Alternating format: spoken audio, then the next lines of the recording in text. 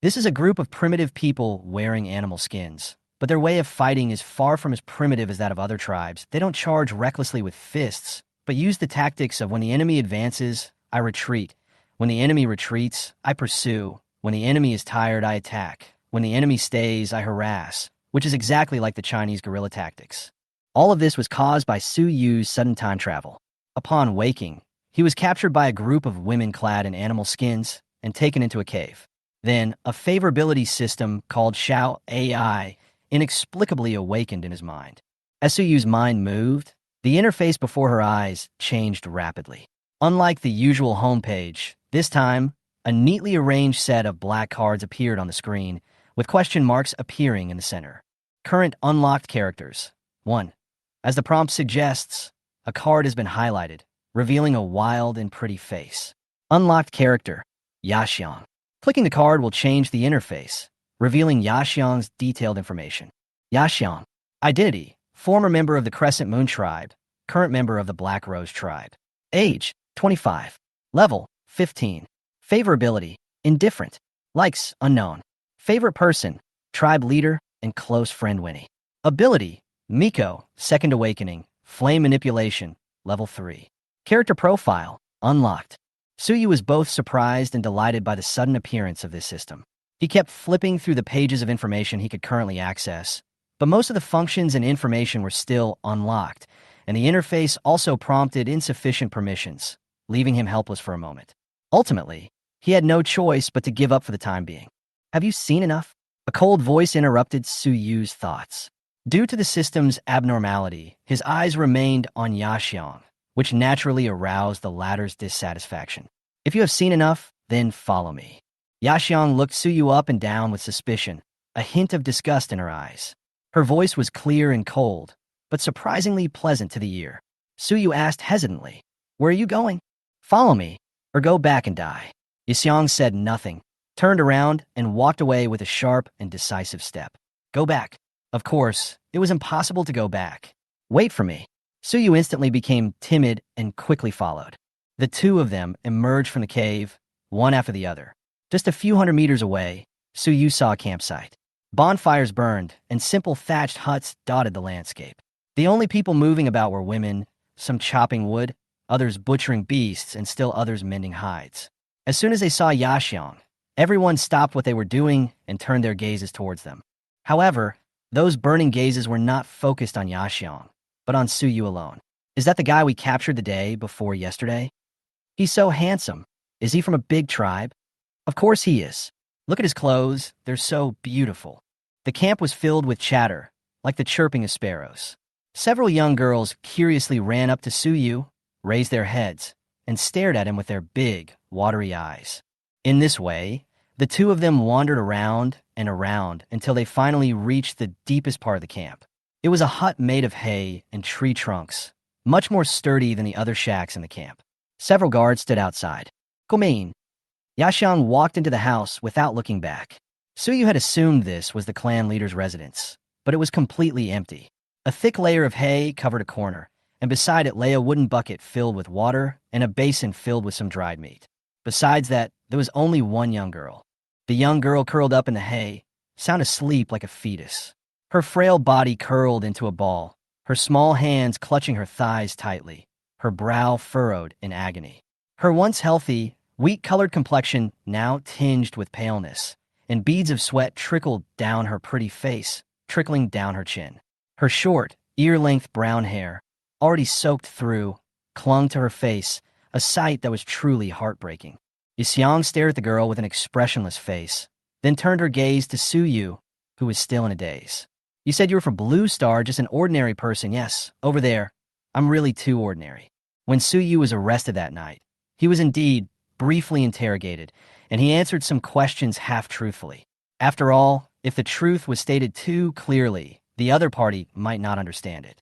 Yaxiang seemed to be hesitating about something. After a moment of silence, she finally looked Su Yu in the eye. "Your clothes are strange, and your accent is wrong. We can't confirm your identity. You were originally going to be executed along with the two spies, but we decided to give you another chance." Su Yu swallowed his saliva immediately. Those two people in the dungeon were actually spies? He didn't think Yaxiang was joking at all, because at this moment, Yaxiang's eyes were as cold as the Antarctic ice, without a trace of emotion. As she spoke, Yaxiang pointed at the sleeping girl and said, "Take care of her for 3 days. There's food and daily necessities here. After 3 days, as long as she is fine, you can leave." Yaxiang's cold gaze made Suyu shiver. "If you need anything else, you can tell the guards. But don't even think about escaping. If she lives, you live." After leaving these firm words, Yaxiang turned and left without any hesitation. After giving the guards her orders, Yaxiang glanced at the hut with a complicated expression. Then, she turned and left, heading for a unique structure at the western end of the camp. It was a treehouse built against a century-old tree. The base of the tree had been completely hollowed out, revealing an interior space of approximately 20 square meters. Without hesitation, Yaxiang entered. 2 people were already waiting in the treehouse, one of whom was Yaxiang's closest comrade and clan leader, Winnie. The interior was Spartan, consisting of a hay bed, a wooden barrel, a wooden table, and some hunting tools. While cleaner than the straw hut outside, it was far from luxurious. When Yaxiang entered the room, Winnie's frown finally relaxed slightly. Unlike Yaxiang, Winnie had fair skin, long, black hair, and a beautiful, refined face. She wore a plush robe, and her demeanor exuded a sense of nobility.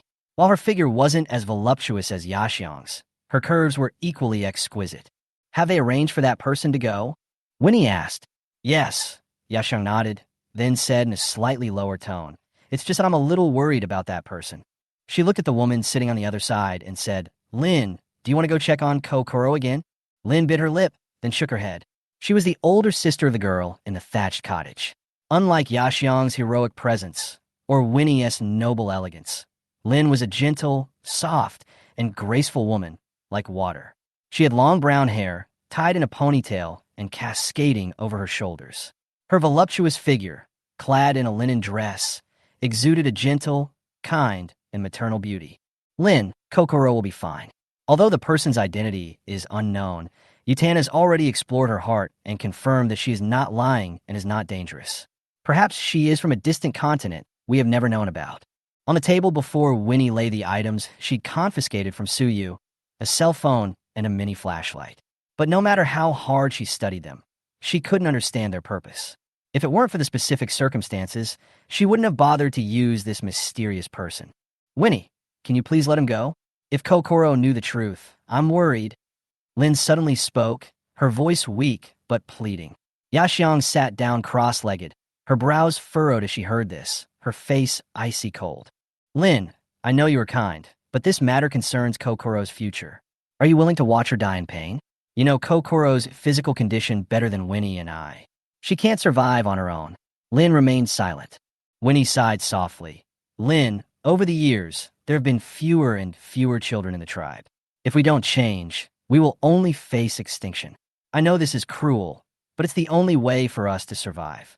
She patted Lin's shoulder, a helpless yet gentle light in her eyes. "I will respect the wishes of everyone in the tribe, and I will definitely lead everyone to find a way to end this. Trust me, okay?" Only after Lin nodded silently did Yaxiang continue. "What about those 2 slaves? U.S. confirmed that they were sent by the Crescent Moon tribe to track down the witch. They're just outposts, and their true purpose is still unknown. Kill them." Winnie's face darkened.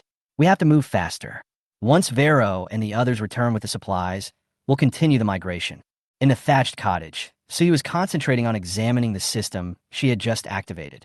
Since she couldn't escape, she might as well take this opportunity to study it carefully. After all, this was a crucial cheat for travelers surviving in another world. The system interface didn't change numerically, but the character unlock column had gone from 1 to 8. From the newly unlocked avatar, Suyu clearly identified the young woman Yaxiang had instructed to care for. Her name was Kokoro, and she was also a member of the Black Rose clan, with an older sister named Lin. Further details about her were yet to be unlocked. Xiao AI. Suyu tried calling the system and received a quick response. "I'm here. Open the newbie gift pack." The newbie gift pack is opening. Congratulations on receiving a bottle of stamina potion and the following random skills. Level 1 damage immunity. Level 1 magical harmony. 2 skills plus a potion. I wonder if that's considered good luck? Suyu immediately clicked on the skill description. Damage immunity, passive. 10% chance to ignore all incoming physical damage. The chance increases by 10% with each level. Current, January 10th. This skill looks quite powerful. If it's maxed out, wouldn't it be equivalent to physical immunity? Suyu's eyes suddenly lit up. Witch Power Harmony, passive. A basic witch power cultivation technique that improves the compatibility of physical fitness with witch power through understanding of witch power. Each level increases the witch power by a random amount. Currently, 1/10. Suyu couldn't fully understand this for the time being, so she decided not to delve into it. When she came to her senses, she realized Kokoro had woken up, staring at her with her beautiful eyes. "Hello. Don't be afraid. I'm here to take care of you," Suyu said with a smile, her lips curled up slightly. The person before her was bound to her by the book of life and death, so she couldn't afford to be careless. But she wasn't stupid. If simply caring for her people would earn her freedom, then anyone would do. Furthermore, Kokoro's condition might be more complex than it appeared. Forced by the situation, she could only take it one step at a time. I know. Kokoro's voice was weak, as if she didn't even have the strength to sit up, so she simply lay there. "I'm glad you know. Are you hungry?" Suyu skipped out on much explanation. Back on Blue Star, he'd taken care of her daily life. While not professional at caring for her, he was quite adept at it. "I'm not hungry." Kokoro lowered her eyes, remembering her sister Winnie's promise to arrange for someone to take care of her. "I know you have no appetite, but what sick people need most is plenty of food and sleep. Wait a moment." After that, Suyu walked to the other side of the hut, tore off a piece of dried meat that had been prepared long ago, shredded it, and poured some water into the bamboo tube. The water here was naturally not as clear as that on Blue Star, and it had a bit of muddy smell, but Suyu had no better choice at the moment and had to make do with it. He lifted Kokoro's limp body and was startled to find her temperature was unusually high. He needed to further investigate her symptoms, but he wasn't sure if the system could offer any assistance. He added a layer of hay to the straw mat, slightly elevating Kokoro's upper body. Then he took a piece of cotton cloth soaked in water and carefully wiped the sweat from her forehead. Kokoro was a little surprised. Even her sister, Lin, had never taken such meticulous care of her. It wasn't that Lin didn't care, but rather that people in this era weren't good at caring for the sick. Normally, they just give them some water and food, some herbal soup, and let them lie down and rest, letting time allow them to recover. So she couldn't understand why the boy in front of her was being cared for so differently. Why was he wiping his forehead with water? That was precious drinking water. Why was the dried meat torn into tiny pieces? Wouldn't it all be the same once eaten? She really didn't understand why the boy in front of her was so handsome. Compared to all the children she had seen in the tribe, he was undoubtedly more refined. Even the clothes he wore, although a little strange, gave people a sense of special preciousness. Could this be a lost young master from some large tribe? But how could Sister Winnie have brought him back from the forest? And if he really was a young master, why would he be so patient in caring for someone? In Kokoro's mind, young masters and young ladies were supposed to be pampered, arrogant, and have everything provided for them. When Suyu brought the tiny strips of meat to her lips, Kokoro's eyes widened, her head hazy and filled with a chaotic stream of thoughts. She instinctively opened her mouth and took the bite. The taste was familiar, yet even more delicious than the dried meat she'd tasted before. Then a bamboo tube filled with water was brought to her lips. Suyu's gentle smile, like that of her sister Lin, met her eyes. Shout AI's tip, plus 10 favorability from Kokoro. So you can gain favorability by taking care of others. Suyu was slightly taken aback, as if she was beginning to understand the significance of system permissions. "Drink some water. I'll boil something hot later," she said gently. Kokoro nodded blankly. Just after taking a sip of water, she suddenly felt nauseous and coughed violently. She vomited out the shredded meat she had just eaten, and the water splashed all over Suyu. "What's wrong?" Suyu didn't panic. He knew retching was a normal reaction. But Kiki Luo, as if she had done something wrong, lowered her head nervously, her face pale and a faint blush of shame. "I'm sorry, Master. I didn't mean to stain your clothes." "Young Master," Suyu was stunned. In his 22 years of life, this was the first time he'd been addressed like that. It felt a bit strange and also a bit flattering. But seeing the tears swirling in Kokoro's eyes, he immediately came to his senses.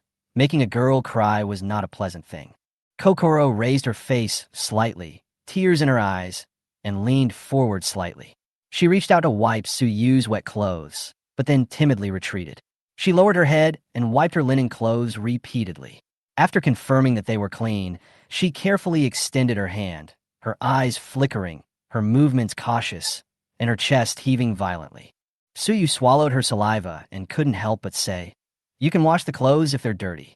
It's okay, just lie down and it'll be fine." Xiao AI's tip. Favorability from Kokoro +10. However, as soon as Kokoro touched the clothes, she couldn't take them back. It was so slippery. It was completely different from the linen clothes she was wearing. The feel of this kind of clothes made her reluctant to let go. It was not until Suyu deliberately coughed lightly that she blushed and took her hand back. Xiaoai's system came to his ears. Suyu looked at Kiki Luo's eyes full of reluctance and simply took off his sports jacket and put it on her. "It's cold at night. You're not feeling well, so wear more," he said. Tip. Kokoro's favorability +30, critical hit. Current status, normal. Favorability levels vary from mortal enemy, hostile, indifferent, normal, friendly, close, admiring, passionately in love, to unwavering.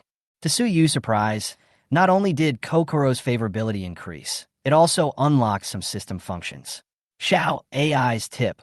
When the favorability value reaches 50, the lottery system and the task system are activated. Optional Mission 1. Lead the tribe out of darkness and survive the first siege of the Crescent Moon tribe. Rewards vary with mission completion. Countdown. 1 year, 1 month, 3 days, 8 hours, and 22 minutes. Optional Mission 2. Lead the witch out of the darkness, complete the witch hunt, and build an empire. Rewards vary with mission completion. Current mission. Rescue Kokoro. Rewards are random. The series of notifications. Having played countless games, he was no stranger to the quest system. Only the first quest had a countdown, and he quickly understood that this was the system's message. In 1 year, the Crescent Moon tribe would launch a campaign against the witch. This year was his time to prepare. After coming back to her senses, Suyu looked at the little girl in front of her, still happily stroking her tracksuit. She couldn't help but think of the blazing Yaxiong and the women and children in the camp, struggling to make a living, just like ordinary people. Were they going to have to experience the hellish world of witch hunting? That wasn't even cruel enough to describe it. Cough, cough, cough.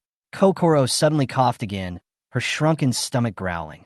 She huddled in her coat, head lowered, feeling the warmth emanating from her clothes, more comforting than the hay beneath her. Suyu stopped daydreaming. He looked at the slightly bulging pocket of his jacket, remembering there seemed to be some chocolate left inside. She couldn't eat the dried meat yet, so he wondered if chocolate would be a good option. He reached into his pocket, pulled out a piece, tore open the wrapper, broke off a small piece, and offered it to Kokoro. "Master, is this a lump of mud?" Kokoro asked doubtfully. Suyu laughed. "My name is Suyu, not Master. Just call me by my name. This is not mud, it's chocolate, and it's delicious." Chocolate. Kokoro muttered the unfamiliar word. "Yes, it's a snack we have over there, and both boys and girls like it."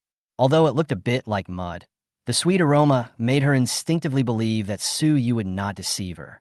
She tentatively opened her mouth, took the chocolate in her mouth, and licked it gently on the tip of her tongue a few times. "Eat it slowly, it'll melt quickly and be sweet," Suyu warned with a smile. The piece in her hand was creamy, not bitter at all. As expected, Kokoro's eyes brightened. She had never tasted anything so delicious before. Sweet, smooth, and unlike anything she had ever tasted, it had a strange, magical quality that made one want a second. Suyu watched her struggle to swallow, her eyes fixed on the remaining chocolate in her hand, and couldn't help but recall her own greedy childhood. Xiao AI's tip. +10 favorability from Kokoro. Without further ado, just feed her. Suyu broke off another piece, and this time Kokoro swallowed it without hesitation. "Don't eat too much of this, or you'll get fat." He gently patted her head. Kokoro didn't seem to understand what was wrong with getting fat, but she nodded obediently, her eyes still fixed on the remaining chocolate. She licked her tongue gently, then suddenly lowered her head. Her pretty face quickly flushed. "Suyu, brother, thank you." Suyu was stunned. Being called brother by such a soft voice, he almost couldn't help but pick her up and give her a good rub. But thinking of her poor health, he just smiled and pinched her face. It was as soft as a water bag, and a needle wouldn't prick it. "You're not feeling well. Rest more. I'll go to boil some water later." "Yeah." For some reason, Suyu's voice made her feel particularly at ease. She nodded obediently, and after Suyu finished packing the hay, she lay down again. She used the casual jacket as a blanket, carrying Suyu's scent, warm and comforting. She slowly closed her eyes and fell asleep. Confirming that Kokoro was asleep, Suyu quietly stood up and walked to a corner of the hut to sort the firewood she had prepared long ago, silently chanting in her heart.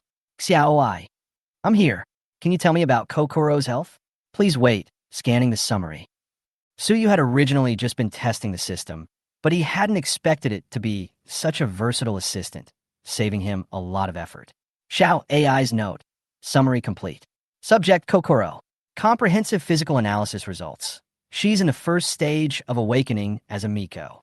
Due to the backlash of her witch power and her physical condition not matching her constitution, her physical condition is extremely poor. Suyu frowned. The first stage of the witch's awakening. Yes. Be more specific. Is there any solution? Hint. The information involves parts that have not yet been unlocked, and 100 favorability points are required to unlock it. Please work hard to earn favorability points. Fuck. Suyu couldn't help but mutter in a low voice. Kokoro had already fallen asleep. Suyu walked around the room, only to find that there was no equipment to boil water. Desperate, he opened the door and asked the guard outside. However, all he received was a cold stare and indifference. Fortunately, due to Yaxiang's previous order, the other party gave a brief explanation. Suyu then understood that in this era, boiling water was both troublesome and wasteful. Only those in the elder class of large tribes could enjoy this luxury. After all, there didn't seem much difference between hot and cold water, and boiling water required a campfire and iron containers. Bonfires were primarily used to drive off wild animals, keep warm, or grill food, and ironware was an indispensable resource for the tribe's armaments, so it was natural not to waste it on such useless things.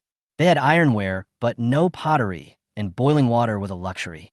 This world was truly strange. Suyu returned to the house and washed his hands and face with the remaining water in the wooden barrel. Despite his dry mouth, he found it difficult to swallow the muddy-smelling water.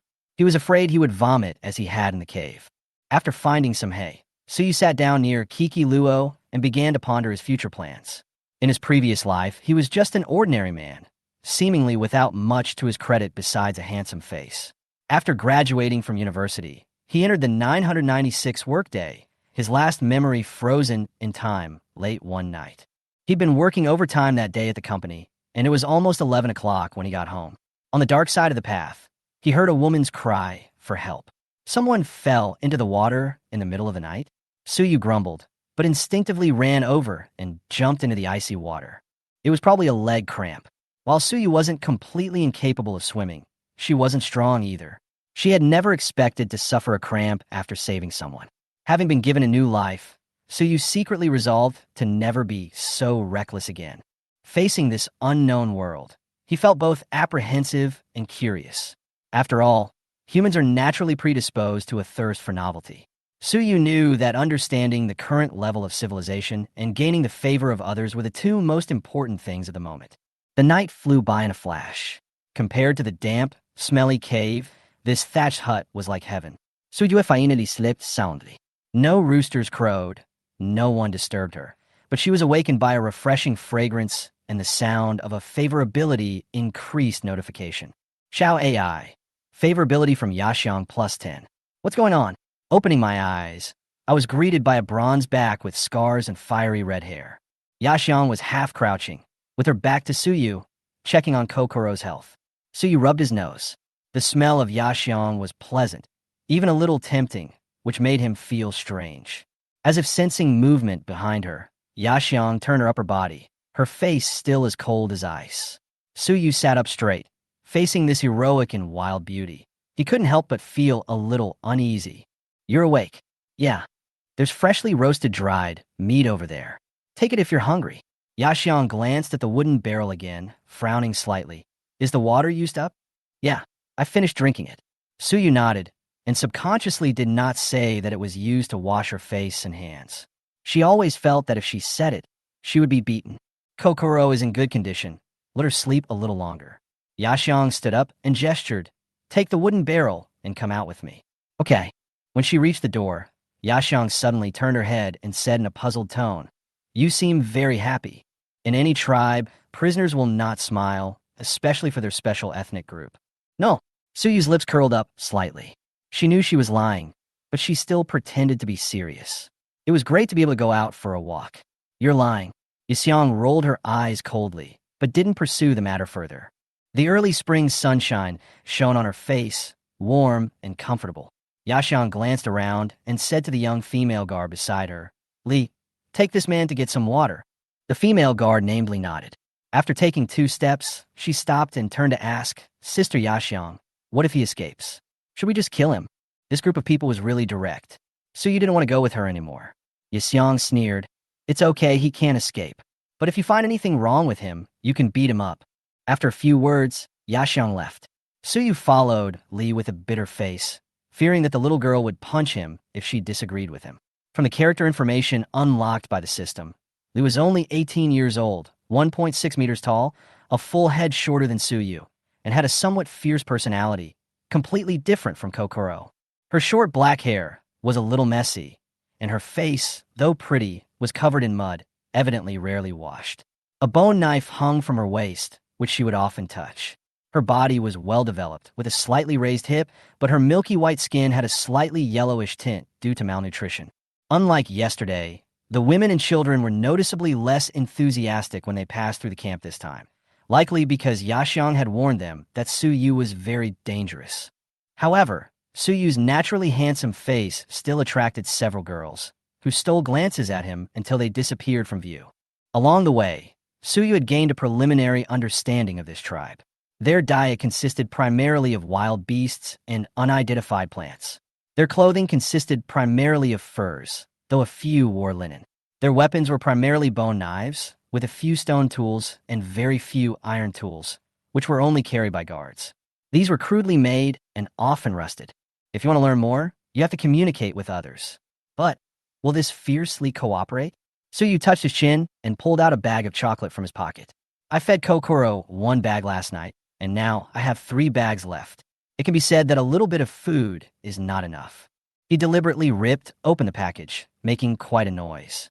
As expected, Lee immediately turned around, staring at the object in his hand with a wary look on her face. "What's that in your hand?" Lee reached out and gripped the bone knife at her waist. Suyu was too lazy to explain and said with a smile, "Food." The small piece of chocolate exposed by the wrapping paper was shiny black. The expression on Lee's face instantly changed from vigilance to disgust, and she almost rolled her eyes. Mud?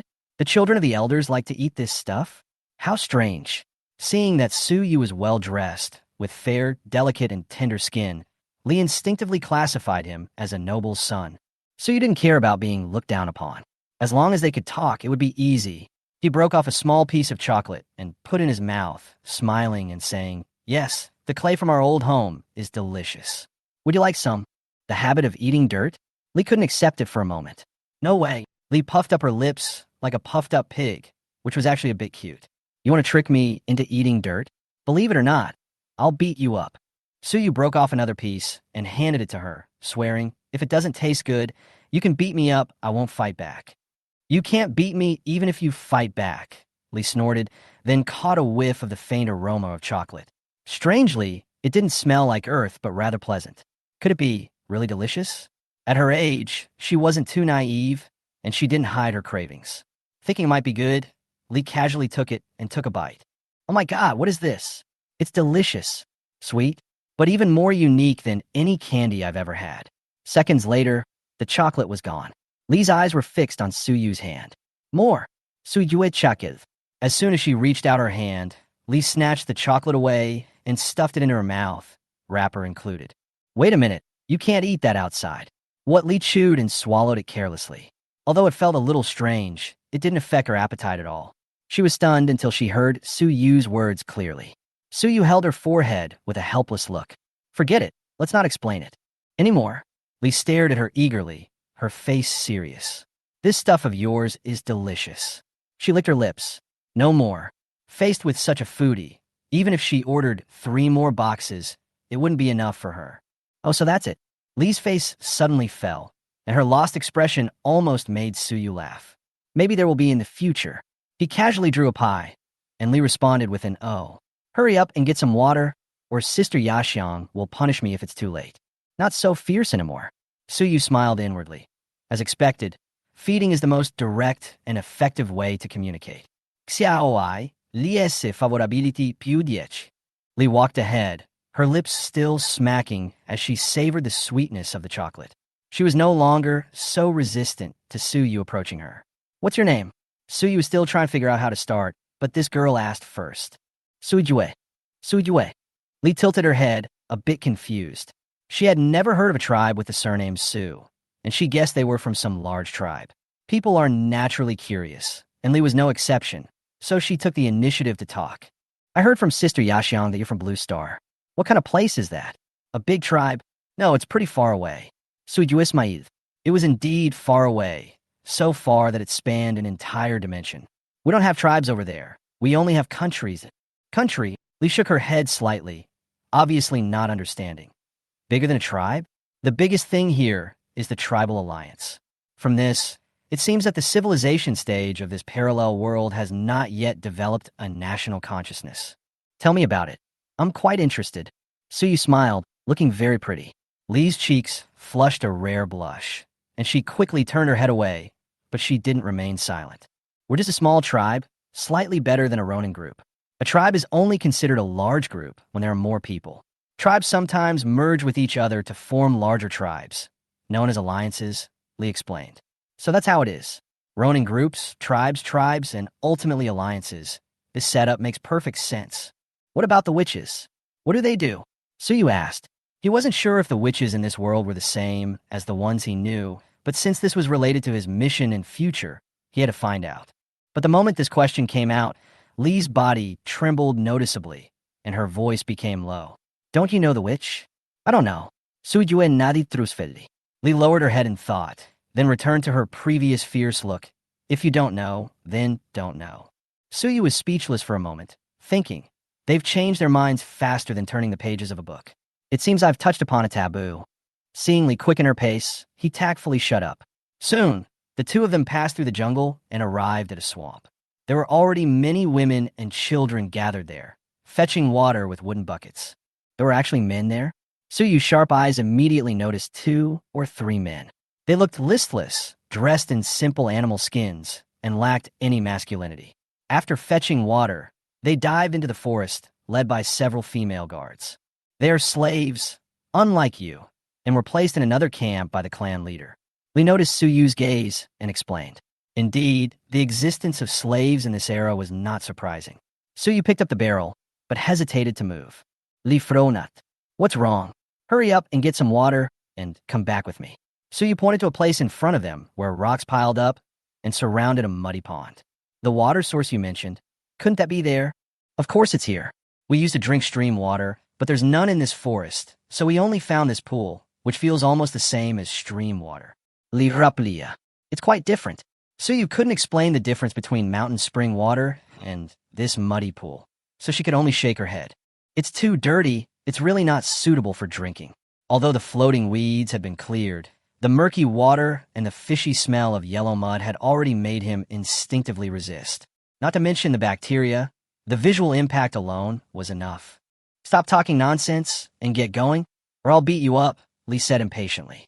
You people from the big tribes are just so pretentious. Her words drew sidelong glances from the other tribesmen, and the surrounding women clearly agreed. Ever since moving to this forest, they'd been drinking this water, and they didn't think it was wrong. After all, water, whether it tasted good or not, was the same. But Suyu instinctively resisted such water.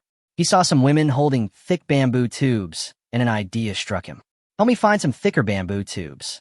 The bamboo in this world was surprisingly thick, which was much more convenient and more flexible than wooden barrels. What for? Li asked doubtfully. It's useful. Don't worry, it won't waste your time. Suyu explained. Perhaps because she had eaten the chocolate, Li hesitated for a moment, but finally nodded in agreement. As for bamboo tubes, let's use ours. The woman next to her took the initiative to speak. Suyu didn't hesitate and picked out a few bamboo tubes with a diameter of about 20 centimeters, then looked at Li. Can I borrow the bone knife? No. Li refused without hesitation, even a hint of vigilance in her eyes. This was understandable. After all, he was the one eating. Suyu sensed something was wrong and quickly changed the subject. Then help me deal with it. Poke a few fist-size holes in the bottom of the bamboo tube. Bamboo tubes weren't rare, and Li, though she didn't understand their use, obeyed. The surrounding girls were drawn in, staring at Suyu with curiosity. The animal skins didn't cover much. Some exposed their arms, legs, and waists. Suyu was overwhelmed by the girls' mountains of peaks of clothing. He swallowed, craving a drink of water. Li wasn't the only one who joined in, helping with the drilling. Several lively girls also joined in, helping with the drilling. Suyu asked if they had any fine sand, and although they didn't understand, they brought small, rice-sized pebbles, which they used as filler for the base of the campfire. Other girls brought charred charcoal, demonstrating their impressive hands-on skills. Afterward, Suyu went to find some walnut-sized stones, and the preparations were complete. As for the cotton cloth, Suyu could tell at a glance that it was their most precious resource. He gritted his teeth and simply tore off half of the leg of his sweatpants. It was made of cotton fiber, barely usable. He asked Li to cut it into several pieces with a bone knife. Although Li hesitated for a long time, she finally helped him cut a few cuts. "Young master, what are you going to do?" This address made Suyu feel awkward. She rubbed her nose and said, "Just call me Suyu. I'm not used to young master." "Ah, okay, young master." "Hush, just watch. This must be a tribal way of getting water." Someone whispered, and everyone fell silent. They were curious and eager to learn. If this was truly a tribal technique passed down from generation to generation, it would surely be beneficial to learn it. Li stood aside, wondering if Sister Yaxiang would punish her later. Suyu was assembling a simple water purification device. He placed 2 layers of cloth at the bottom of a bamboo tube, placed charcoal on top, then a layer of rice grain stones, and finally a layer of small rocks. The tube was long, and after all this, there was still half space left. Suyu placed the tube in the gap between 2 stones, and placed a wooden bucket underneath to collect the water. He had enough materials to make 4 bamboo tubes, so he lined them up. Then, he filled a wooden bucket with water and poured it into each tube, waiting quietly. "Is that it done?" "It seems so. It's not difficult. What's the point of this?" The girls chatted, and soon they were fascinated. After all, this method was novel. It was the first time they had seen it. Water is dripping. There's a hole underneath. Of course it's dripping. But it feels different. At first no one paid much attention, until the water in the bamboo tube was almost dry. Everyone noticed something was wrong, and their eyes lit up instantly. "It's so clean that I can even see the bottom of the barrel." "Really? Why is it like this?" "Is this the water the tribal elders drink?" Some girls couldn't wait to take a few sips. Although there was still some muddy smell, the taste was obviously much better. "Pour the water from the wooden barrel into the bamboo tube and filter it again," Suyu said with a smile. While she wasn't sure how effective the second filtration would be, it was better than drinking muddy water directly. "As you say, master. I'll pour it right away." The girls worked quickly, neatly, like a group of cats waiting to be fed. Finally, Suyu carried a bucket of water and followed Li back to the camp. He had originally wanted to promote the benefits of boiling water, but when he thought about how these people didn't even have iron pots or ceramic bowls, he gave up. A strange method could actually make the murky water clear and taste much better, which immediately made the entire camp lively. Soon after, a small bamboo tube filled with clean water was delivered to the large tree house on the west side of the camp. Meanwhile, Winnie was still fiddling with her cell phone, while the mini flashlight lay aside. Yaxiang had just finished patrolling the slave camp and had just returned to the tree house when she saw the water being delivered. For a moment, she was speechless. She took a small sip, and while it was indeed different from before, her expression grew even more serious. "What do you think?" Yaxiang asked. Unlike the other tribesmen, most of them came from small clans, and some were even Ronin.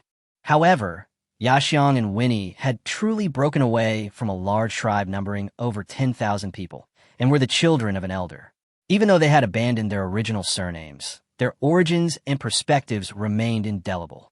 This was precisely why Yaxiang felt puzzled, because even the largest tribes, or even the Alliance, lacked such water purification. While the water they drank was clean, it was mostly obtained from mountain streams or large lakes after a long period of sedimentation and simple filtration. These filtration methods simply relied on time and certain special plants to absorb impurities. Yaxiang had never heard of Suyu's method, nor had she seen any other tribe on the entire continent use it. Facing her solemn expression, Winnie smiled faintly. Maybe what he said is true. "What's real?" Yaxiang pressed. "The Blue Star, a place we don't know about," Winnie whispered. Yaxiang frowned. I admit this water purification method is unique, but I still can't believe this so-called blue star. Winnie didn't argue. She simply put her phone aside, picked up the mini flashlight next to her, and gently flipped the switch on the tail. A bright beam of light instantly illuminated Yaxiang's face. Unlike a phone, this flashlight had only a protruding switch.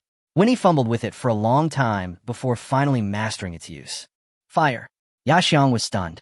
Instinctively, she touched the glowing area, but felt no heat or flame. It wasn't fire, yet emitted a steady glow, unaffected by the wind. It was truly incredible. Do you think the Alliance can produce something like this?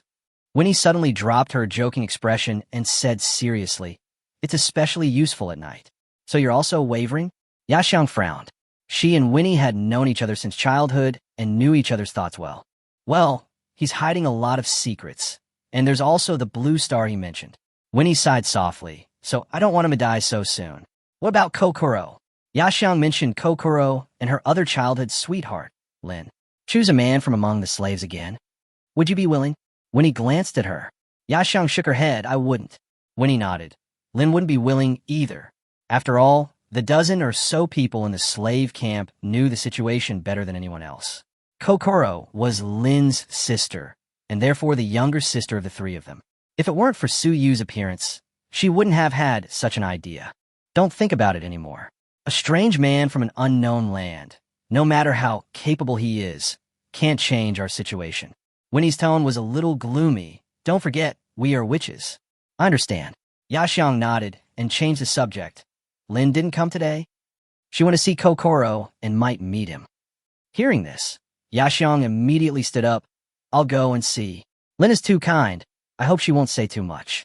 Li told me that he seems to know nothing about the wish." "I know. Maybe it's lucky for him." Winnie nodded slightly.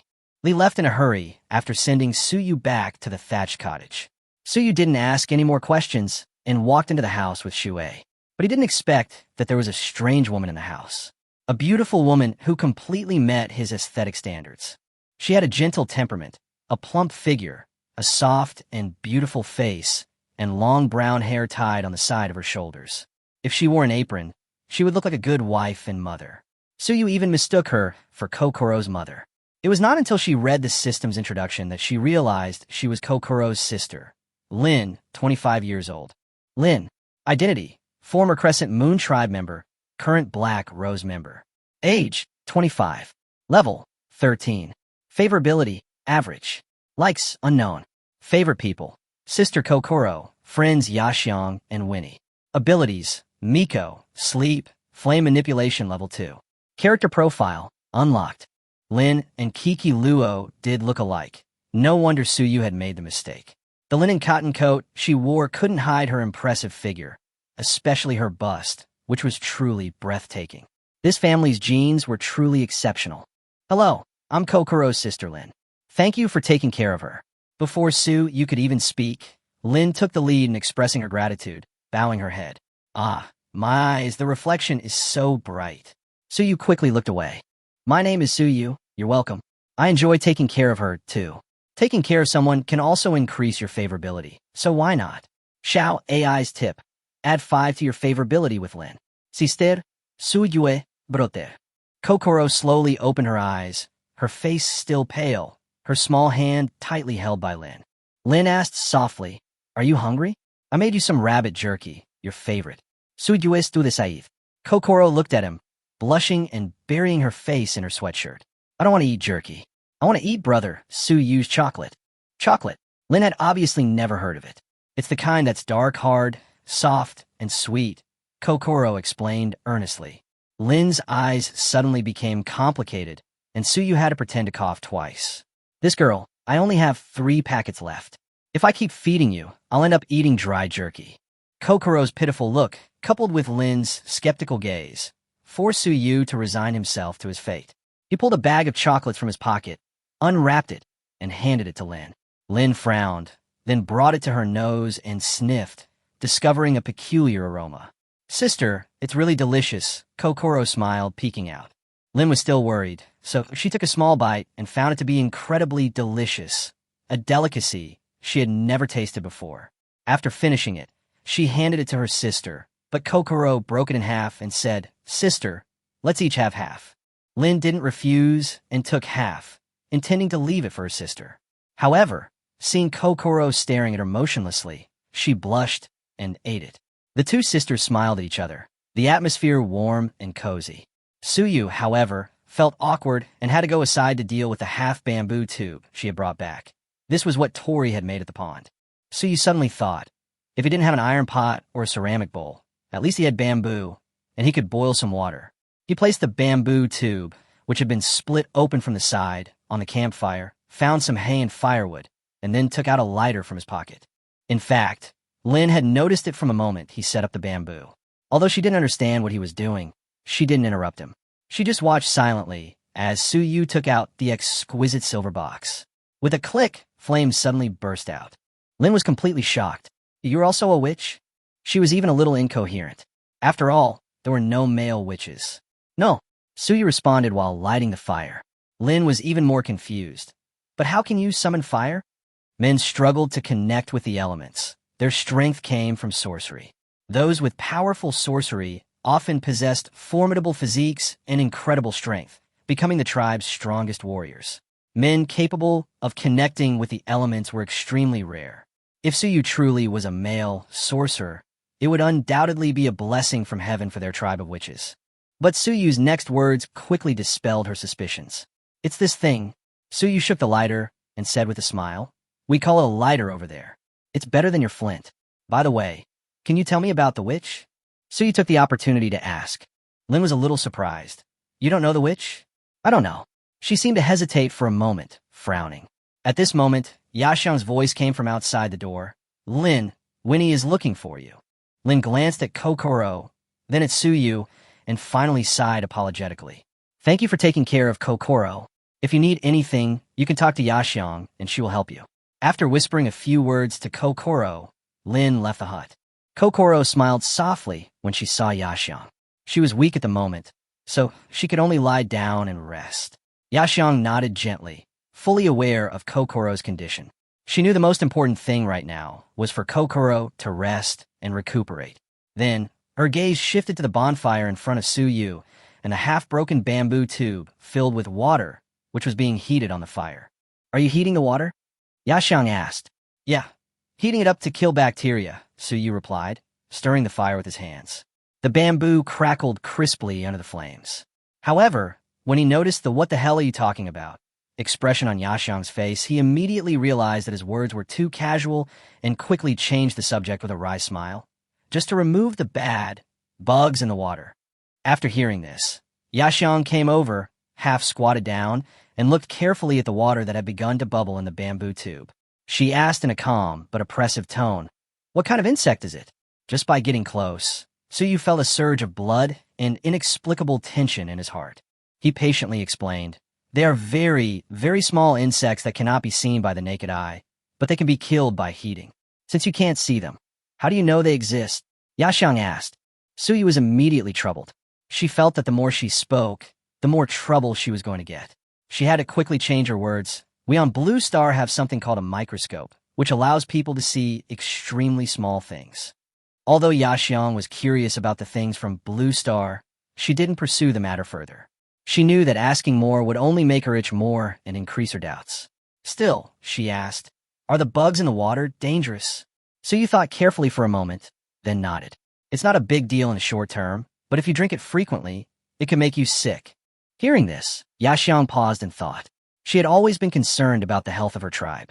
Since their migration a year ago, many had indeed begun to experience health problems. She had initially dismissed them as simply adaptation to the environment and hadn't paid much attention. Unexpectedly, she had stumbled upon a solution. Xiao et Yexiang's favorabilité plus sain. Just then, before Suyu could react, Yaxiang had already unceremoniously picked up the half-broken bamboo tube and gently sipped it. She had a strong affinity for fire, so she didn't feel the heat. The heated water, tinged with a faint bamboo fragrance, tasted quite good. "Thank you for teaching us how to treat water," Yaxiang said, returning the bamboo tube to its original place. She considered spreading this water-heating method to her tribe. As for the dangers of waterborne insects, she decided not to disclose them for now, lest they panic and become afraid to drink the water. Standing up, Yaxiang didn't intend to stay any longer, but she added, "If you have any requests in the next 2 days, you can tell me directly or ask the guard outside the door to convey it. I will do my best to meet them." She had never been troubled by the life or death of a prisoner. A subtle flicker of complex emotion flashed across her eyes, but she quickly dismissed it. As Winnie had said, they were witches, burdened by fate from the moment they were born. To survive, they had to learn to let go of many things. The night passed quickly, and Suyu could clearly sense that Kokoro's condition was rapidly deteriorating. She couldn't even swallow a piece of chocolate. Suyu held her hand, which was hot and cold, and stayed with her all night without closing a wink. On the morning of the third day, Yaxiang once again sent someone to deliver a sufficient amount of dried meat and water. However, this time, the door of the house was firmly locked by the guards from the outside, using some device. Suyu knew that this day was not only the deadline he and Yaxiang had agreed upon, but it could also be Kokoro's last night. If he couldn't help her survive this illness before tonight, Yaxiang would never spare his life. He quickly opened the system interface and reconfirmed his current status: protagonist, Suyu. Identity: clanless wanderer. Age: 18. Level: 1. Strength: 10. Constitution: 12. Agility: 6. Magic: 15. Experience: 0 out of 100. Favorability: 140. Skill: damage immunity, level 1. Magical harmony, level 1. Item: stamina potion, multiplier 1. Tip: swipe right to access the favorability screen. His favorability reached 140 points, just 10 points away from the unlocking requirement Xiao AI had indicated. Suyu was confident that this distance wasn't too far. If he could successfully unlock that page, he might find the key to resolving Kokoro's abnormality, and thus resolve his own crisis. As for the previously activated lottery system, he only glanced at it briefly before temporarily abandoning it. A 10-draw streak cost 500 favorability points, and now even basic functions couldn't be activated, let alone spent on lottery draws. As Suyu silently cursed the system's cruelty, Kiki Luo finally awoke. It was already dusk on the third day. She had slept all day, but judging by her expression, her consciousness was still hazy. She was completely unable to eat, and even vomited water the moment she drank it. After 3 days of getting along, Suyu had already developed a deep affection for this gentle and lovely girl. So at this moment, he was extremely anxious, filled with reluctance and love. He held Kokoro's lifeless hand tightly and forced a comforting smile. "It's okay. I will always be with you." Really, Kokoro looked at Suyu weakly, her body subconsciously moving closer to him. "Of course it's true. Suyu nadie fermly. Xiao AI. My favorability with Kokoro has increased by 10. Xiao AI. My favorability has reached 150. Do you want to unlock the Miko profile page?" Finally, it's done. Suyu chose Unlock without hesitation. Ding! The witch's information page has been unlocked successfully. The host can query all the information about the witch. He couldn't wait to open the witch's information column, and the basic introduction page unfolded in front of him. Witch. In the 233rd year of the Witch Star calendar, a strange change occurred on the Witch Star, and a mysterious witch power suddenly descended, altering the powers within some women. This power split the original colorless witch power into another pure white witch power that only existed within women. Colorless magic power can be mastered by both men and women. Pure white magic power, on the other hand, is unique to witches. This pure white magic power has a strong affinity with the elements of heaven and earth, but it also comes with a serious drawback: magic power toxins. Pure white witch power carries toxins that harm both others and the witch itself. Once the toxins accumulate to a critical point, they will erupt.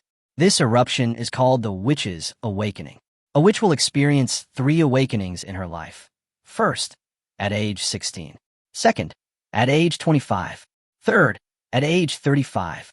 After 3 awakenings, a Miko's power stabilizes, and she reaches the legendary realm of superhuman strength. However, awakening itself is a life or death test. Only a select few can survive it on their own. Forcible suppression only exacerbates the next outbreak, akin to drinking poison to quench thirst. After reading this, Suyu finally understood that the white mist coming out of Kokoro's skin was most likely a precursor to this witch power toxin. She was experiencing the initial stage of awakening.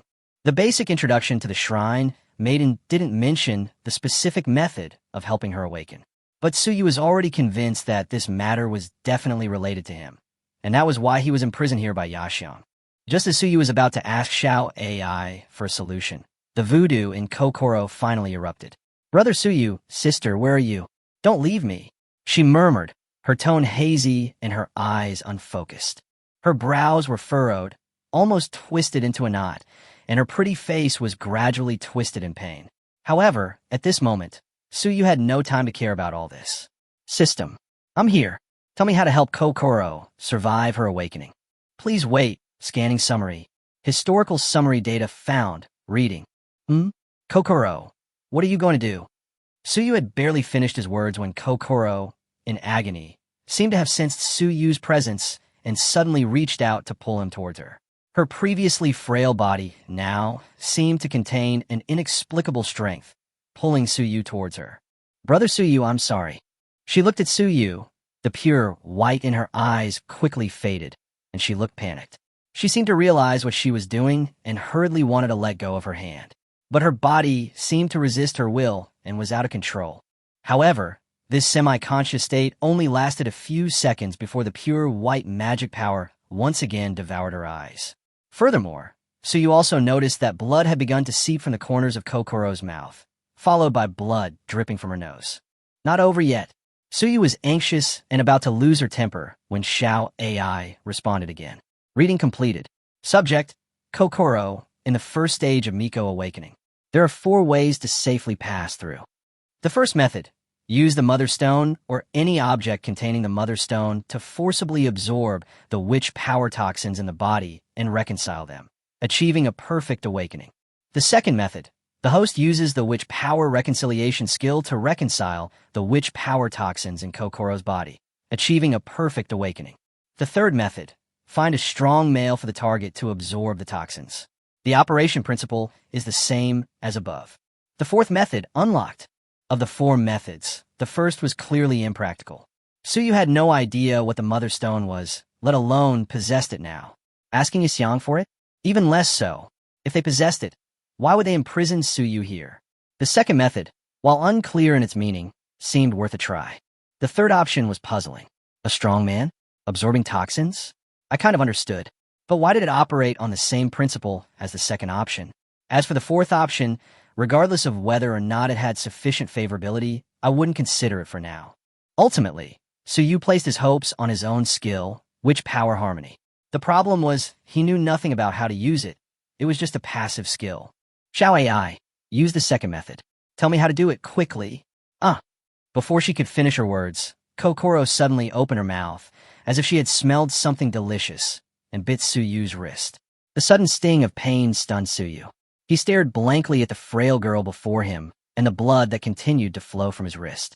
At this moment, Kokoro was like a kitten, sucking blood instinctively. This scene made Suyu think of a certain creature. Her throat moved slightly, and she swallowed. Could it be? Xiao AI responded abruptly. It's simple. The activation condition for the witch power harmony skill is direct physical contact between the host and the target. That is sex. Suyu gasped in pain and almost cried out.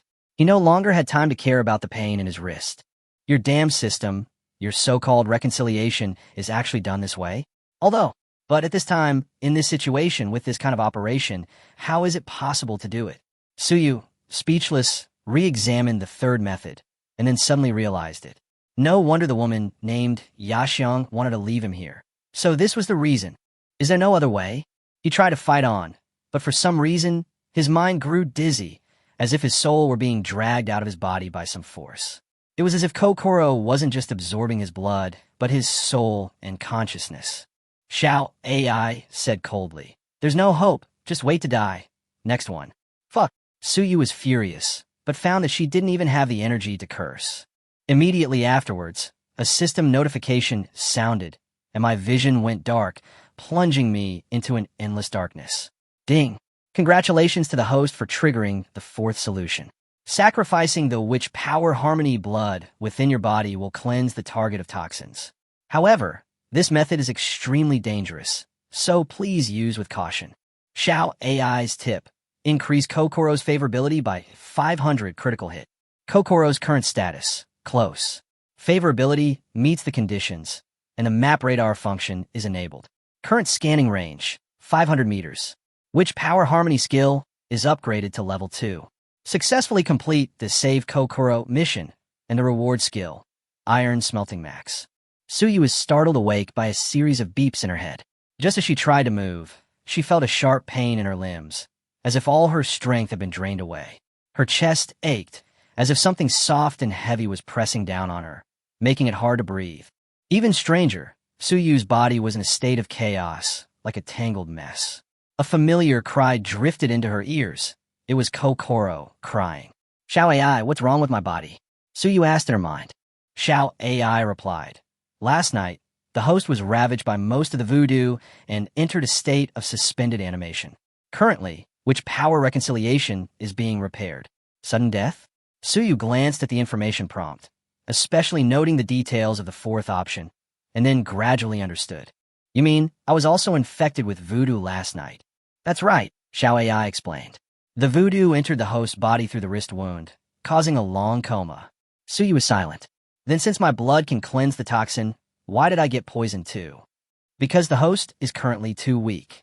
Tsuyu choked up, and after a moment she said, so, as long as I increase the level of which power harmony, I can avoid being poisoned? Xiao AI said in a serious tone, the host's IQ will increase by 10. Tsuyu's face was filled with black lines. Although it was just a process, dying inexplicably was hard for anyone to accept. However, when he saw the newly activated map radar, his mood finally eased a little. As shown on the game screen, so you can see red, blue, white, and orange-red dots on the square map, with annotations, red, non-human dangerous units. Orange-red, human dangerous units. Blue, friendly units. White, neutral units. The camp was almost entirely covered in white, save for a single blue dot. Needless to say, so you could guess who it was. After closing the system page, Tsuyu slowly opened his eyes. Above him was a blue sky with white clouds, surrounded by towering trees. It was clear he was no longer in the hut. His face was obscured by leaves, and beneath him lay a rot-tan stretcher with hay spread on the ground. It turned out that he was being carried out. The suffocating feeling was because Kokoro was lying on his chest, crying softly. Brother Tsuyu, I'm sorry, it's all my fault. At this moment, Kokoro finally realized the terrible consequences of the witch's awakening. She had always naively believed that Tsuyu was arranged by Sister Yashiang to take care of her. Until Tsuyu's body gradually turned cold and her breath stopped, she was completely panicked. After Yashiang and the others got the news, they carried Tsuyu out without saying a word.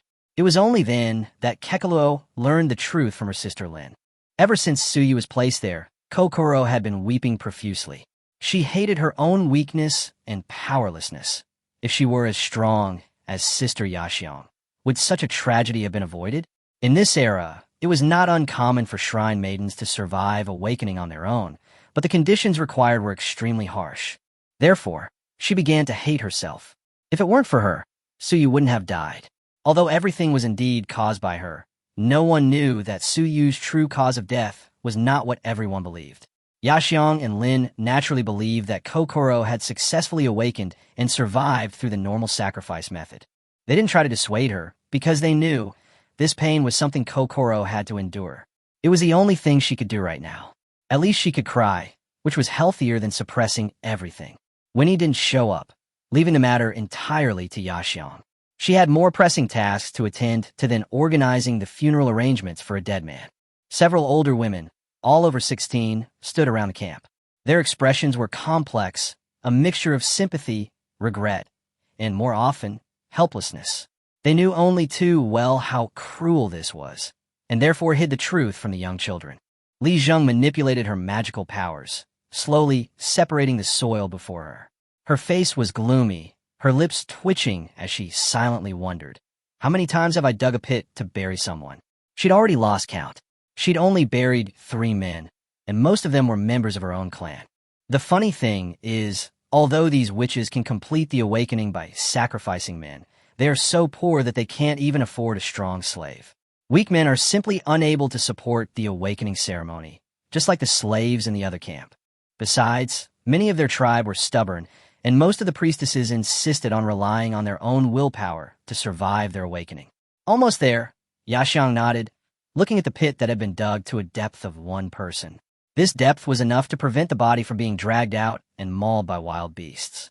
She walked over to Kokoro, grabbed her, and roughly shoved her into Lin's arms. You have completed the first stage of awakening, so have a good rest. After I'm done with this, I'll teach you how to use your magic power.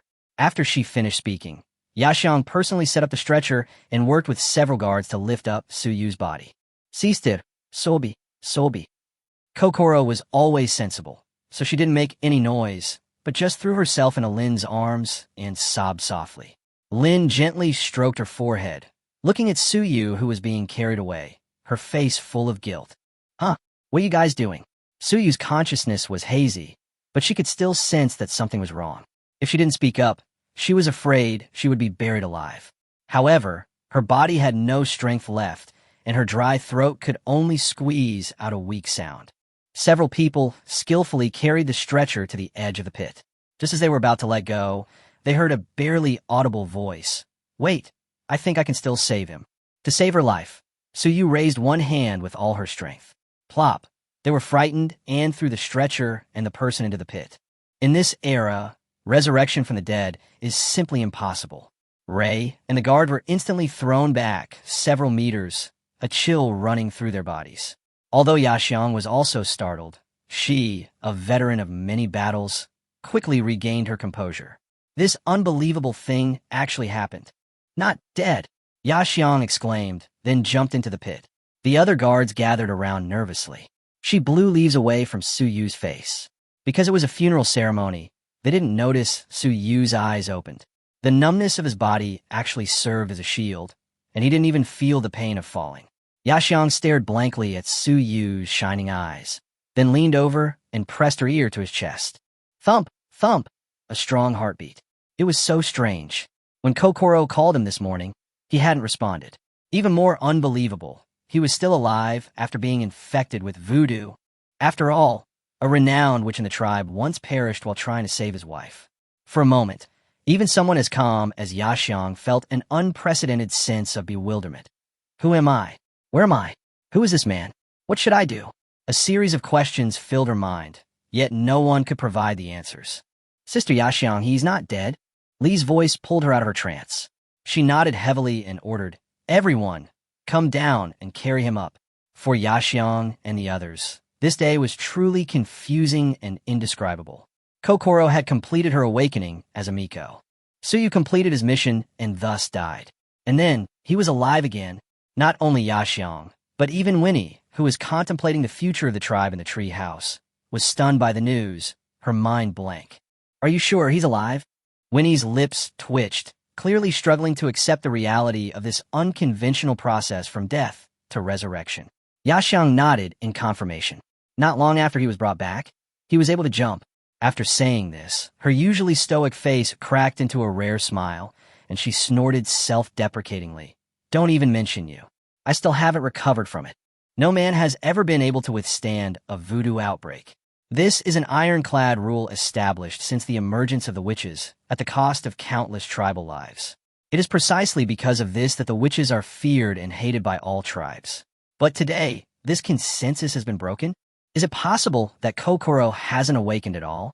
Winnie, still unwilling to give up, raised her suspicion. Yaxiang immediately shook her head and denied it. Impossible. Lin and I have observed that Kokoro's awakening was extremely successful. There is no voodoo residue in her body at this stage. With so little information available, Winnie couldn't tell whether this was a blessing or a curse. Therefore, she decided to meet Suyu in person. Bring him here, I want to see him, she said. Yaxiang now. Winnie, later, let him rest first. The guards had already left the hut, and there was no need to continue watching. Kokoro, draped in Suyu's sports coat, snuggled in his arms like a kitten. For her, this was an incredibly happy moment. Even if she couldn't understand how the dead could be resurrected, what did it matter? Lin sat nearby, roasting some dried meat, her cheeks flushed. In that era, the concept of female shame hadn't yet taken hold, so her sister's intimacy with a man wasn't considered a violation of the law. Furthermore, this man had saved her life. Lin had spent the past 2 days finding a new place to live so her sister could complete her awakening. Now that everything was safe, it was time for her to return home. Originally meant for the two of them, the house now had one more person. While it didn't feel crowded, it still felt strange. Lin, sister, are you planning to stay here tonight? It was late at night, and Lin still had no intention of leaving. Thinking of the food and utensils she had brought back that afternoon, Suyu suddenly understood. Of course, I live with my sister anyway. Lin smiled softly. A little cutie and a beautiful lady. This turned out to be their home. Suyu's face flushed. Seeing that the meat was almost done, Lin walked up to Suyu, looked at Kokoro tenderly, and then raised her eyes. Thank you for saving my sister. Lin's favorability increased by 10. Lin whispered, and I'm sorry. Tell me more about your witch.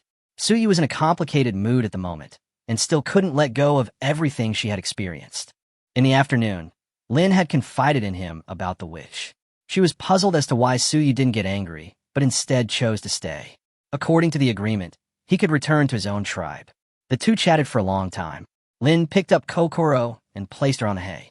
Just then, Yashiang walked in. Suyu, come out with me. The tribe leader wants to see you.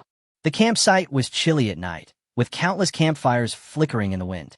It was early spring, after all, and the air was humid, so the temperature remained stubbornly low. Suyu quietly followed Yashiang, but unexpectedly, she stumbled upon something unbelievable.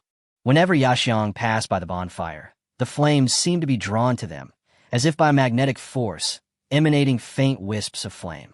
These threads, like the essence of the flames, gently clung to her skin, then slowly sank into it. Furthermore, Yashiang's varying shades of red hair also took on a faint glow. The scene was both eerie and breathtaking, incredibly beautiful. Suyu was deeply attracted and could not help but let her eyes follow the wind-blown hair to Yashiang's graceful, well-proportioned, and powerful back.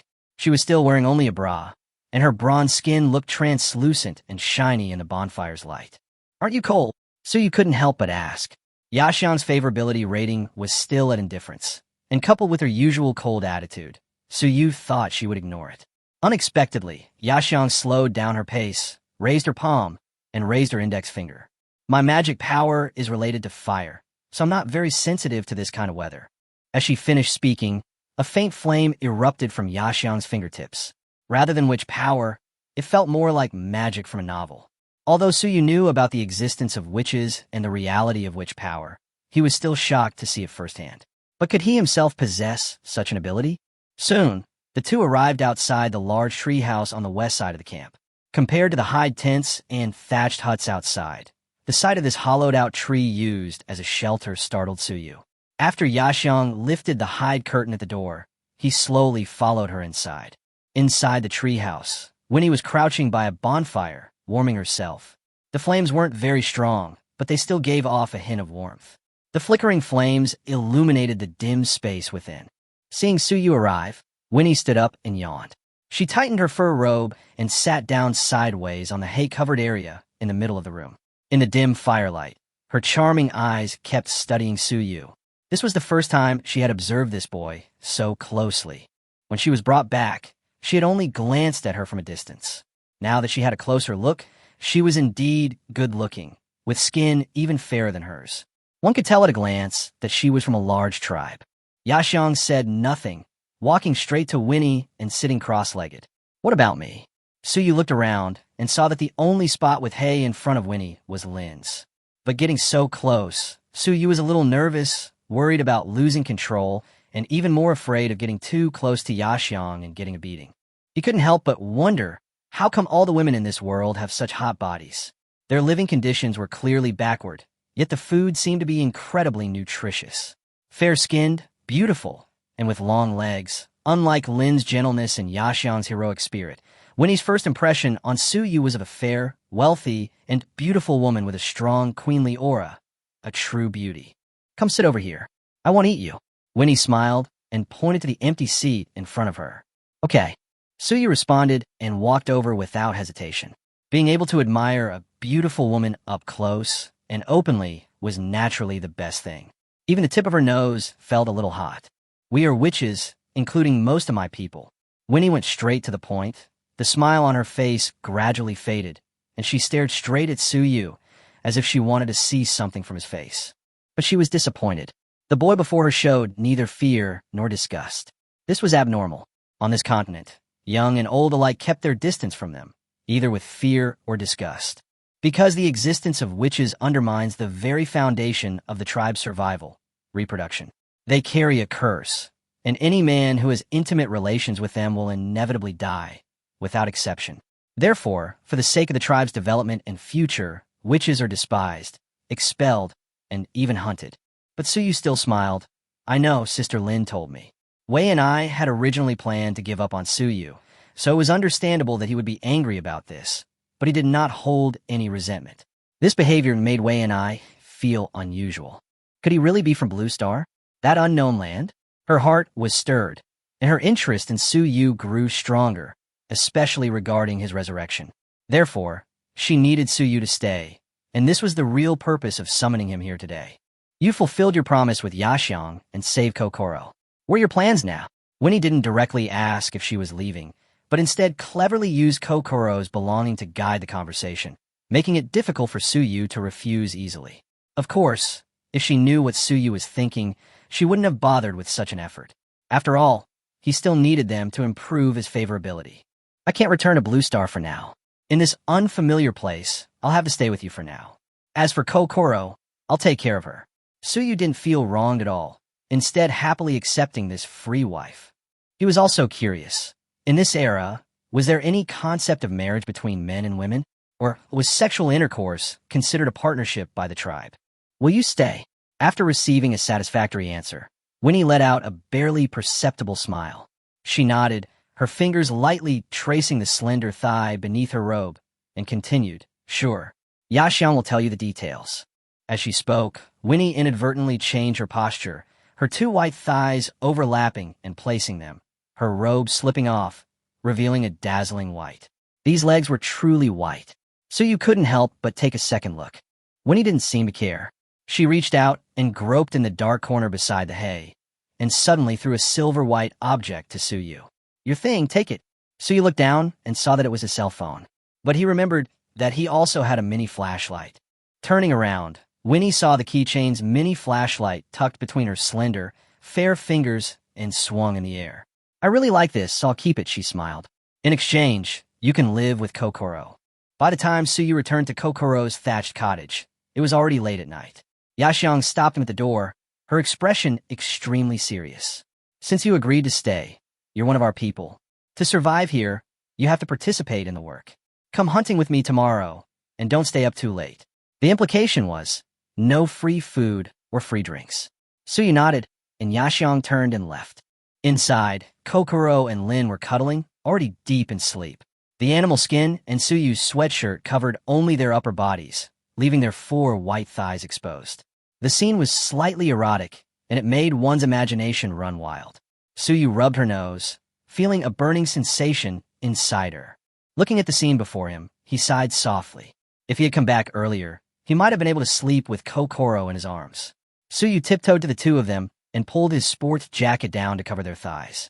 In this era, with no blankets, only animal hair and hides, improving the quality of life seemed to be a top priority. He lay on a bed of hay nearby, casually tossing his dead phone aside. At this moment, the phone was useless like scrap metal. Suyu glanced at the map radar system. Unbeknownst to her, the entire tribe's color had changed to a friendly blue, apparently a change that had occurred after she agreed to stay with Winnie. The current visual range was only 500 meters, and no red danger points had appeared. If there was a real threat, the patrolling guards would have spotted it long ago. At this point, the favorability value has accumulated to over 700 points, which means enough for a lottery?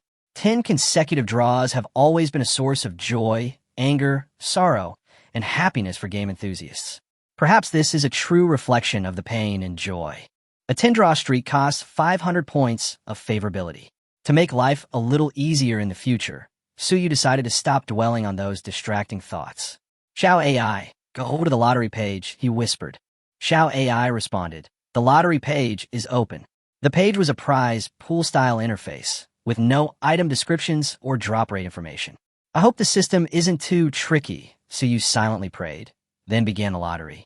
Ding! Congratulations on winning the consolation prize, a bottle of stamina potion. Ding! Congratulations on winning the consolation prize, a bottle of stamina potion. Ding! Congratulations on winning the consolation prize, a bottle of stamina potion.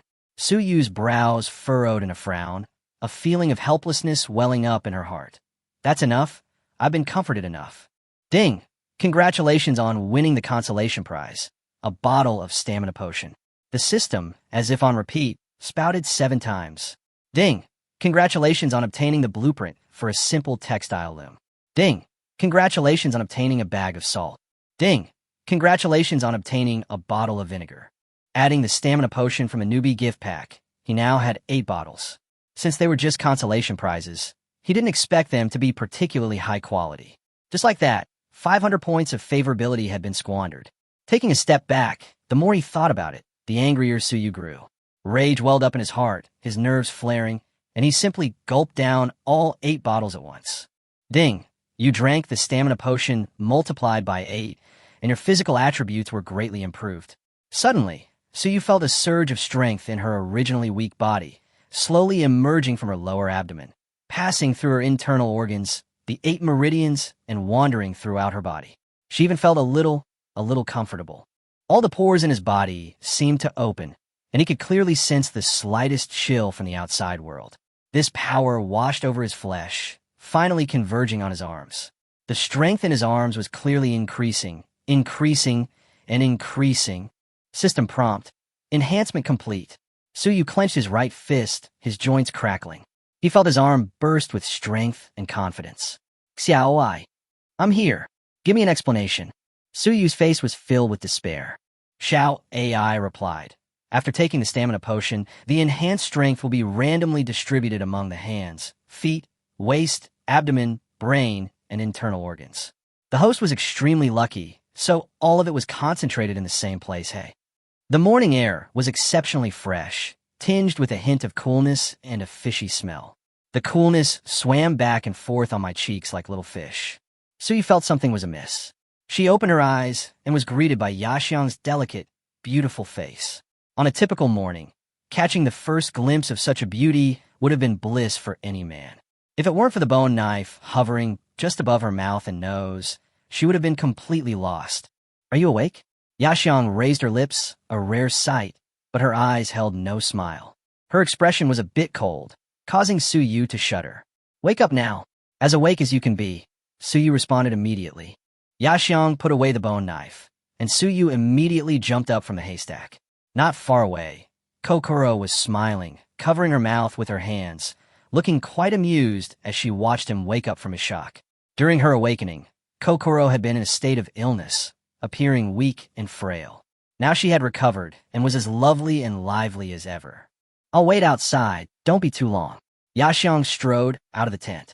As she left, Kokoro came running over on her short legs, holding a thick leaf wrapped in freshly roasted meat. This time, it was fresh meat, something her sister Lin had exchanged from other tribesmen. Brother Su Yu, eat something, otherwise you won't have the energy to go out hunting. If you are lazy, Sister Yaxiang will be very fierce. The little girl looked at Su Yu with full eyes, and even Su Yu himself, an old pervert, felt a little embarrassed. As for no strength, what a joke, Su Yu thought to herself. I have a unicorn arm, I can hit the sky and tread on the earth. How can a little girl like you understand? He took the meat from Kiki Luo's hand and took a bite. It was tasteless, really unpalatable. Eating this kind of thing so early in the morning made my mouth dry and astringent like chewing plastic. But I think I brought salt and vinegar, I almost forgot. Where's Sister Lin? Su Yu asked casually as she pulled a bag of salt and vinegar from her pocket.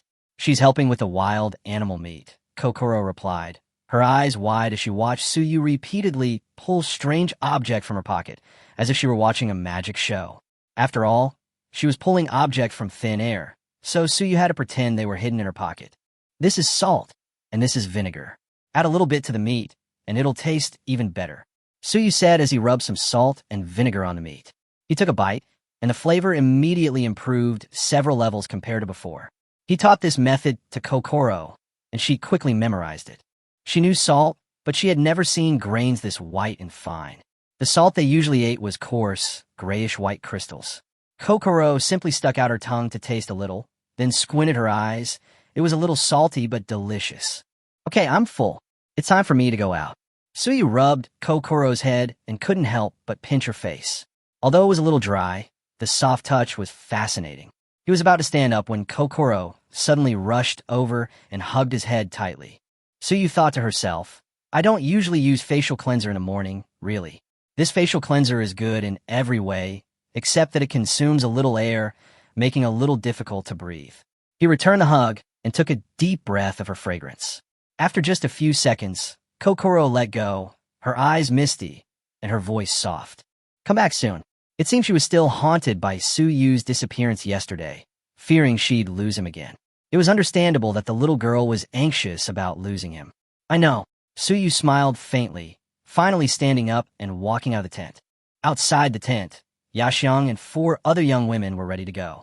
They were all dressed in animal skins, wielding bone knives, and wearing vine ropes around their waists.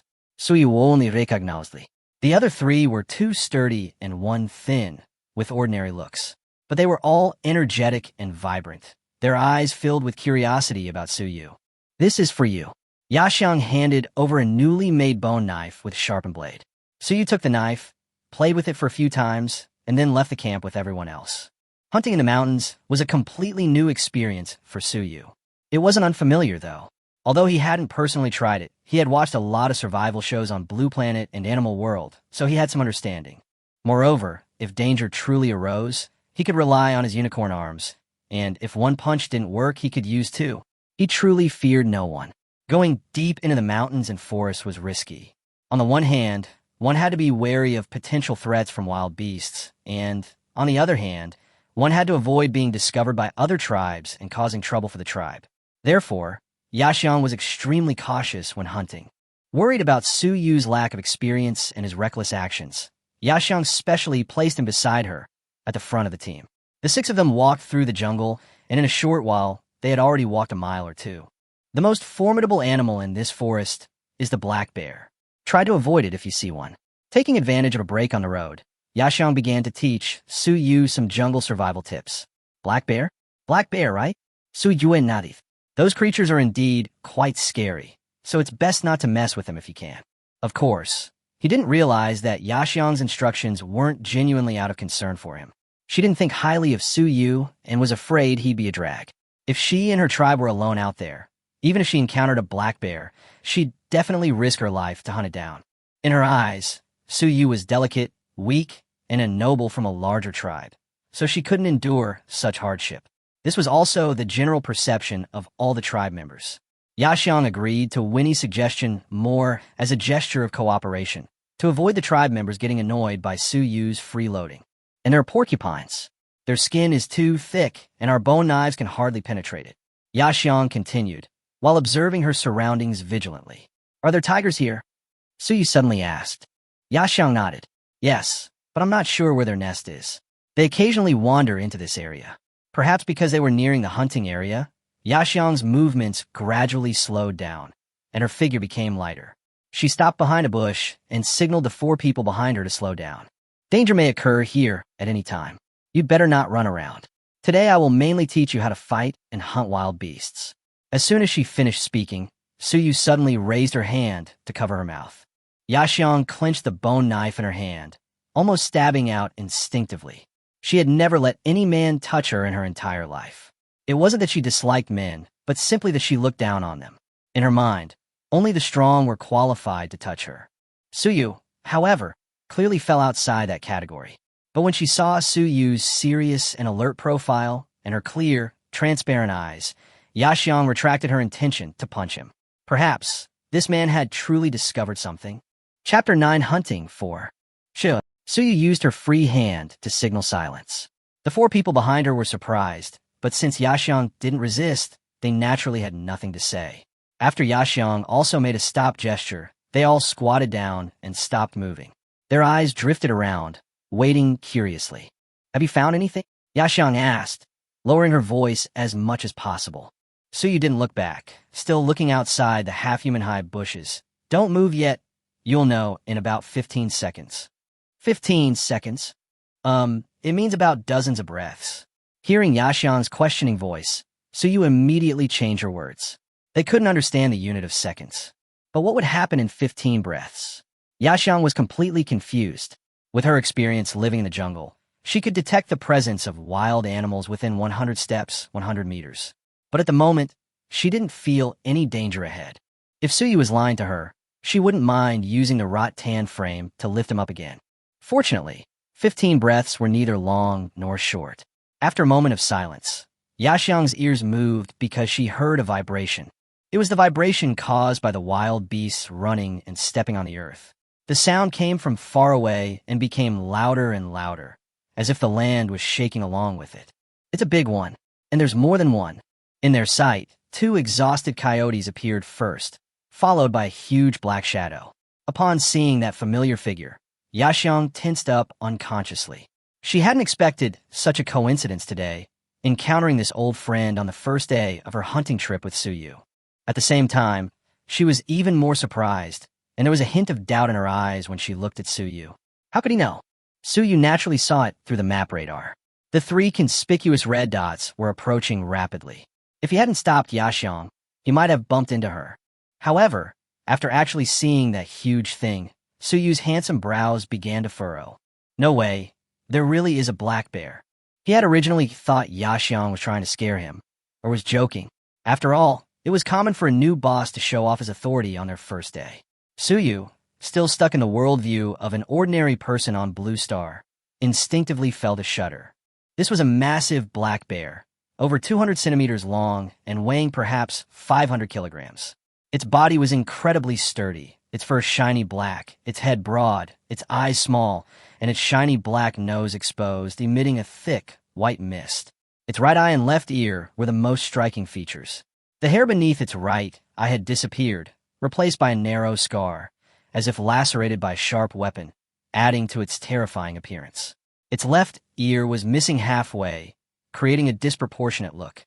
The black bear's paws are thick and fat, and every step it takes on the ground gives people an inexplicable palpitation and a sense of power. Suyu could even imagine that if this slap was real, she would immediately spiral up into the sky. What puzzled Suyu was that a black bear was a black bear. Wasn't it said to be bulky and slow? If this one was chasing a coyote, how could anyone hold it down? Or was it true that animals from other worlds couldn't be measured by Blue Planet standards? In front of him, the 2 coyotes fled quickly, and the black bear showed no intention of giving up, as if he had some deep hatred. Why is this guy here? Yaxiang lowered her head in thought. Li and the other 3 were like wooden figures, not daring to move. They had been out hunting more than once or twice, but this was their first encounter with a black bear. After all, Yaxiang had said that black bears only roamed farther afield and wouldn't come near this place. Because they were young and had limited hunting experience, Yaxiang had never taken them deep into the forest. At most, they hunted around the camp. They didn't know how powerful black bears were, nor did they want to know. After all, their size was enough to scare them. From Yaxiang's words, Suyu heard another piece of news. Do you recognize it? Yaxiang nodded. This black bear usually only hangs out on the other side of the mountain. Even if it's out looking for food, it wouldn't come this far. I ran into a year ago. As she spoke, Yaxiang pointed to a scar on her waist and abdomen. Chuckling softly, her eyes filled with fighting spirit. This is what it left. Oh my God, you can still laugh. Is this perhaps the daily thinking of the so-called fighting nation? Yaxiang regarded the scar as a will for revenge and a commemoration of battle. It depends on the situation. One day, she will still compete with this black bear. Suyu rolled her eyes inwardly. This woman is indeed very fierce. Just as Suyu thought, if she hadn't brought only a young junior and a burden with her, Yaxiang would have rushed out with her bone knife. Even the look in her eyes when she looked at Suyu was strange, with a look that almost said, "Oh, why did I bring you out today? Can you please just go and die?" Sensing the crisis, Yaxiang's color on the map radar was flashing red and blue. "Please stop flashing, you're not Ultraman." Suyu instinctively took a step to the side. Unexpectedly, Yaxiang thought he was afraid of the black bear, so she glanced at him with contempt and snorted.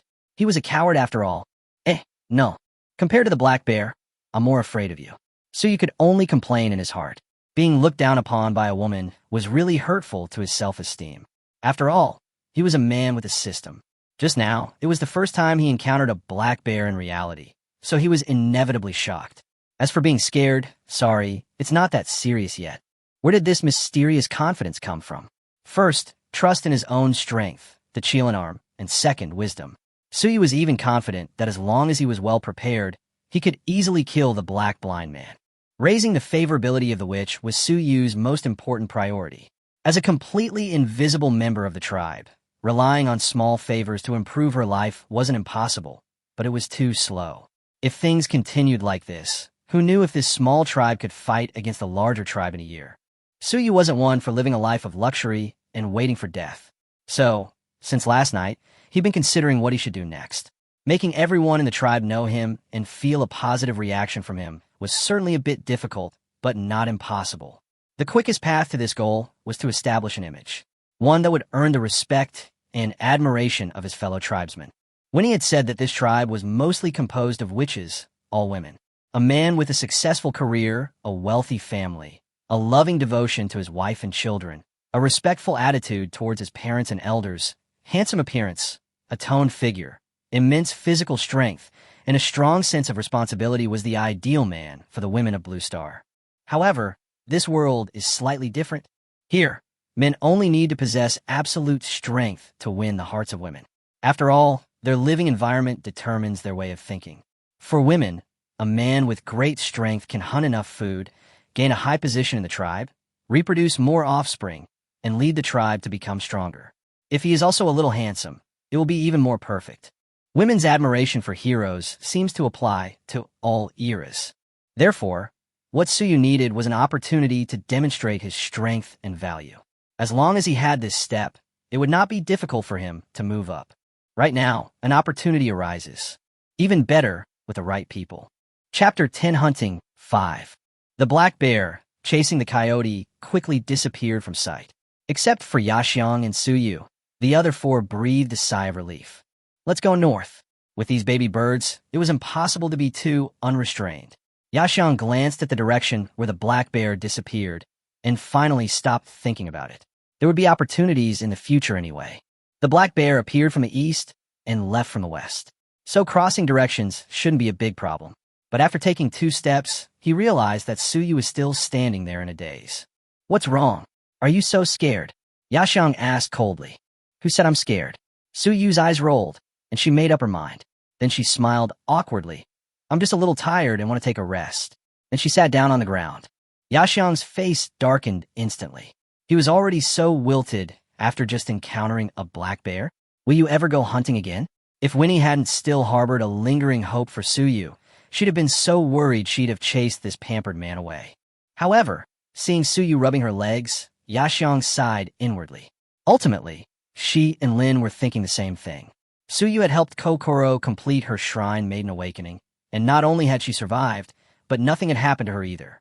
Naturally, they and Winnie shared the same thought. Suyu's appearance could be a game-changer for their tribe. So, Winnie was anticipating it, hoping her suspicions were correct. However, the truth of the experiment would take time. The next Shrine Maiden should be awakening soon. Suyu couldn't be in trouble now, at least not yet. It was the first time that Yaxiang had a headache because of a man. Finally, she looked at Li and others. Li, you and Aksu stay to protect Suyu. Sister Yao, come with me first. When you have rested enough, follow the marks I left behind. Yaxiang ordered. Sister Yaxiang, I want to go with you first. The other 3 didn't say anything, but Li was dissatisfied. She glared at Suyu and puffed up her mouth. However, after being glared at by Yaxiang, she immediately lost her temper. Watch him carefully and don't run around. We won't go too far. If the black bear comes back, just hide. Although Yaxiang was uneasy, she still trusted Li. Among the young children, Li had good hunting experience. After all, she was her chosen successor. Yaxiang and the other 2 quickly disappeared into the bushes opposite. Suyu looked at Li, whose mouth had bulged like a goldfish and was staring at her fiercely, and couldn't help but laugh. Li couldn't be left out her plan. If it were someone else, Suyu would have offered to let Li stay. Girls of this era are so seldom scheming and so pure, truly rare. Another girl, Aksu, was the thinnest of the 3. She didn't mind Yaxiang's decision too much. After all, she and the Yao sisters, who had already left, were both novice hunters. Today's hunting mission wasn't just about training Suyu, it was also about training them. Furthermore, she wasn't a shrine maiden, her mother was, but she simply didn't inherit the shrine maiden traits. Hurry up and take a rest. We still have to chase Sister Yaxiang later. Li huffed and puffed. The bone knife in her hand didn't smell so good anymore. However, Suyu just smiled and walked out of the bushes and came to the place that had been previously destroyed by the black bear. The black bear's footprints were deep and clear, more than half a finger deep. Suyu reached out and poked the ground. Only then did she realize that the soil here was unusually soft. No wonder a black bear could leave such deep footprints. Loose soil would be easier to deal with. Suyu took out a bone knife and drew a rough circle on the ground according to the shape of the black bear. Li and Aksu also followed out curiously, watching Suyu doing something strange. Li, do-me a favor. After drawing the circle, Suyu suddenly smiled at Li. No way. Hey. Li, with a goldfish mouth, hadn't finished her angry words when she saw Suyu pull something familiar out of her pocket. It was the last 2 bags of chocolate. I hope this time it works. Suyu cheered herself up as she took out a bag and handed it over. Li, who had tasted this thing, would never forget the tempting taste. She immediately swallowed her saliva, turned her face away, and changed her words. What favor? Let me make it clear, I only know how to hunt. I can't do anything else. Suyu smiled and said, Don't worry, you can definitely do it. It's all clearly written in the system and in the character introduction. Corel. Identity, member of the Black Rose tribe. Age, 18. Level, 10. Favorability, average. Favorite things, unknown. Favorite person, mother. Ability, Witch Awakening, Earth Element Control Level 2. Character profile, unlocked.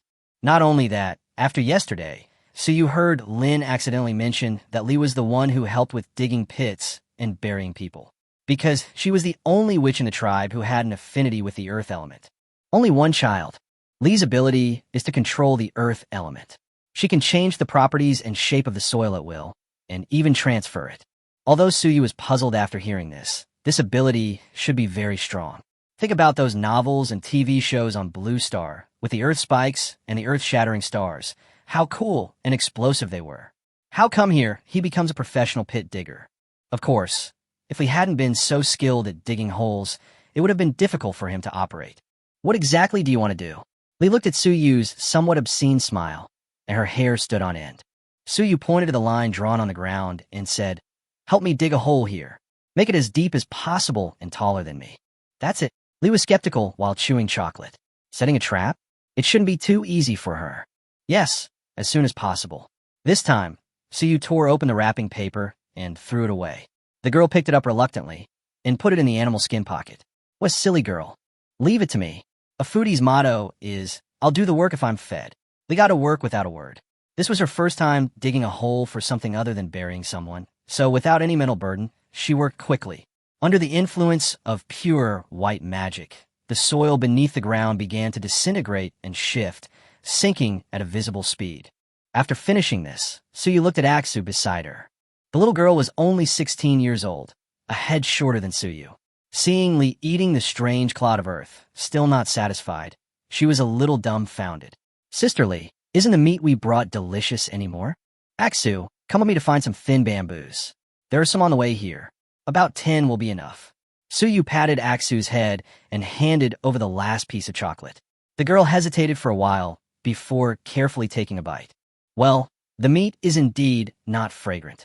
Looking at Aksu, who was following her side and helping very hard, Suyu's mouth twitched. If there were lollipops in this world, she could probably win back a lot of silly girls. Chapter 11 Hunting 6. Soon, the two of them turned back. Thanks to Ashue's incredible efforts, she had only brought back 17 or 18 bamboos. Li, having already dug the pit, sat by the bushes, smacking her lips and gazing at the sky like a salted fish. Throwing the bamboo aside, Suyu took out her bone knife and began to work, first breaking the bamboo into equal parts, then sharpening it. The two girls were like curious babies, following Suyu's instructions and making the things by imitating her. As for chasing Yaxiang, they had long forgotten about it. Suyu, what are you going to do? Li asked lively, unable to hold it in any longer. It's a hunting trap. Can't you see it? Suyu responded rápidamente. At this point, anyone could see it. Hunting? Trap. Li and Axa looked at each other and shook their heads. Suyu was a little dumbfounded. She looked at the two of them suspiciously and asked in disbelief. Have you never set a trap before? Li, no. Suyu, so how do you usually hunt? Li smiled proudly. Of course we use bone knives or spears to stab it. There are many of us. If it's a coyote, we can kill it with just a few stabs. If it's a porcupine, we'll have to stab it many times. Is it that simple? Suyu was amazed. Just go up and do it. Come to think of it, I haven't seen any weapons like bows and arrows in the past few days. Yes, when Sister Yaxiang and I were at the old camp, we killed a bison together. The guy looked really weird, with a big horn on his nose. His skin was so thick and tough, and I stabbed him many times, but he didn't die. I think it's called a rhino. Suyu rolled her eyes. So, you guys never use traps when hunting? Like digging a hole like this, or using a rope to make a snare? Why do we need to use the trap you mentioned for hunting? It's not like we can't kill them. Li and Axa disagreed. The idea of rolling up their sleeves and getting to work was deeply rooted in their minds. The human wave tactic was indeed the primitive and most effective method. Suyu thought about it and changed the question. What if you encounter a powerful wild beast? For example, the black bear. Li replied immediately. Sister Yaxiang said we just need to avoid or run away. We don't have to eat black bear meat anyway. In the tribe, big and ferocious beasts like that are hunted by the chief witch and the tribesmen together. The chief, which has great power and can kill them. A great witch? Suyu recalled the system's introduction to the witch, a human being with pure witch power. But it is really surprising that the people in this world do not have hunting methods, such as making traps. On closer inspection, it made sense. The tribe, with a great witch leading the way and ample personnel, was well equipped to fight large beasts. So the people didn't bother to think about such things. Smaller tribes, however, lacked strength and needed to consider the loss of personnel, so they chose to retreat and avoid conflict with such beasts, naturally having no such concerns. Over time, it became a consensus among everyone. Only forces like tribes have the ability to hunt and kill large and ferocious wild beasts. Looking at the bamboo spear in his hand, Suyu couldn't help but sigh. Is this considered a precedent? After a while, dozens of sharp bamboo spears were made. Suyu jumped into the deep pit and stuck the bamboo spears into the soil one by one. After confirming that they were stable, he climbed up. The last step is disguise. Use the remaining bamboo, split it into thin pieces, and insert some slender branches into the pit's surface in an intricate manner. Finally, find some leaves to cover it completely, and everything is done. Next is the weight. Even after doing this, Li and Axu still didn't understand Suyu's thoughts. After seeing Suyu return to the bushes where she had been hiding, they curled their lips and followed her. Suyu, you can go chase Sister Yaxiang now. Bored, Li thought of Yaxiang at this time. Suyu smiled and shook her head. Let's wait here. They will come over after they finish hunting. It took Suyu over 2 hours to set up the trap. He was actually gambling on the possibility that the black bear would return early or simply not take this route, which would mean his efforts would be in vain. To this end, he even used his remaining favorability points to upgrade the map radar. The current level 2 map radar had a visual range of 800 meters. Of course, Suyu also made plans. If he miscalculated this time, he would take the initiative to lure that guy over. However, doing so was a bit too dangerous and involved too many uncertainties. Fortunately, he was right. A red dot slowly appeared within the map radar range. The size of the red dot indicates the level of danger, exactly the same as when you first encounter a black bear. I don't want to wait here. Have you rested well? I want to go meet up with Sister Yaxiang. Li was restless after all. She was getting impatient and was about to leave, but was pulled back by Suyu. Axu on the side remained silent, with a face full of "it's none of my business." You two can argue as you please.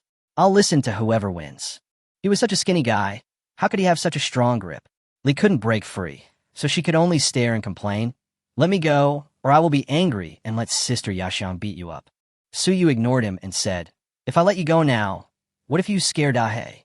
Just wait a little longer, we'll be there soon. Li, what's coming soon? The Black Bear.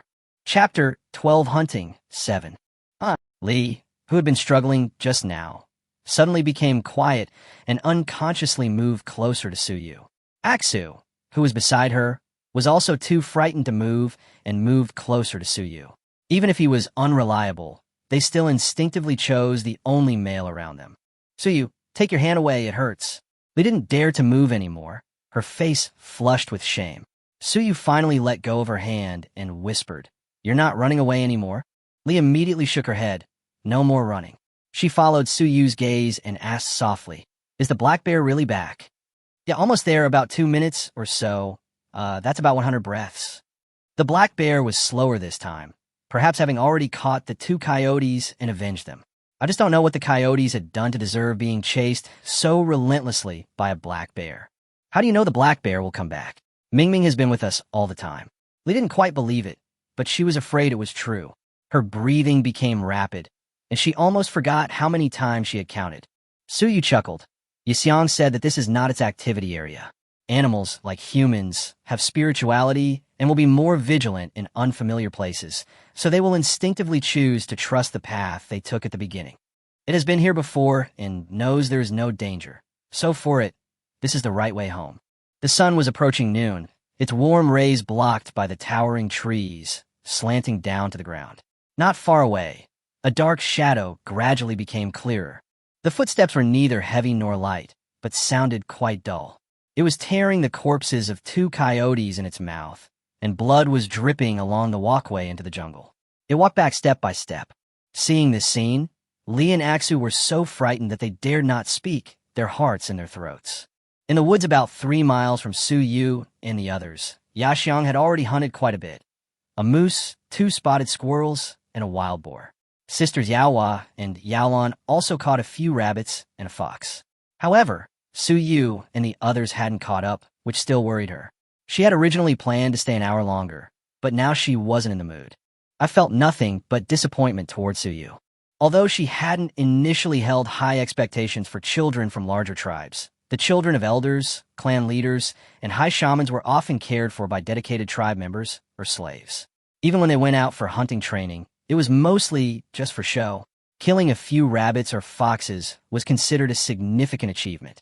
Of course, there were some who were truly dedicated to studying and contributing to the tribe, but they were few and far between. Let's leave this moose to Su Yu. After being out for most of the day, he had to bring something back. Su Yu was now considered family to Kokoro and Lin, regardless of whether Winnie's guess was right or wrong. As long as he was here, he would always be family. Ever since Winnie agreed to let Su Yu stay, this was an indisputable fact. On the first day of hunting, one must always give the men some face. Yaxiang didn't want Su Yu to have a bad impression in the tribe, so at worst, she could just train him more in the future. If he really didn't listen to her advice, she would find a way to kick him out later. After making up her mind, Yaxiang tied up the prey with vines, divided it into 2 parts, called the Yao sisters, and started to return the same way. Perhaps it was the natural alertness of wild animals that caused the black bear, having already walked halfway, to suddenly stop.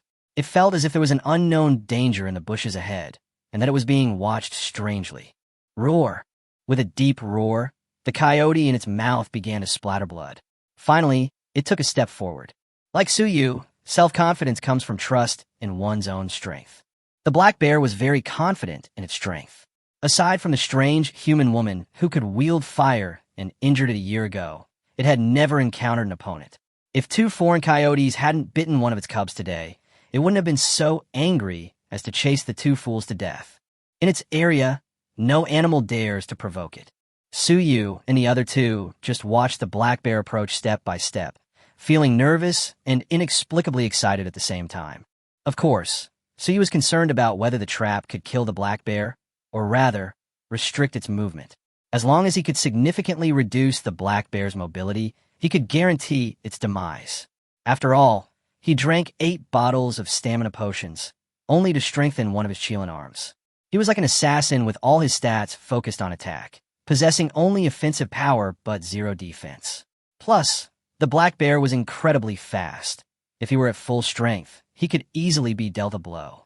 As the saying goes, why fight alone when you can fight in a group? Since he can use traps, why bother to take the risk? However, Su Yu had underestimated the beast's sense of smell. The black bear's ability to detect danger was undeniable. Just as it was about to strike, the massive creature paused. It didn't understand the danger, but it knew the lingering feeling. Constantly glancing around, the black bear slowly sniffed the air. If discovered, this guy would probably turn around or change his target. Su Yu and the other 2 were in the bushes on the side. If the black bear pounced in this direction, it would perfectly avoid the trap. This was not good. Thinking of this, Su Yu could only implement the backup plan. Under the surprised gaze of Li and Aksu, He rolled sideways and got out of the bushes. Axel was shocked and didn't understand why Suyu was so eager to deliver food. Li was also frightened and was wondering whether to bury Suyu's skeleton when digging the hole tomorrow, or just pick 2 bones from the camp as a token of her respect. The 2 girls covered their mouths with their hands, trying their best not to scream, and just watched Suyu standing not far away like a fool. Suyu estimated it with her eyes and tried to stand as close as possible to the trap and the black bear, then raised her Qilin arm and raised her middle finger. Come, face me head on. An ordinary black bear would probably be stunned, ignore the attack, and turn away. After all, this is the survival instinct of animals, and they try not to get into trouble with humans. Unless they encounter special circumstances, such as someone attacks their cubs or someone attacks them themselves. Unfortunately, this black bear had a grudge against humans, and it would never forget the human woman who had hurt it. Its face was scratched, its ears torn off, a pain it would never forget. So, the black bear didn't run away, nor did it freeze. The moment it saw Suyu, it roared in anger. The 2 coyotes' corpses lay at its feet. Today it was going to kill them along with the human in front of it and take them back to eat. Facing the black bear head-on, Suyu said that he was not afraid, but that was a lie. The Qilin arm gave him confidence, but it could not directly change his worldview. He knew that he needed to adapt to these things, so he had to straighten his back at this moment. Roar! The black bear reconfirmed the human's presence and finally launched its attack. It was confident it could catch up to the frail human and crush him to pieces with a single blow. But just as that thought was forming, while it was still circling in the sky, it felt its own body begin to spiral first. The world in his eyes rose rapidly, and Black Bear felt that when he stepped down, there was nothing. This is impossible. With this doubt, pain followed, a stabbing pain that penetrated deep into the bone marrow, coming from multiple directions of the body. The bamboo spear in the pit pierced its thick skin and penetrated its body. With a loud bang, it fell into the pit. Extreme pain leads to numbness, or in other words, as long as consciousness remains, the body simply cannot feel pain. It's not that there's no pain, but that the nerves are already disordered. The black bear felt as if something was draining away from its body, rapidly and violently, like a flood bursting through a dam. It knew that if it didn't struggle, it might never get up again. Roar! The roar was even stronger and more shocking than before. The black bear, despite the excruciating pain, stood up. It grasped the edge of the pit with its front paws and strained with its hind legs, trying to climb out. However, the human it had just attempted to crush appeared before its eyes. The human race just looked at him, his eyes revealing helplessness. Was it pity? Why?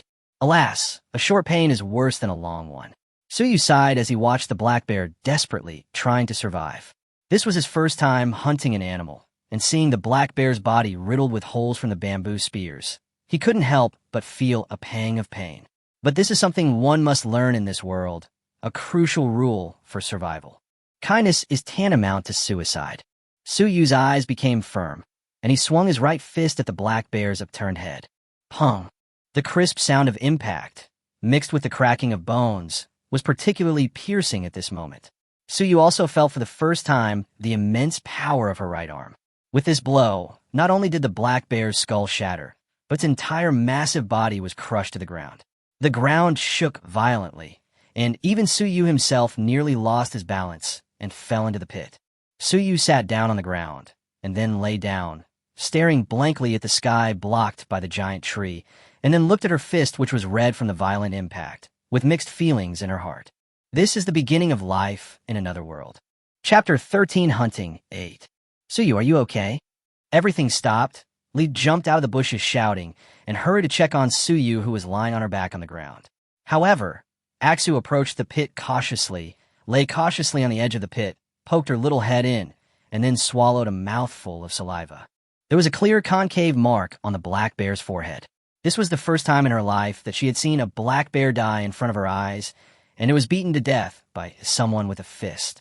Didn't Mother say that only tribes with a great shaman could hunt giant black bears, giant elephants, and deep mountain stone apes? How could this frail man, like me, do it? And he killed the black bear all by himself, using only his fists in that trap. Axa couldn't help but turn her head to look at Suyu. Her clear eyes became confused, and at the same time, a strange starlight appeared. Xiao AI increases Axu's favorability by 50, critical hit. Favorability increased to friendly. Xiao AI. Increase Li's favorability by 20. Wow, wow, wow, wow, wow. Is he really dead? After discovering that Suyu was fine, Li had already arrived at the side of the pit. Seeing the tragic scene inside, her eyes widened instantly.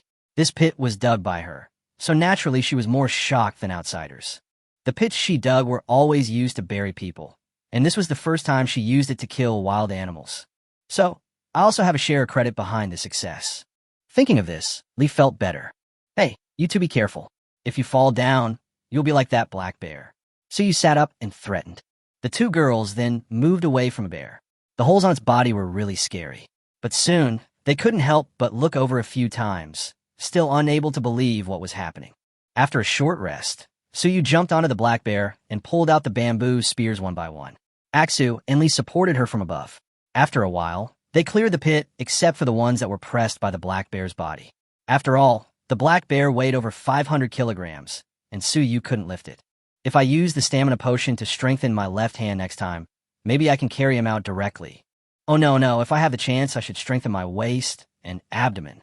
Although she had previously criticized the system for being heartless, Suyu now seemed to like the lottery system a little. Consolation prize, that's good. Let's wait for Yaxiang to come over.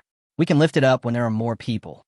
After the three of them rested for half a minute, Yaxiang and the Yao sisters appeared.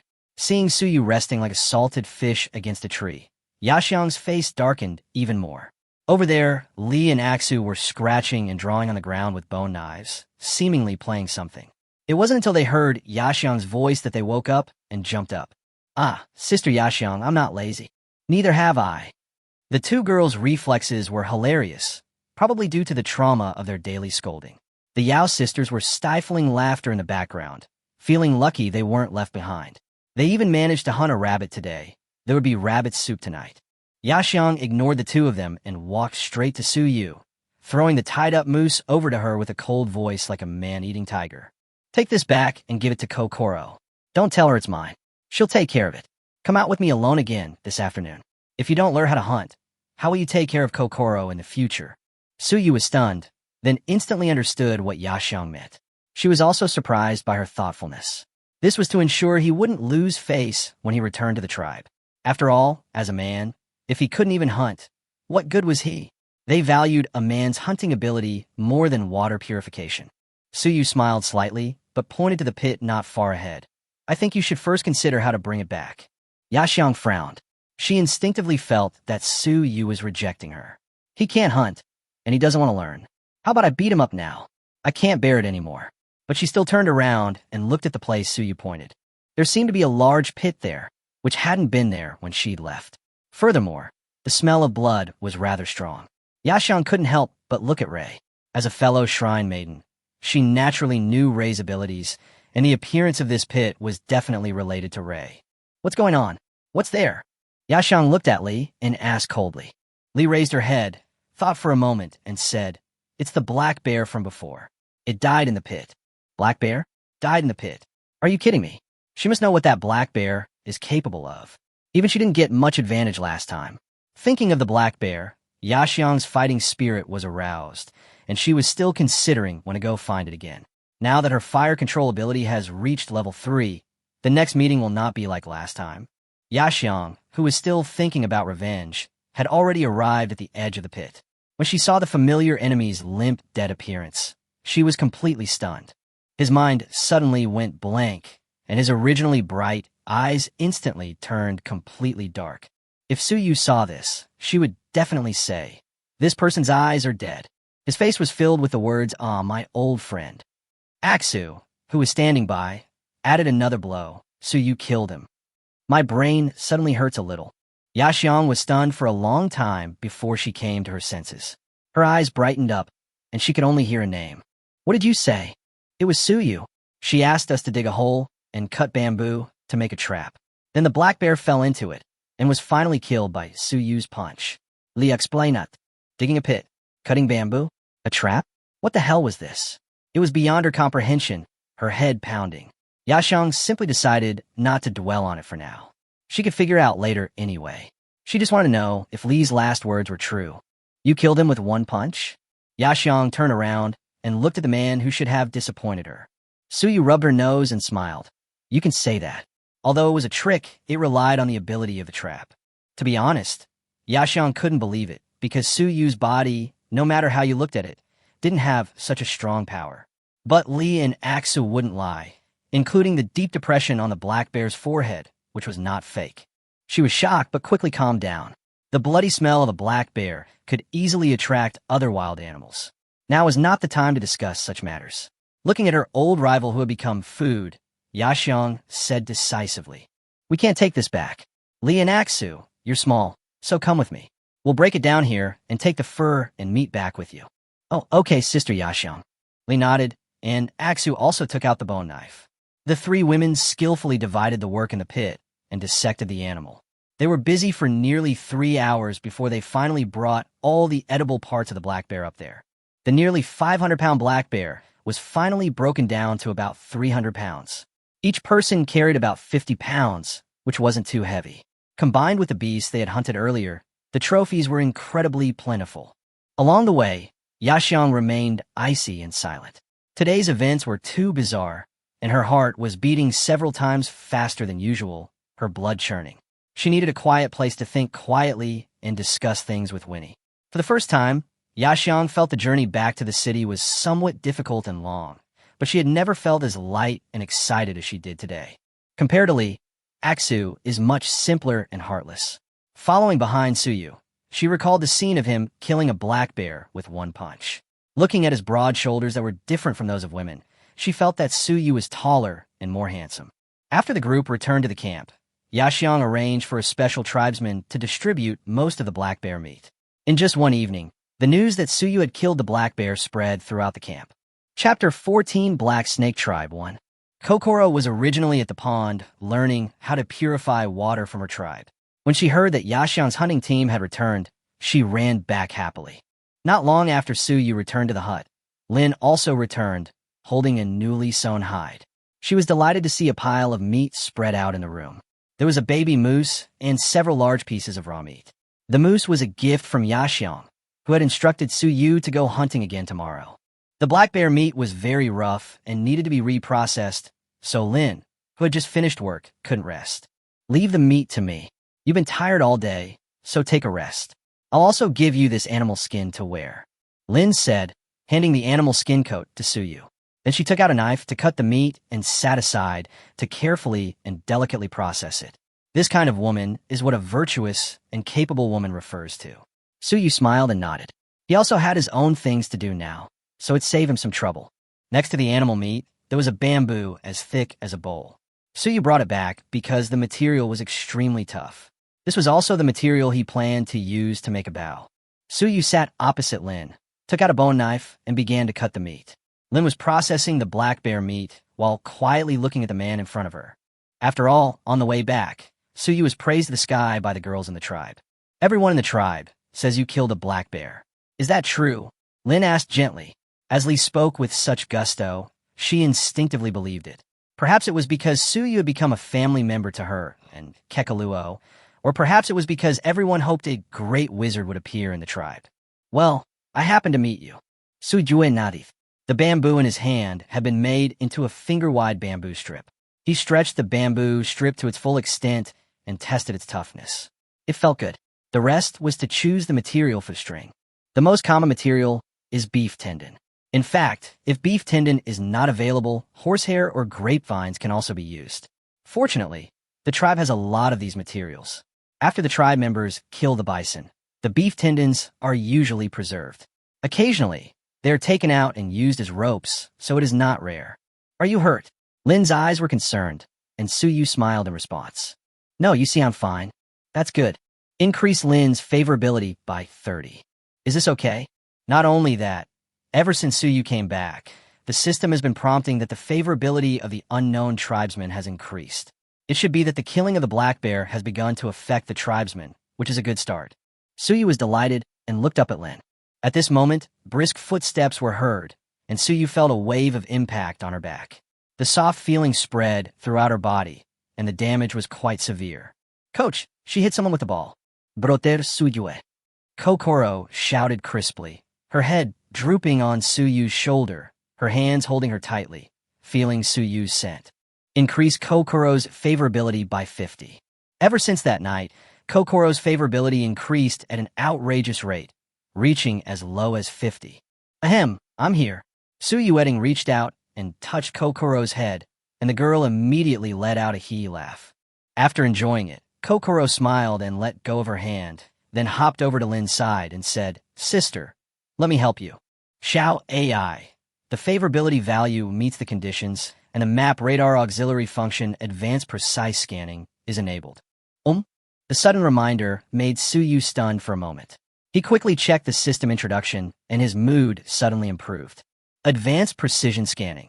Within the range of the map radar, you can enter the source material name to search according to the current world cognition. The current world's perception? Suyu thought for a moment, then typed in the words Motherstone.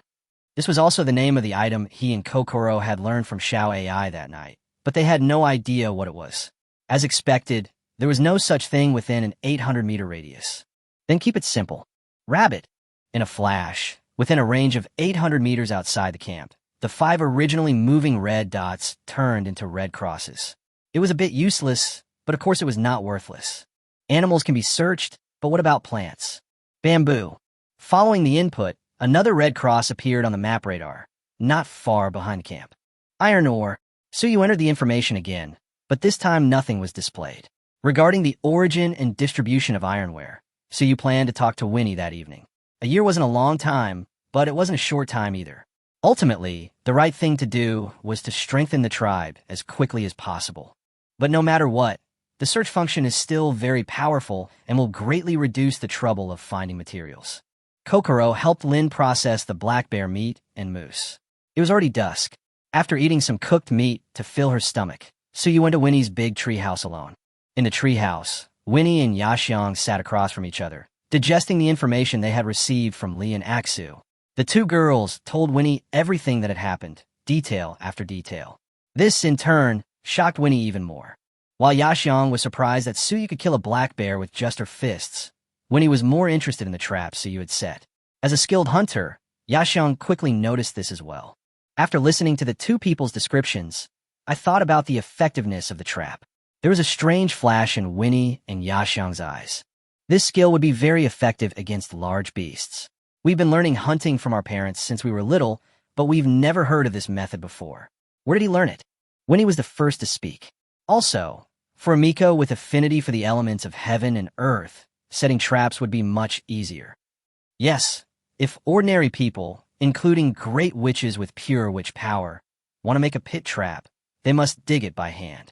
But they have Li and witches who can control the soil, which can achieve twice the result with half the effort. I'll tell you to practice controlling the earth element more. Yaxiang nodded, frowning at the same time, but we still know too little about traps. We need Suyu to teach us. Yes, in this world, hunting skills are one of the means of survival, and not everyone will contribute without reservation. Winnie saw what Yaxiang was thinking. After a moment's silence, she said, "I'll discuss this matter with him. He gave us quite a surprise on the first day of hunting. Perhaps." Then, with a deep gaze, she said to Yaxiang, "Go find Liuli tonight and arrange for her to take care of Suyu's life together with Kokoro, starting tomorrow." So soon, Yaxiang was surprised. The child should still have more than half a year to awaken. Winnie's beautiful lips curled up slightly as she said, "Over time, the two of you will become much closer, which will also be beneficial for your awakening. Besides, wouldn't it be easier to learn things this way? Liuli is very smart. She will understand what to do." "Okay, I'll go and tell her." Yaxiang finally agreed. At this time, the guard brought Suyu to the door. They had also received some black bear meat today, and their views on this strange tribe member had changed a lot. A man with strong hunting skills and who could contribute to the tribe would be welcomed and respected no matter where he was. After notifying Winnie, the guard led him in directly. "You're here." Winnie was slightly stunned, then smiled. She had originally planned to see Suyu again, so this would save her trouble. Suyu was not restrained. She came to her previous position and sat down. "Chief, I have something to ask you. You can call me Winnie." Winnie didn't mind Suyu's recklessness at all. Yaxiang on the side stared at Suyu's limbs, as if she wanted to see through him. Until this moment, she still couldn't believe that such a thin body could contain the power to kill a bear. However, she had already unconsciously accepted Suyu in her heart. Suyu grinned, revealing a row of white teeth. You two are older than me, so why don't I call you Sister Winnie and Sister Yaxiang? He didn't want to conquer them, but wouldn't it be nice to be a little sweet-mouthed and earn more favorability points? You are now Lin's family member, and of course you are Yaxiang and Mi's younger brother. What's wrong with that? Winnie smiled charmingly, but Yaxiang remained expressionless. She turned her face away slightly and snorted softly, as if she didn't agree. Increase Winnie's favorability by 30. Increases the favorability of Yaxiang by 50. Even more than Winnie. There's something wrong with you. Suyu glanced at Yaxiang out of the corner of his eye. He had a lot of goodwill. Besides, judging by the fact that Yaxiang had given him a mousse to save his face, this woman had a sharp tongue but a soft heart and liked to keep her gentleness hidden in her heart. Okay, tell me what's the matter? Winnie asked. Suyu said the words he had thought of earlier. He now needed information about ironware. I just want to know where all your ironware comes from. Iron tools were very rare in the tribe. Only the prisoner guard had one, and the two people guarding the treehouse had one. Including Yaxiang, they all used bone knives made of animal bones. It's spoils of war. Thinking of this, Winnie sighed. Ironware is too precious. Even among the trading tribes, it's rarely exchanged. Most of what circulates within the tribe is only iron ore. Besides, we don't have enough supplies to exchange for it. In other words, it was stolen from fight? Suyu seemed to be thinking about it, and continued, Then does Sister Winnie know where there is iron ore? This time, it was Yaxiang who answered. Although she didn't understand what Suyu was trying to do, she still explained seriously, the places with iron ore have been occupied by large tribes, and even if we found wild iron ore, we would have to give it up. It's too precious, a resource that large tribes must fight for. Even if we found it, we can't exchange it, and other tribes will target us instead. Suyu was stunned. Why should we exchange it? We can use it to make iron tools. Yaxiang snorted, looking at him like an idiot. The iron smelting technology is controlled by the tribal elders and never spread. Winnie and I have only seen an iron smelting workshop, which requires a huge furnace. We can't do that with our current strength. The most important point that Yaxiang did not point out is that their ethnic group often migrates, and it is a waste to spend a lot of manpower to create that. You don't have the technology to smelt iron, but I do. So you didn't point it out. He felt that everything would be easy as long as they could find the iron ore. At this moment, the animal skin curtain was lifted again, and the guard walked in with a panicked look on his face.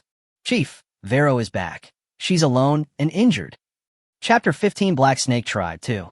Winnie had arranged for Vero to go to the trading tribe to exchange supplies half a month ago. While their tribe could survive by hunting, they still had to trade for some necessities such as salt, cloth, and horses. Winnie had calculated that Vero should have returned yesterday, though weather and transportation issues would have caused delays. She hadn't expected it to be worse than that. On this land, conflicts between tribes for resources and prey are common, and larger tribes often swallow up smaller ones. Winnie's tribe only has about 50 people, and most of them are witches, so she has been trying to avoid these conflicts, but what is coming will always come. Vero said that the people who attacked them should be the tribe in that area. They encountered them in a swamp more than 70 miles southwest. Those people seemed to believe in black snakes, and there were snake patterns on their arms. This was the information the guard got from Vero, and she herself has been sent for treatment and is being cared for by special members of the tribe. There were 6 people in Vero's group, and now only she came back. Winnie's face looked a little bad. She bit her lips with her teeth, trying hard to control her emotions. Yaxiang silently clenched her fists. As a warrior in the tribe, she naturally knew what war would bring. However, according to Vero's description, the group did not kill them immediately, but tied them up with vines and took them all back. It should be the Black Snake Tribe. Yaxiang mused. She had also explored the surrounding tribes. Within 100 miles of the camp, there were 2 small tribes, the Black Snake Tribe and the Red Wolf Tribe. There were also small groups of wanderers, but those were nomadic and didn't stay in one area for long, so they were not considered. Come to think of it, Suyu was also snatched away from them. Yaxiang said another surprising thing. Even Suyu herself was slightly stunned, remembering that when she woke up, there were indeed 2 groups of people fighting, but Winnie's side had more people and had the upper hand. Yaxiang looked at Suyu and continued. In order to protect Wei Luo from leaving this mountain forest, we escorted her there. On our way back, we happened to find you and had a conflict with the 3 Black Snake Tribe members who were hunting there. Then there is an old grudge. Suyu nadith. Winnie shook her head. It's not just an old grudge. They are not an independent tribe, but rely on the Crescent Moon tribe for survival. Suyu is no stranger to the Crescent Moon tribe. The character profiles of Winnie, Yaxiang, and Lin all listed them as former Crescent Moon tribe members. Combining their identities with their current circumstances, it was easy to guess that Winnie and the others have been expelled from the tribe. The reason they weren't killed outright was likely due to Winnie's noble origins, as evidenced by her demeanor. Therefore, when she brought Suyu back and learned that her people had fought with the Black Snake tribe, Winnie came up with the idea of moving the camp. Winnie was silent for a while. The light in her eyes gradually dimmed, as if she had made a decision, and then she looked at Yaxiang. Yaxiang, tell the tribe to pack up everything they can carry tomorrow. We will leave here tomorrow night. Just as Suyu remembered, Winnie was calm, decisive, even ruthless. For the safety of the entire tribe, she simply abandoned the captured individuals. Perhaps her fear wasn't of the Black Snake clan, but of her own ancestral land, the Crescent Moon tribe. The people of the Crescent Moon tribe have been searching for their whereabouts, which is also the main reason why Winnie has been migrating her tribe. But surprisingly, Yaxiang didn't respond with her usual coldness. After a moment's deliberation, she said, "The Crescent Moon tribe won't arrive so soon. I've observed the Black Snake tribe, and they have about 80 of them, including the warriors. There's no grand shaman, and the warriors are likely mediocre." However, Winnie interrupted Yaxiang, her voice icy. "Yaxiang, do as I say. I can't gamble with the future of my people. I know it's cruel, but if I don't do this, what if the Crescent Moon tribe finds us beforehand? The outcome will be even more tragic." Yaxiang's expression remained calm. She understood Winnie's frustration, but doing so prevented her from facing her own heart. As a warrior, she hated to see her own people die before her eyes. Through fighting, fleeing, and the shaman's physical limitations, they had gone from a group of just over 200 to just over 50. They had lost so much, given up so much. Winnie's heart might have grown numb, but she hadn't. So this time, she didn't want to give up. "I'll follow you after the camp is moved." Yaxiang stood up and said. Winnie's expression darkened, a rare occurrence for her. She stopped Yaxiang, who was about to leave. "I'm the clan leader, and this is an order." Yaxiang didn't even turn her head. "In my eyes, you will always be my sister." Winnie was stunned, speechless for a long moment. In the small tree house, only Suyu, who had been watching, and she were left alone. She raised her head, a hint of water in her eyes. Her pretty face was pale, her former elegance gone, appearing a little frail. Suyu then remembered that Winnie was only in her 20s. Apart from her identity as a witch, she was just an ordinary girl. She had endured far more than she thought. "Suyu, do you also think I'm wrong? They're also my people, my sisters, but I can only watch them being tortured and killed." Winnie's voice was a little low, as if she was choking. Suddenly, Suyu seemed to see a familiar figure on Winnie. He could not help but move his body, approach Winnie, and reach out to hug her. He had no evil thoughts, but simply wanted to hold her and give her a sense of security. Because he remembered his sister, who was bullied by her husband's family, isolated and helpless, and finally had to run back home and cry alone. However, he was too young at that time, and could only hug his sister's legs and act like a spoiled child to ask for candy. Until one day, he heard the tragic news of his sister's death. That gentle sister left him forever. "You're not wrong." So you could feel the trembling in Winnie's body slowly disappearing. She didn't resist, just listened quietly. "Sister Yaxiang is not wrong either. You're just too tired. Don't think too much. I will protect Sister Yaxiang and everyone else." Suyu released her arms and looked directly into Winnie's eyes. "This is my home now, too. Just do what you have to do, and don't worry about the rest." Suyu then left the treehouse. Looking at the boys disappearing back, Winnie blinked, remembering the feeling of being hugged by him just now, and her cheeks felt a little hot. Back at the residence, Kokoro seemed still in shock. Although Yaxiang was dissatisfied with Winnie's actions, she still passed on the news that the camp was about to move. Chapter 16, Black Snake Tribe 3. To be honest, leaving the place where I've lived for over a year is a bit of a struggle. So when the guards arrived to report, Kokoro was momentarily stunned. Lin wasn't quite so surprised. After all, she knew the significance of the migration, but she hadn't expected it to happen so quickly. It wasn't hard to guess that something had happened within the tribe. Seeing Suyu coming back, Kiki Luo immediately walked over and hugged his waist, with a frustrated look on her face. "Brother Suyu, we have to move our camp tomorrow. The sweet grass I've been planting for a long time hasn't grown yet. In the camp, they didn't just eat meat. Many tribesmen also cultivated edible plants, primarily because they had shorter growth cycles and the geology and climate were suitable. Although I didn't know what kind of sweet grass Kokoro was talking about. Suyu touched Kiki Luo's little head and smiled. I know. I just heard it from Sister Winnie. But we have more meat, plus other household items, so we should bring less plants. I'm a little hungry. Go and help me grill some meat. Brother Suyu, are you hungry again? Good. Kokoro let go of her hand with a smile and went to work happily by herself. Suyu then came to Lin. She was still sewing a new fur coat for Kokoro, but Suyu grabbed her hand and took her to the corner. What's wrong? Lin was a little surprised. Suyu sent Kokoro away, so there must be something wrong. Vero's team was attacked by the Crescent Moon tribe. Suyu said in a low voice. No wonder Winnie was so anxious to leave. Suyu thought for a moment and continued. I might be away for a while tomorrow, so I'll have to trouble Sister Lin and Keklo. Lin's heart instinctively trembled. Where are we going? The light in her eyes dimmed. Suyu's intention to leave at this time was obvious. Indeed, if the Crescent Moon tribe really came after them, there might be a fierce battle. It was understandable that he wanted to escape. After all, he, Kiki Luo, and himself did not have such a deep relationship yet. Lin nodded, her voice becoming a little deeper. I understand. Be careful alone. Suyu looked at Lin's sudden change, her pretty face a little droopy, and she couldn't help but laugh. She guessed that she was thinking the wrong thing, and couldn't help but chuckled and said, Sister Lin, what are you thinking? I won't leave you. Realizing that she had misunderstood, Lin's face flushed. She couldn't help but give Suyu a cold look, then asked worriedly, Where are you going? The tribesmen who were with Wei Luo were captured. Sister Yaxiang doesn't want to leave like this, so she will probably go to rescue them tomorrow. Suyu lowered her voice, not wanting Kokoro to hear. So you want to come with us? Lin was surprised, but also felt warm in her heart.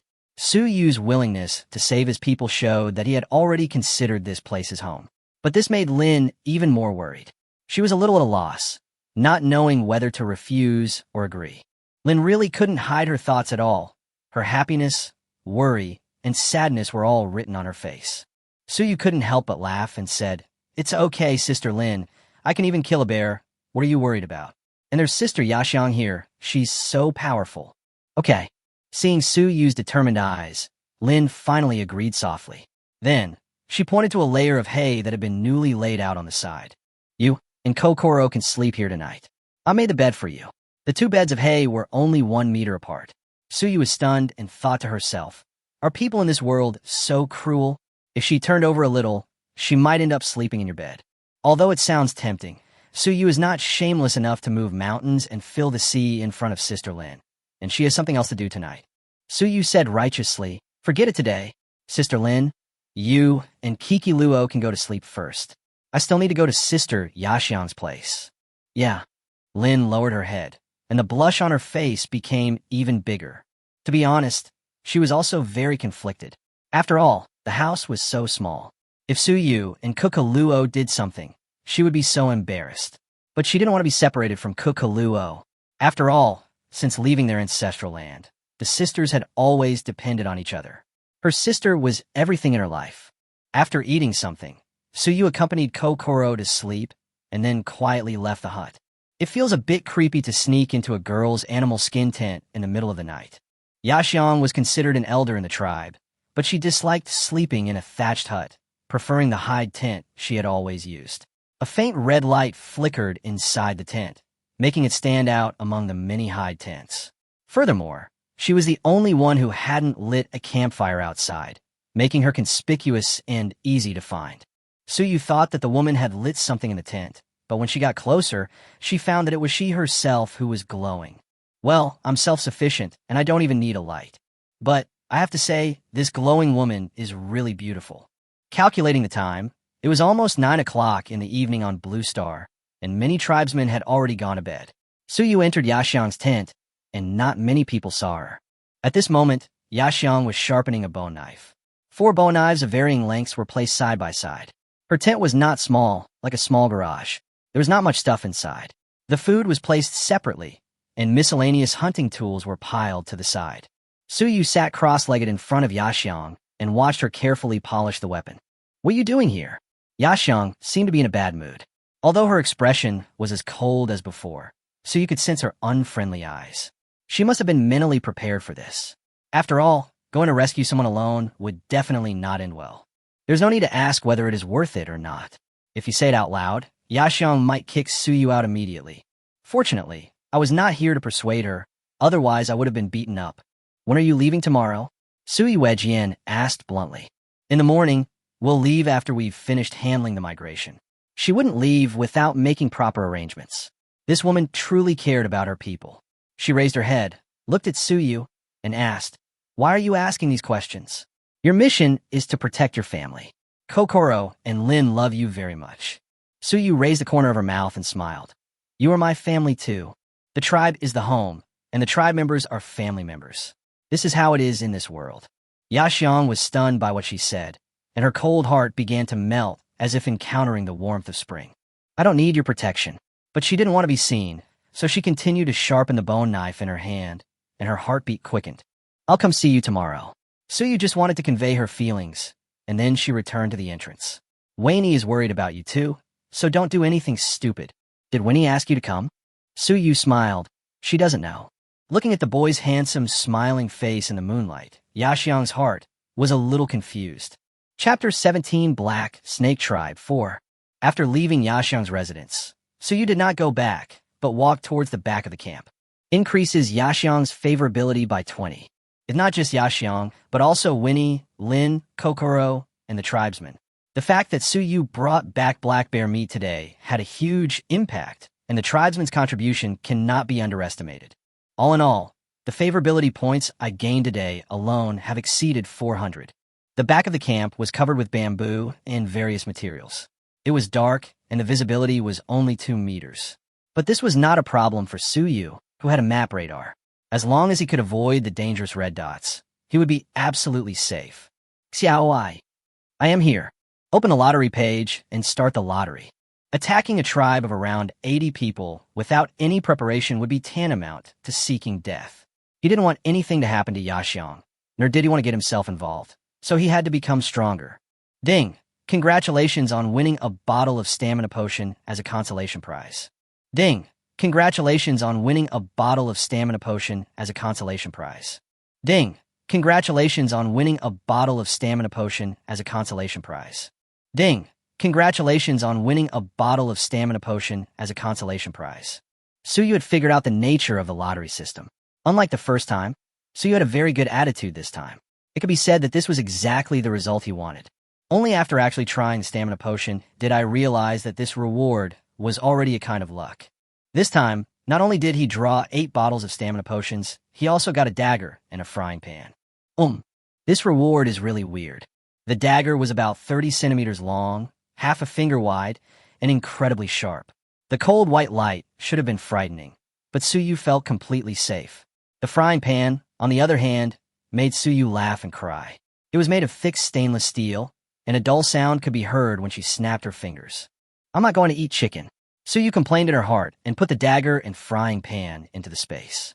Then, he drank 8 bottles of stamina potion in one gulp. Ding! You have taken a potion that increases your stamina by 8, and your physical attributes have been greatly improved. A familiar sense of power was born in the lower abdomen, spread through the blood vessels, and circulated to all parts of the body. The pores opened completely, and Suyu felt as if she had merged into nature, absorbing the power of the outside world. Finally, the force split into 3 and rushed towards the legs and forehead.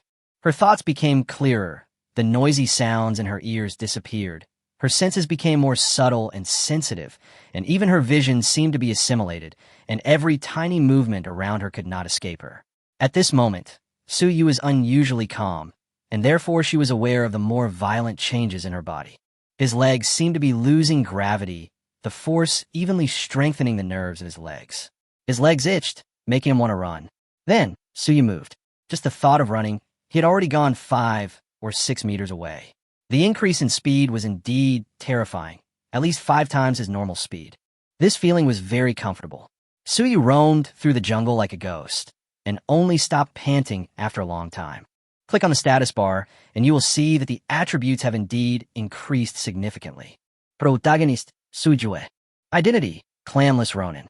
Age, 18. Level 1. Strength, 66. Constitution 12. Agility, 20. Witch power, 15. Experience, 0 out of 100. Favorability, 50. Skills, magical harmony, damage immunity. Map radar level 2. Visible range, 800 meters. Weapons, dagger, frying pan. After his joy, he did not forget the main purpose of his visit, to find materials for making arrows. Arrows can be replaced with thin bamboo or branches, which saves trouble when making arrow feathers. The tribe has a lot of pheasant and duck feathers left, and they never throw away useful things. Of course, the more arrows, the better. Suyu was busy until late at night, before she quietly returned to the hut. Kokoro and Lin were still the same, hugging each other, their long white legs exposed. Suyu admired them for a while, taking it as a reward for their hard work, then yawned and fell asleep with her clothes on. The next morning, just as the east was beginning to brighten, Suyu awoke to find that most of the tribe had already woken up and were meticulously packing their belongings. Kokoro was still asleep, her delicate face slightly flushed, her breathing slow. Lin carefully packed the meat and hides. She spotted a recurved bow and arrows in the corner. Though curious about their contents, she didn't touch them. She knew they belonged to Suyu, and she also knew that Suyu had returned late the previous night, likely for this reason. Sister Lin. Suyu got up carefully, pinched Kokoro's little face, and came to Lin's side. She packed up her bow, an arrow, and put it on her back. Then she said, "If Kokoro asks, just say that Sister Yashiang and I went to explore the way together. When the camp moved, members of the tribe would scout the way ahead, and Winnie had been searching for the next suitable place to stay long beforehand. They weren't just wandering around randomly, which was why Yashiang didn't refuse outright yesterday." "Good." Lin nodded and gently stroked Suyu's face with her hand. In her eyes, Suyu was just like her younger brother. "Come back soon, otherwise Kokoro and I will be worried." "Okay." Suyu nodded and left the house. When I arrived at Yashiang's tent, besides Yashiang, there were two familiar figures, Li and Aksu. Yashiang was driving the two girls away. Li was called by Winnie to help, while Aksu was sent here by her mother. Aksu's mother was one of Winnie's guards, so she knew what Yashiang was going to do today. She was responsible for the guards during the migration and could not come to help, so she simply left her daughter here. Li is the only witch in the tribe who is friendly with the earth element, and the two girls are very young, so it is no wonder that Yashiang would object. Seeing Suyu open the curtain and come in, Li, who was about to be kicked out, seemed to have found her backbone and immediately ran over to grab Suyu's hand. Shue's eyes were full of stars. She stood beside Suyu obediently, lowered her head, and kept kneading her fur coat with both hands. Suyu would appear here at this time. Li naturally knew what he wanted to do. He immediately said, "Suyu, you also want to save a duo and the others, right? Sister Yasiang refused to take me, so I will follow you." I will follow Brother Suyu too." Aksa followed suit. The favorability level is rising rapidly. I'll keep an eye on them. After all, more people means more strength, and Li's role is still very important. Besides, with someone on guard, it's relatively safer. Suyu looked at Li and Aksu and said, "If you can promise to listen to me outside, I will take you with me." The two girls nodded vigorously. Suyu gave Yashiang a reassuring smile. Yashiang looked at Suyu with a complicated expression, but finally did not refuse. "If I find something wrong, you two should come back immediately." After saying that, Yashiang left the tent. After the four people left, Winnie watched from afar for a long time before starting to move the camp. The Black Snake Tribe's camp is over 10 miles southwest, backed by Swamp Pond. There are over 80 of them. Along the way, Yashiang began to exchange intelligence with Suyu. There are no great wizards, and there are about 50 warriors. There should be 20 third-rate warriors, and the rest are of a lower level. It was from Yashiang that Suyu learned about the division of power in this world. Aside from the 3 awakenings unique to the witches, warriors with pure sorcerer power were divided into 4 levels. The most powerful is the Great Wizard, followed by the top-notch warriors, first-rate warriors, second-rate warriors, third-rate warriors, and ordinary warriors who are not up to par. Their camp's strongest fighter was a second-rate warrior, Yashiang. There was only one third-rate warrior, so they were quite weak. The power gap between different ranks was huge, below second-rate. It was roughly the difference between a child and an adult. For example, Yashiang could single-handedly take on around 10 third-rate warriors. Above the second level, There's a huge gap between first class and super first class. According to Yaxiang's description, a first-rate warrior could easily wipe out a tribe of dozens of people. For a tribe like the Black Snakes, even if there were twice as many people, they would have no ability to resist. Suyu understood a little. This was like a breakdown in combat power. Second-rate fighters and below were essentially just playing house. Only by reaching the top could one truly be considered fighter. He just didn't understand what level he was at right now. What about the Crescent Moon tribe? How strong are they? Suyu couldn't help but ask curiously. After all, that was the existence they would have to contend with head-on in the future.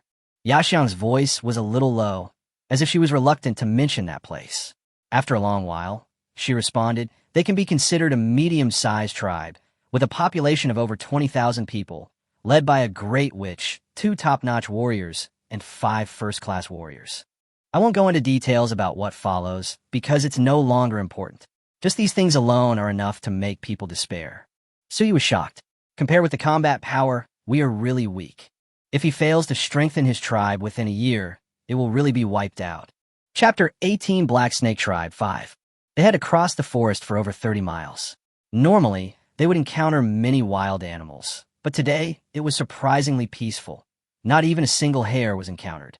Yaxiang quickly realized something was amiss, and the key to the problem lay with Suyu. Suyu unknowingly came to the front of the team, almost parallel to Yaxiang, and was subtly guiding the direction of the team. Perhaps he had been intentionally correcting his course of action from the very beginning, including several times when Yaxiang made a decision. He always gave directions without hesitation. Li and Aksu were like puppets, completely following Suyu's lead, which led Yaxiang to subconsciously go with the flow. But she had to admit that by following Suyu's footsteps, the 4 of them almost perfectly avoided all unknown dangers. Recalling yesterday's hunting, when Suyu had discovered the black bear's tracks before him, Yaxiang's eyes couldn't help but flash with a strange light. Could it be that he could foresee danger in advance? This ability was only possessed by natural hunters, even though Suyu didn't look like one at all. Looking at the serious and handsome profile of the boy next to her, Yaxiang's mood became confused again. Increases Yaxiang's favorability by 20. Sujue, something's wrong with you. According to estimates, it would take at least 6 hours of continuous walking to reach the Black Snake Tribe's camp, but that would be very exhausting on the body, so after walking halfway, Yaxiang and the other 3 found a hidden bush to rest. Ashue had completely evolved into Suyu's little fangirl. She almost immediately squatted beside Suyu and gave away some of her food. It was very common in the tribe to worship the opposite sex with power. Some women would even pack themselves up and send them to the other party's tent overnight. In comparison, Ashue was very restrained. Increases Aksu's favorability by 20. It was a very common thing, but Li was annoyed when she saw it. She puffed her mouth and bit the dried meat in her hand, as if she was gnashing Suyu's flesh, gnashing her teeth. Yaxiang was not surprised by this, but her eyes fell on the strange weapon that Suyu carried with him. Brother Suyu, what is this? It wasn't just Yaxiang who was curious. Li and Aksu were also interested. They had been on the road before, so communication wasn't very convenient. Now that they had some time, Aksu was the first to speak. Bows and arrows are called recurve bows in our country. We also have compound bows and crossbows. Suyu explained while eating the dried meat that Aksu stuffed in her hand. For hunting, Yaxiang's eyes became sharp. This was the instinct of a hunter. Suyu nodded. Yes, it can also be used in combat. Paired with arrows, it can be used to shoot prey from a long distance. Brother Suyu, can I touch it? Aksu said. Her hand had already touched it unconsciously. The curiously obviously couldn't resist the temptation. Like a crab, she squatted down and floated over sideways, picked up the arrow beside her and looked at it. Is this made of branches? And pheasant feathers? It's a very strange design, and it doesn't seem to have any use at all, but it has a strange magic that makes people want to touch it. Although Yaxiang on the opposite side also wanted to try it out, she had to put aside her curiosity temporarily due to face. She was more concerned about the part of Suyu's explanation. Suyu's words were very vague. It could be used in combat to shoot prey at a long distance. As to whether the prey was a human or a beast, it was unknown. However, as a warrior, Yaxiang was keenly aware of this. In addition to surprise, she was also mixed with complex doubts, because the knowledge revealed by Suyu was beyond her cognition. She was finding it increasingly difficult to understand Suyu. Okay, eat more to fill your stomach. Once we arrive at the Black Snake Clan's territory, follow my orders. Yaxiang reminded. Not long after, the force set off again. The Black Snake tribe, another group that had migrated to this forest a year earlier, was originally a nomadic band of wanderers. By paying annual tributes to the Crescent Moon tribe, they secure protection rather than annexation. In return, the Crescent Moon tribe would exchange strategic resources such as ironware, slaves, and warriors. Ultimately, the Black Snake tribe stabilized and developed, gradually becoming a formidable force. They were unable to change their nomadic habits, so they would not stay in one territory for too long. Moreover, their free nature just met the requirements of the Crescent Moon tribe, so the task of finding and exploring the witch was handed to them.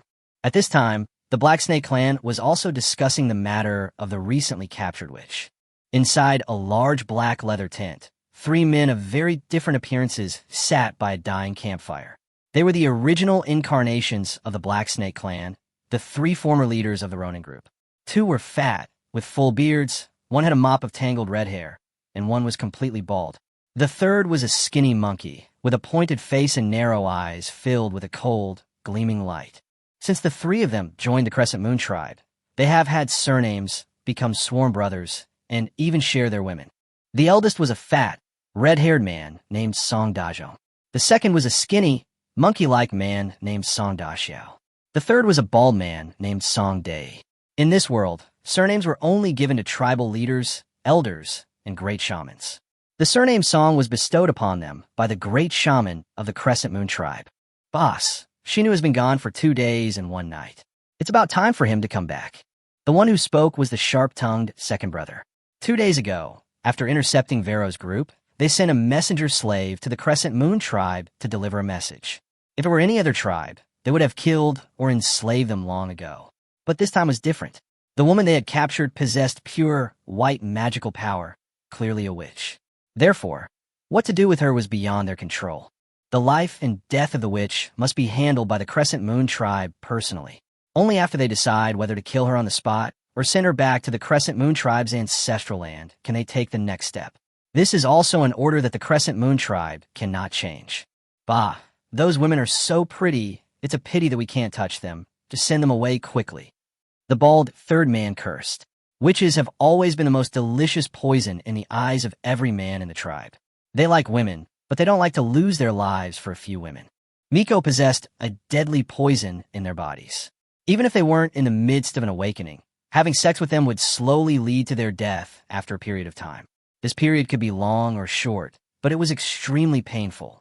The poison would infect the body's inherent magical power, assimilating it, and then destroying the body's internal organs, causing bleeding from all 7 orifices and suppuration. The death was extremely horrific and torturous. Therefore, after many previous experiences, few people would take chances anymore. They could look at it but couldn't eat it, and they didn't dare to eat it. This also led many people to prefer capturing an ordinary woman rather than a witch. The eldest brother, Song Dajong, snorted coldly. Send them? How can that be so easy? I went to the Hope Crescent tribe, and they asked us to kill them. If we just send these witches over, the supplies we get will definitely be more than if we rob the entire tribe. Only the truly valuable witches would be ordered to be sent back to the Crescent Moon tribe, and the rest would be killed on the spot. The 3 brothers all knew that they had been lackeys for the Crescent Moon tribe for many years. At this time, the sharp-tongued second brother said, those women refused to speak, refusing to reveal their identities and the location of their camp. They weren't so stubborn before. After saying this, a gleam of light flashed in the second brother's narrow eyes. Boss, do you think they are related to the witches that Song Dao told you about? Song Dajong's expression darkened. Are you talking about the daughter of Jiang Dao who broke away from the Crescent Moon tribe? The sharp-mouthed second brother nodded. Boss, didn't Great Witch Song say that Great Witch Jiang severed ties with his daughter and completely obeyed the clan leader? The clan leader only agreed to expel her daughter. I heard that she also took away a lot of witches and then disappeared. These women are the real resources. What the sharp-mouthed second brother said was true. Great Witch Song had also privately promised a generous reward to anyone who could find the whereabouts of these people, regardless of their tribe. As for Great Witch Song's motive for capturing Great Witch Jiang's daughter, they didn't care. Perhaps it was just Great Witch Song's selfish motives, or perhaps it was a secret order for the Crescent Moon tribe's leader. But what did that have to do with them? That group of witches have disappeared for 4 or 5 years. If we had discovered them first, boss, wouldn't our tribe's ironware be safe? Although the Crescent Moon tribe often traded ironware with the Black Snake tribe, the quantity was too small after all. Now there were only 30 or so warriors armed with ironware. If the entire tribe could use the ironware, they would not only be able to hunt, but even go to war with a tribe slightly stronger than themselves. Song Dajong was moved by what he said. After a moment's hesitation, he gritted his teeth and stood up. Let's go. We must pry open their mouths before Shinu comes back. If Shinu comes back and sends the people away, then they will have no hope at all. Time flies, and the sun in the sky gradually falls to the west. In the sky, large gray-black clouds appeared from nowhere, covering the sky and blocking out the sun. It's going to rain. Yaxiang frowned. Fire and water are mutually exclusive. This was not a good thing for her. So he was also a little nervous. If possible, he hoped to save the people before going down, and the bigger the better. When the moon is dark, the wind is strong, and the rain is heavy, this is the best time to get things done. At around 4 o'clock in the afternoon, Su Yu and his 4 companions finally entered the Black Snake Clan's activity area. This place is already out of the forest and is surrounded by half-human high reeds. The Black Snake Clan's camp is backed by a swamp pool, and from time to time, the sound of a group of men laughing loudly can be heard. Setting up the camp near a water source is in line with the nomadic nature of the Black Snake tribe. Su Yu and others finally hid in a reed marsh more than 1,000 meters away from the camp. Su Yu subconsciously glanced at her status bar. My favorability had already risen by nearly 300 points without me noticing, and the biggest contributors were the girls in front of me. Kokoro was silently providing output in the distant camp. I have to say, Kokoro was really well behaved. 300 favorability points are not enough for the lottery, but they can be used to upgrade the map radar. Map radar is crucial to what they are about to do. Sui did not hesitate and upgraded immediately. Ding! Map radar upgraded to level 3 with a visible distance of 1,200 meters. The map at this time just happened to cover the edge of the camp, and the patrol personnel roaming around the periphery of the camp could be clearly seen. Just at 10 o'clock, about 300 meters away, there was an orange-red dangerous that moving slowly back and forth. Suyu immediately pressed down Lee's head as she was trying to peek in to observe. Don't move, there's someone over there. Woo woo woo. Lee's mouth puffed out even bigger.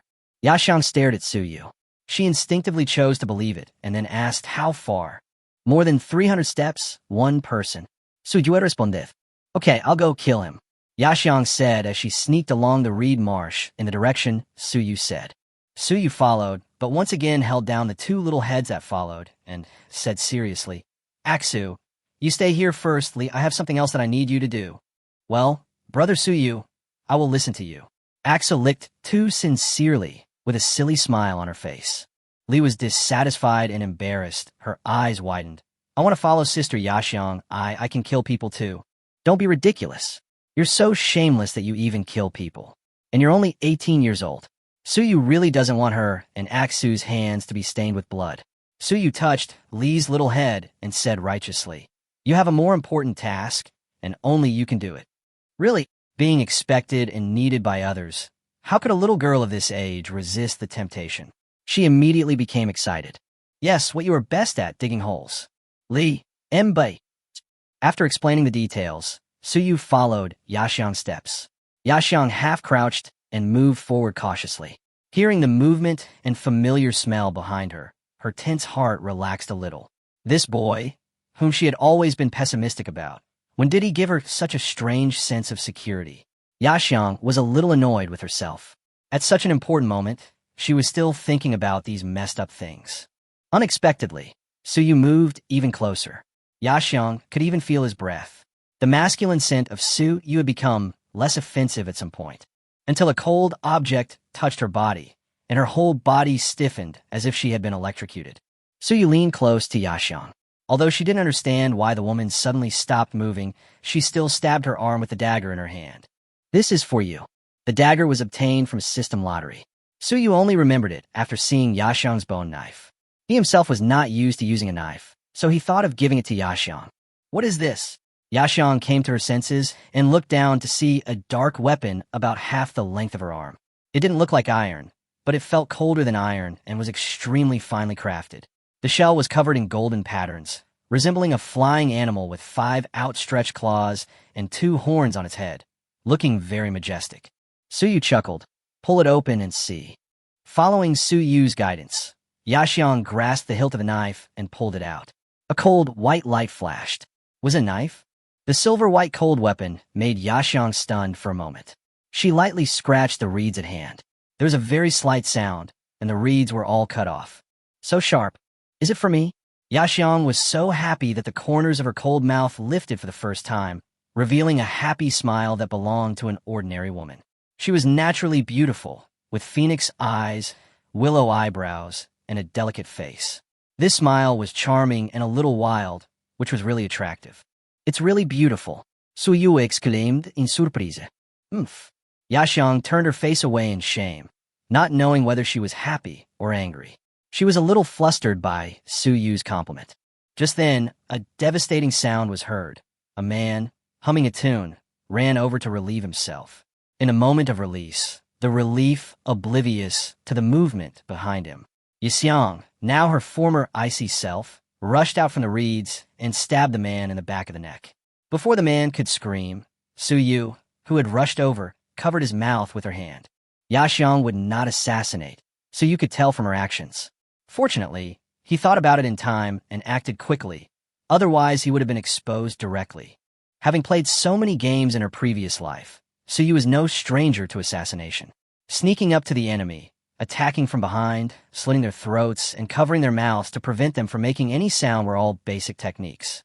But Yaxiang in front of him was rough in her movements, the position of her knife was not good, and she had no awareness of preventing the other party from making any sound. If she continued like this, Suyu felt that the result was predictable. Suyu and Yaxiang dragged the body into the reed marsh. After a brief search, they found only a rusty iron knife and some edible plants. After storing the knife in a leather bag, Suyu and Yaxiang continued toward the Black Snake Tribe's camp. Upon seeing another enemy, Suyu quickly restrained the agitated Yaxiang. This place is about 800 meters away from the camp. Suyu held the sharpened bone knife and said in a low voice, "Look at what I do.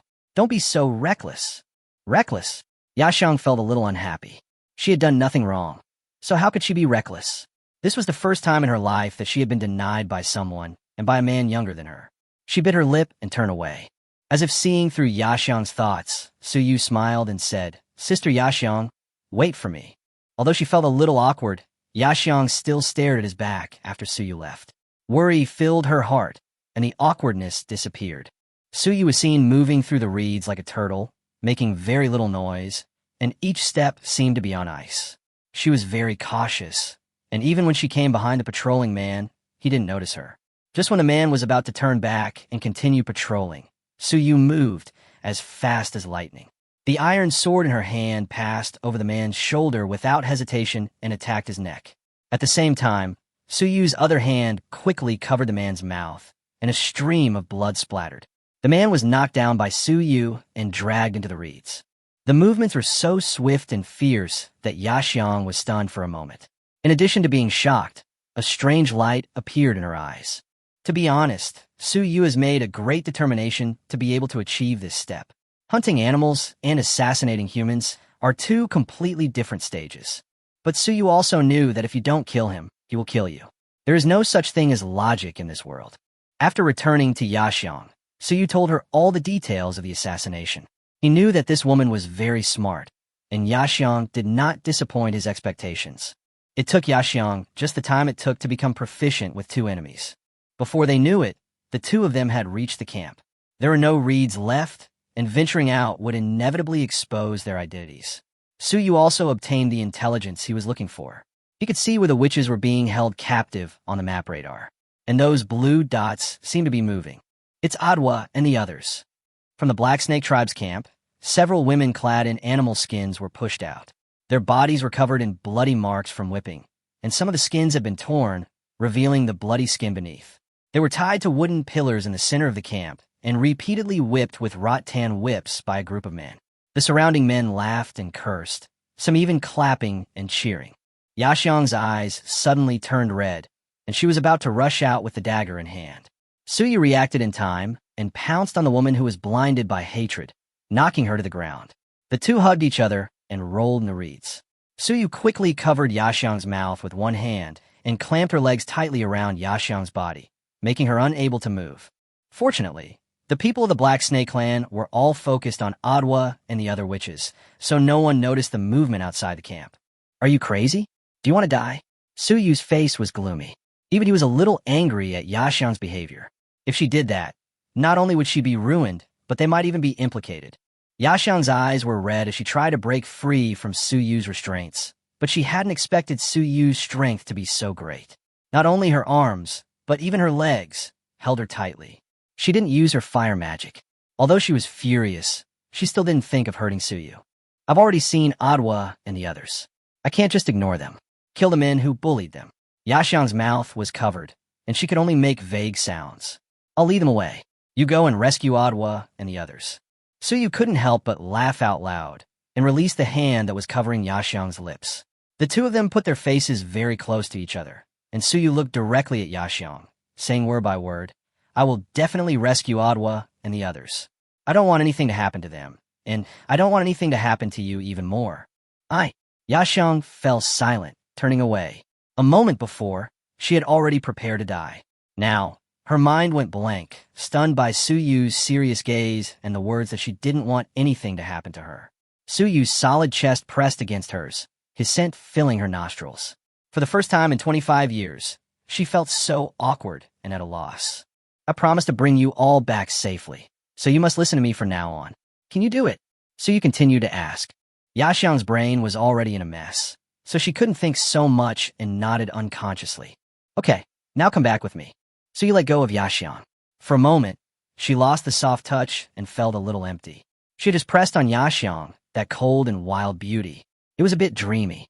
She wondered if there would be another chance in the future. The two quickly returned to where Aksu was, and the sharp-eyed Aksu quickly discovered that something was wrong with Yaxiang. Usually, Sister Yaxiang is cold, calm, and decisive. Now, she's like a bullied wife. Her cold face is drooping, and her eyes are staring at Suyu, which are full of resentment. I don't know anything, and I don't dare to ask. As long as our brother Suyu comes back safely, it's fine. Seeing the handsome Suyu, Ashue's mood has improved a lot.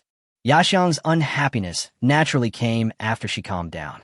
Seeing the miserable state of Adwa and the others had broken her defenses, and she had lost her usual composure.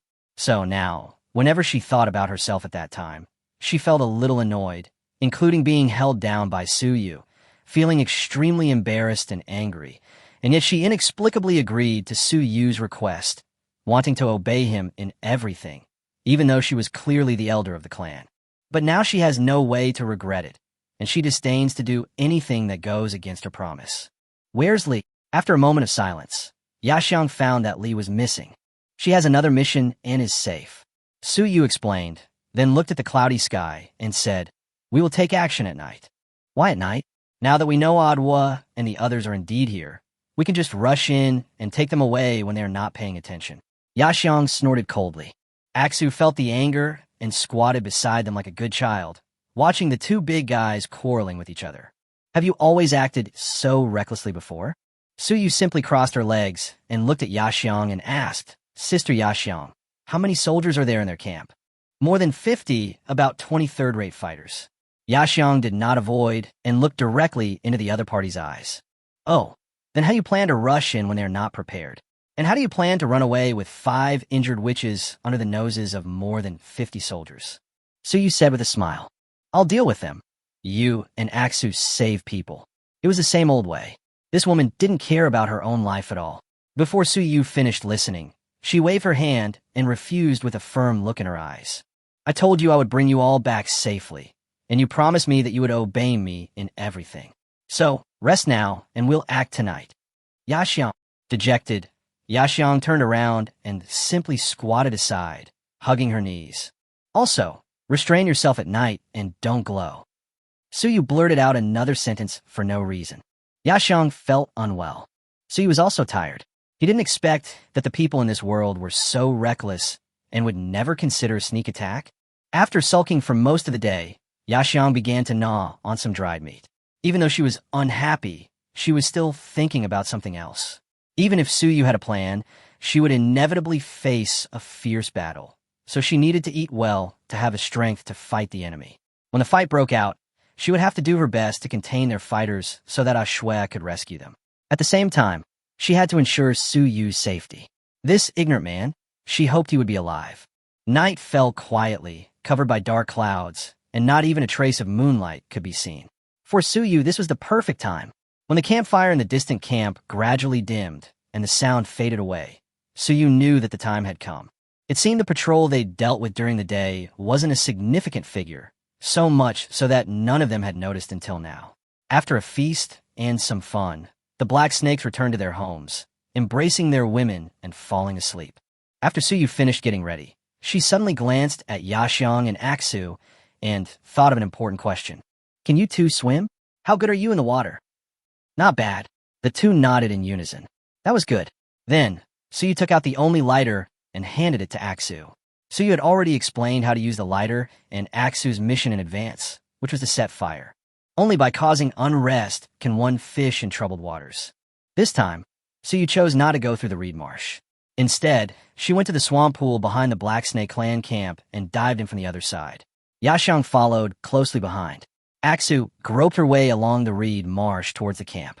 The enemies in the reed marsh had been cleared out, so Suyu was not worried about Aksu's safety. Yaxiang restrained her magic power in her body, so naturally she did not emit light at will. The two of them swam the water for a long time, and then found their way to the back of the camp. The Black Snake tribe's camp was somewhat chaotic and unorganized, but the size of the tents allowed one to identify the leader's residence. Suyu glanced at the map radar display and saw that Adwa and the others had been taken back to their original tents. The bonfire was almost extinguished at this time, and several men were lying beside it, snoring. Suyu and Yaxiang each took one side and directly wiped the necks of these people to avoid being discovered when they rescued them later. Follow me. Suyu gave Yaxiang a look, and Yaxiang followed. The two of them then went into a gray animal hide tent not far away. 5 young girls of varying ages were brutally beaten, their hands and feet bound, and left haphazardly. Some were already asleep, while others were half awake. The guards, still fast asleep, were stabbed to death by the enraged Yaxiang. Sister Yaxiang? A girl reacted and was immediately hugged by Yaxiang. Don't be afraid. I'll take you back. Yaxiang briefly checked everyone's injuries. Fortunately, Song Dajong didn't dare kill them because she knew hadn't returned yet and had given the Crescent Moon tribe's decision. They only suffered minor injuries, which were terrible but not fatal. After waking up the sleeping girl, a few people wanted to cry and complain, but were interrupted by Suyu. Please, sisters, let's escape first and then cry our hearts out, okay? Yaxiang finally realized that she was a little dazed because it was so easy to save her. The determination she had made to die was completely useless. Now she believed everything Suyu said unconditionally. Suyu and Yaxiang stumbled out of the tent with several injured girls. They were only a few dozen meters away from the swamp pool when one of the girls, with a deep foot injury, accidentally fell and cried out in pain. Her body fell on the pile of firewood, making a crackling sound. You woman, why are you yelling in the middle of the night? In the nearest tent, a man felt around. His woman was still asleep. So whose voice was that? He instantly woke up, grabbed the iron sword on the other side, and rushed out of the tent. The moment the animal skin curtain was lifted, the man saw an object flying towards him, and then everything went dark before his eyes. The man screamed out. Something seemed to have pierced his eye, and blood was dripping. The intense pain prevented him from thinking, and he immediately pulled the object out. It was a sharp branch with chicken feathers stuck on the end. There are enemies. There are enemies. The man shouted regardless of anything, and for a moment, the whole camp was in commotion. Yaxiang picked up the fallen girl and started to run away. Suyu felt a little sorry. He had intended to shoot the man to death with one arrow, but his archery skills were too poor and he failed to pierce his throat. Not long after, flames shot up into the sky from the other side of the camp. It was because Aksu heard that Suyu and the others were exposed and had to act in advance. This was also a revenge against the Black Snake clan. This time, regardless of whether anyone could be saved or not, Suyu would set a fire. Now the fire was spreading and the camp was in chaos. No one cared about the injured man anymore. Yaxiang and the others immediately went down into the pool and tried to escape from the camp as quickly as possible. However, Suyu hadn't anticipated that. Under the blazing flames, their swimming in the pool would be clearly visible. He and Yaxiang could dive headfirst into the water, but Adwa and the others couldn't. Their injuries were so severe that they couldn't hold their breath, so they could only swim with their heads exposed, leaning against Yaxiang and Suyu. The three Song Dejong brothers rushed out as soon as the commotion broke out in the camp. They ignored everyone else and went straight to where the witches were being held. Sure enough, the guards were killed, and the witches had escaped. Their men hurriedly put out the fire. The sharp-eyed second brother, Song Dei, spotted the floating heads in the pool. "They're there. Hurry up, get your spears and shoot them." Song Lao Air shouted immediately. Upon hearing this, the tribesmen who were busy fetching water from the pond immediately looked in the direction their leader pointed and, almost without hesitation, grabbed nearby weapons. Spears were their weapon of choice against larger beasts. They were wooden sticks with sharp bone spikes attached to their ends, and their secondary function was to projectile. Seeing several of his clansmen dead, Song Lao San was furious and yelled, "Shoot! Shoot them to death!" Song Lao Air led a group of people to take a shortcut through the reed marsh, intending to intercept them on the opposite side. Brush, brush, brush. Several bone spears were hurled at them. Thanks to years of hunting, these people's shooting skills were surprisingly good. If it weren't for the slightly longer distance, they would have been shot through. Miscalculated. While feeling regretful, Suyu tried his best to block the attacking bone spurs. Now that his senses had been enhanced, he could shoot them down very accurately. But it was difficult to move in the water, and Suyu only had 2 hands, so she was inevitably pierced by the scattered bone spears. Suyu had no choice but to grit her teeth and endure it. The bone spears scratched her skin, blood oozing out, and the piercing pain numbed her nerves. At the same time, intermittent reminder sounds rang in my mind. Ding! Damage immunity triggered. Ding! Damage immunity is triggered, and the level is increased by 2 levels. Suyu once again experienced what it meant to be in pain and happy at the same time. Suddenly, a woman's muffled groan was heard in her ears. Suyu looked over in the light of the fire. Yaxiang, who was also protecting the other side of the tribe, had a bloody back. Her face was a little pale, but her eyes were firm. She bit her lips tightly to protect Adwa and the others. Suyu's heart couldn't help but ache. Fortunately, there were only so many bone spears. After the Black Snake tribe members had thrown all their spears, they immediately jumped into the water and chased after them like hungry wolves. "Brothers, we must not let these women run away. Whoever catches them will be rewarded with 5 extra pieces of meat every day. He can use the women as he pleases." On the shore, Song Lao San began to give some encouragement, then jumped into the water behind the team. His body, weighing hundreds of pounds, was like a wild boar falling into the water, and a huge wave was splashed. In the reed marsh, after setting the fire, Ashue did not stop. Her thin body shuttled through the darkness and ran towards Li without hesitation. She was very smart and remembered what Suyu had told her, so she did not want to be a burden. Suyu and his companions finally swam ashore. Without having time to check their injuries, Suyu pointed out the direction of escape and asked the duo and others to retreat first. Boom! At this moment, the dormant Yaxiang finally erupted, her body ablaze with flames like a blazing goddess. She paid no attention to the horrific wounds on her body, and the water stains on the animal hide hissed and turned to steam. Seeing Suyu's arm also dripping with blood, her anger intensified. "Suyu, I'll stop them. You and a duo leave. Don't worry, I'll be fine." Yaxiang's eyes were fierce, but she was also afraid that her flames would burn Suyu, so she could only persuade her kindly.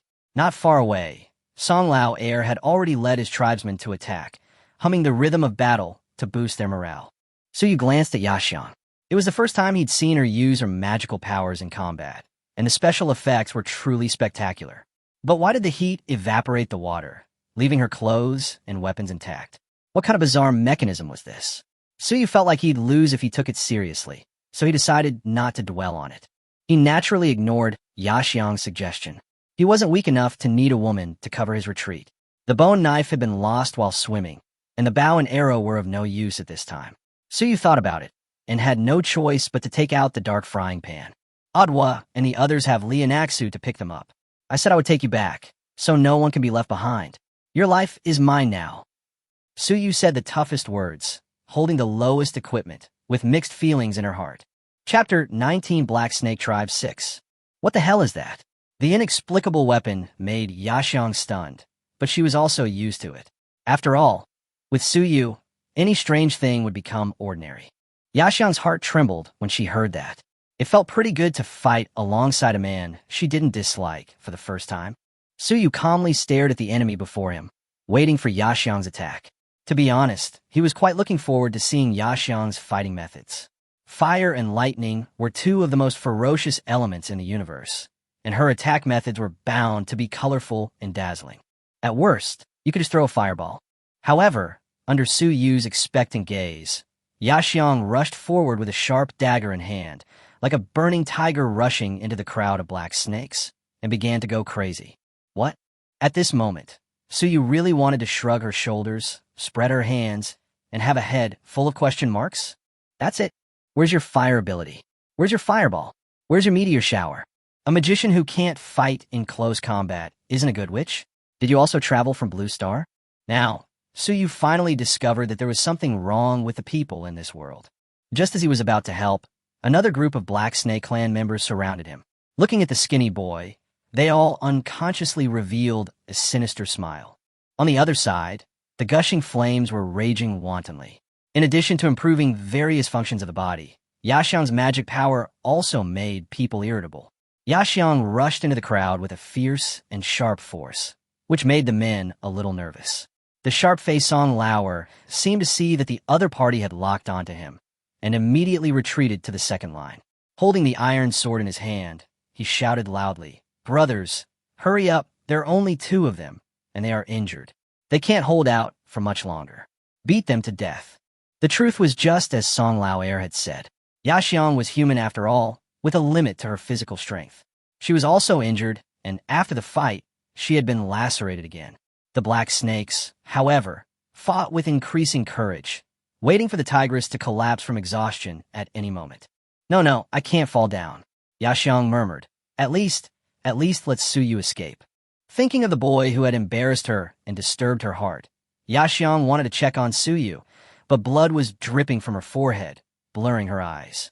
As she shook it off, a handsome face appeared before her. "Come behind me." Suyu grabbed her and pulled her close. Yaxiang was completely bewildered because she saw the Black Snake Tribe members lying on the ground not far away, groaning and sprawling. Among them were a dozen or so third-rate warriors. They were all dealt with in such a short time. How is that possible? How'd he do that? Without time to think about it, under Yaxiang's shocked expression, Suyu swung the frying pan, and the power of the Qilin arm exploded. With a crisp and loud sound, the frying pan hit the forehead of the Black Snake Tribe member who was rushing over. The Black Snake Tribe members were like cannonballs, flying backwards and knocking down 2 or 3 people behind them. Their power was terrifying and frightening. Who are you?" Even Song Lauer felt a little guilty. Such strong strength was not inferior to that of a second-rate warrior, or even stronger. Even in the tribe, he could be considered a backbone level. And the way he dressed was different from others. He didn't look like someone from a poor, small ethnic group at all. Chapter 20 Black Snake Tribe 7. Boss, he seems to be the prey that was snatched away by a group of women at the edge of the swamp some time ago. A subordinate reminded. After all, modern clothes are so conspicuous and can easily leave a deep impression on people. We were outnumbered that day and didn't rob anyone. The incident was later reported by the tribesmen, but the 3 chiefs didn't take it seriously. They just thought it was a group of nomadic wanderers out hunting. Besides, there was no need to chase a bunch of poor people who didn't even have a tribe for a prey. No matter who he is, we can't let any of these people go today. At this time, Bosong also rushed over with his clansmen. There were 70 or 80 black snakes, and now 60 or so were approaching. The sheer mass of heads was enough to make Suyu swallow hard. He could fight, but he had Yaxiang to protect. He wasn't strong enough to ignore them yet.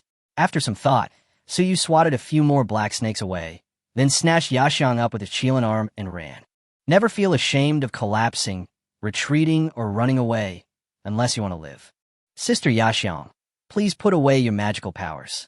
Yaxiang was still blazing with fire, and even Suyu's skin was cracked from the heat. Coming to her senses, Yaxiang withdrew her magic power in shame, her eyes fixed on Suyu's profile. What are you still standing there for? Chase them. The roars of the Song brothers came from behind, and then the black snake people rushed over in a mighty manner. A few hundred meters away, at the edge of the forest, Li Zheng was hiding in the bushes, anxiously waiting. A duo and the others were behind them, and a shui was helping them with their injuries. From a distance, they also heard the cries of the Black Snake clan, and their bodies trembled. "Leave us alone. Ah shui, you and Li go quickly." Some of our duo and the others were already crying, feeling like they really couldn't escape tonight. Not only had they implicated their sisters in the clan, they had also harmed Sister Yixiang. Ah shui, however, calmly comforted them, the image of Su Yu's tall and majestic figure emerging in her mind. "It's okay, Brother Su Yu will protect us." Axu said affirmatively. "Su Yue, is he the man who rescued us together with Sister Yaxiang?" Li nodded in response, her eyes full of adoration. He came from a big tribe and was incredibly powerful. He could make dirty water clean, make traps for hunting, and even killed a giant black bear with one punch. It sounded a bit mysterious, and to a duo and the others, it was indeed a bit irrelevant. He said he would protect us, so it must be possible. Axu's eyes sparkled like stars in the dark night. At this moment, Li cried out in surprise. "Here they come. Su Yu and Sister Yixiang are back." At the same time, it seemed as if drops of water were falling on Li's face. She couldn't help but look up. More and more drops of water were pouring down from the night sky. "It's raining." Su Yu was delighted. In the dead of night, it was pitch dark and the rain would become a considerable obstacle, obstructing a lot of vision. The Black Snake people who had just been holding torches and shouting suddenly lost the light in that area. The rain poured down, and Su Yu and Yaxiang's figures soon disappeared into the mountains and forests. "Are you still chasing?" The Black Snake clan members were swarming behind them. Soon, because it was too dark and messy, someone accidentally fell or stepped on others. Song Lao Sin was closest to Song Dazhong, so he had to ask, Chase them until dawn and bring them back to me." Song Dazhong's scalp tingled as the rain washed over his face, but he had no choice. If Shi Nu returned and there was no one to report to, the Black Snake tribe would be doomed. He knew the Crescent Moon tribe wasn't such a kind-hearted people. It was dark at night, and visibility was already poor. Now, it was raining heavily, which made matters worse. Song Dazhong shouted loudly and led his tribesmen to chase in the direction Su Yu fled. Chapter 21 Black Snake Tribe 8. But after they'd chased for a few hundred meters, Song Dazhong suddenly heard a series of ouch sounds nearby. Turning back, he saw his massive group as if they'd been slashed by a knife, missing a member. Looking closely, he saw a massive pit had appeared in the ground, and all his people had fallen into it. People were throwing themselves at each other, and some, weapons in hand, accidentally stabbed those around them. For a moment, the pit was filled with curses and wailing. Because there was not enough time, Li did not prepare bamboo thorns, so the group of people would at most fall flat on their faces. "Ouch, it hurts. Who poked my butt?" "It's not me. My leg seems to be broken." "Fuck, you're so heavy, dog. Get out of here." "Hurry, help me up from the pit. I can't climb up." Seeing their clansmen suffering, the three Song brothers were furious. Song Dazhong immediately asked the second and third brothers to continue chasing, while they would rescue this group of people first. But before the second and third brothers had gone far after receiving the order, another burst of ouch sounds rang out throughout the forest. This time, even the fat pig Song Lao San fell in and directly crushed a skinny monkey member below to death on the spot. In the forest, Li and Axu held huge leaves on their heads and listened to the screams of the Black Snake people excitedly. She also couldn't see what was happening in the distance. She could only simply treat the wound while occasionally glancing at Su Yu. She felt that this boy seemed to be getting more and more handsome. Yaxiang and the others couldn't see, but Su Yu could. After the physical potion enhanced his senses, his vision had also improved dramatically. To him, the difference between night and day was almost the same. It was just that the heavy rain kept hitting his eyes, causing some pain. Furthermore, he had a map radar providing information, allowing him to determine the group's location. It's a good time to practice archery. The rainstorm was unkind to the Black Snake clan and was also not conducive to the evacuation of a duo and the others, who were also injured. So Su Yu planned to rest for a while. He saw that the Black Snake clan was in chaos, so he took out his bow and put on the wooden arrow. The arrow flew across the night sky, and with the strength of the Qilin arm, it seemed to break through the air and shot away with a whoosh. Immediately, A member of the Black Snake tribe let out a painful cry. "Oh, my leg was stabbed." The wooden arrow penetrated 3 inches into the bone. Blood was oozing, and the man sat down on the ground in pain. But his screams were soon drowned out by the curses from the pit. The group of people were still trying to climb out of the pit, but the pit was too deep and the soil on the edge was soft. Not to mention saving people, some people had already sent themselves down in the attempt to pull their fellow tribesmen out. In fact, it is possible to get up by taking a personal ladder, but this group of people never thought of that. His archery skills are still poor. On the other side, Suyu had no choice but to wipe the rain off his head with his hands and draw the bow again. An arrow was shot, but this time it missed. Another arrow was shot, and a member of the Black Snake tribe hugged his throat, fell to the ground with a muffled sound, twitched a few times, and stopped moving. Afterwards, every arrow shot was accompanied by a wailing sound. Even the exasperated Song Dajong realized that something was wrong. Someone is attacking them. Shut the fuck up. Due to the threat from their boss, they dared not scream the moment they fell into the pit. After calming down a little, the Black Snake people soon discovered several corpses lying around them, and some are lying on the ground groaning in pain. Whoosh! Another wooden arrow pierced straight into Song Lao's calf. "Ah!" Song Lao yelled, finally getting scared this time. "Boss, hurry up and hide first." Song Dajong had no idea where the wooden arrows came from. He was anxious and angry. He looked at the reed marsh behind him and took a step forward without hesitation. "Go to the reed marsh first.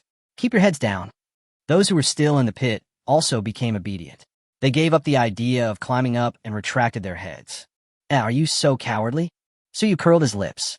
He had just started to get a feel for his archery skills when suddenly a hand touched his face and gently wiped the rain from his eyes. Increases the favorability of Yaxiang by 30. Yaxiang pulled a large leaf over their heads, leaned close to Suyu, and asked, "Are you cold?" The heavy rain in early spring can easily make people sick. Yaxiang was a little worried. Suyu was about to shake her head, but she smiled strangely, a little bit. "Come closer." "Yeah." Without thinking too much, Yaxiang stuck to Suyu. Feeling the warmth and softness of Yaxiang's body, Suyu felt a little dizzy unconsciously. "Are you feeling better?" Yaxiang asked. "Much better." Suyu rubit hernose. "They won't chase us for the time being. Let's leave quickly before daybreak."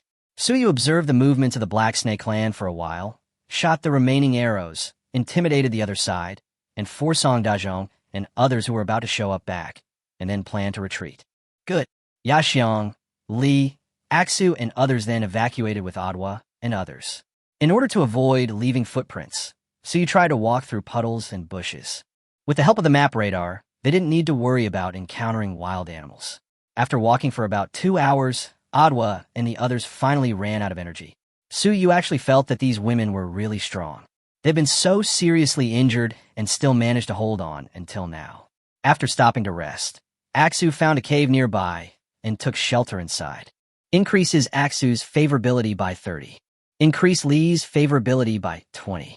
At 160 total favorability from tribe members. Another wave of goodwill harvested, pretty good. A duo and the others were already resting, while Yixiang sat alone at the cave entrance, observing the movements outside. Suyu really wanted to tell her not to be so vigilant. He could see everything outside clearly on the map radar. However, considering Yixiang's stubborn sense of responsibility, Suyu didn't think it would work, so he gave up. Suyu, who had nothing to do at the moment, opened the system. Protagonist, Sujue. Identity, Clanless Ronin. Age, 18. Level 2. Strength, 66. Constitution 12. Agility, 20.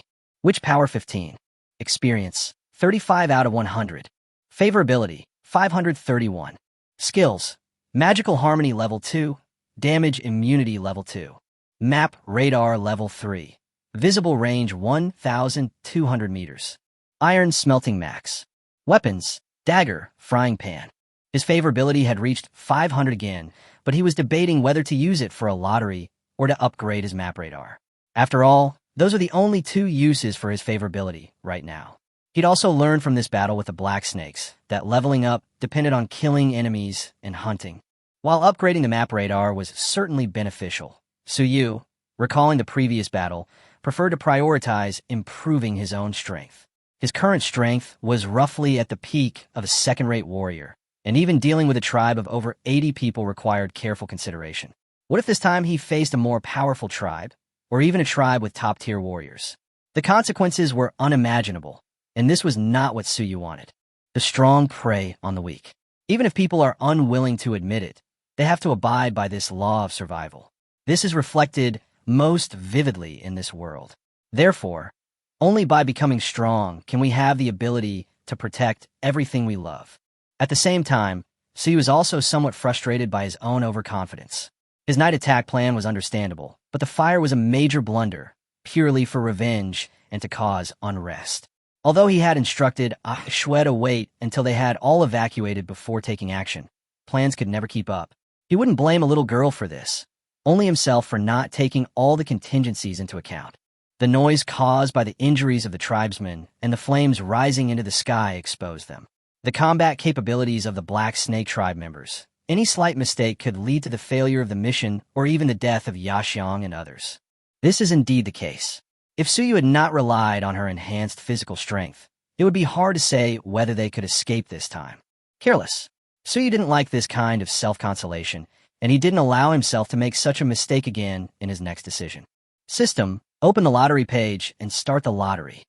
After self-examination, Suyu calmed down. Then, a familiar voice sounded in her ears. Ding!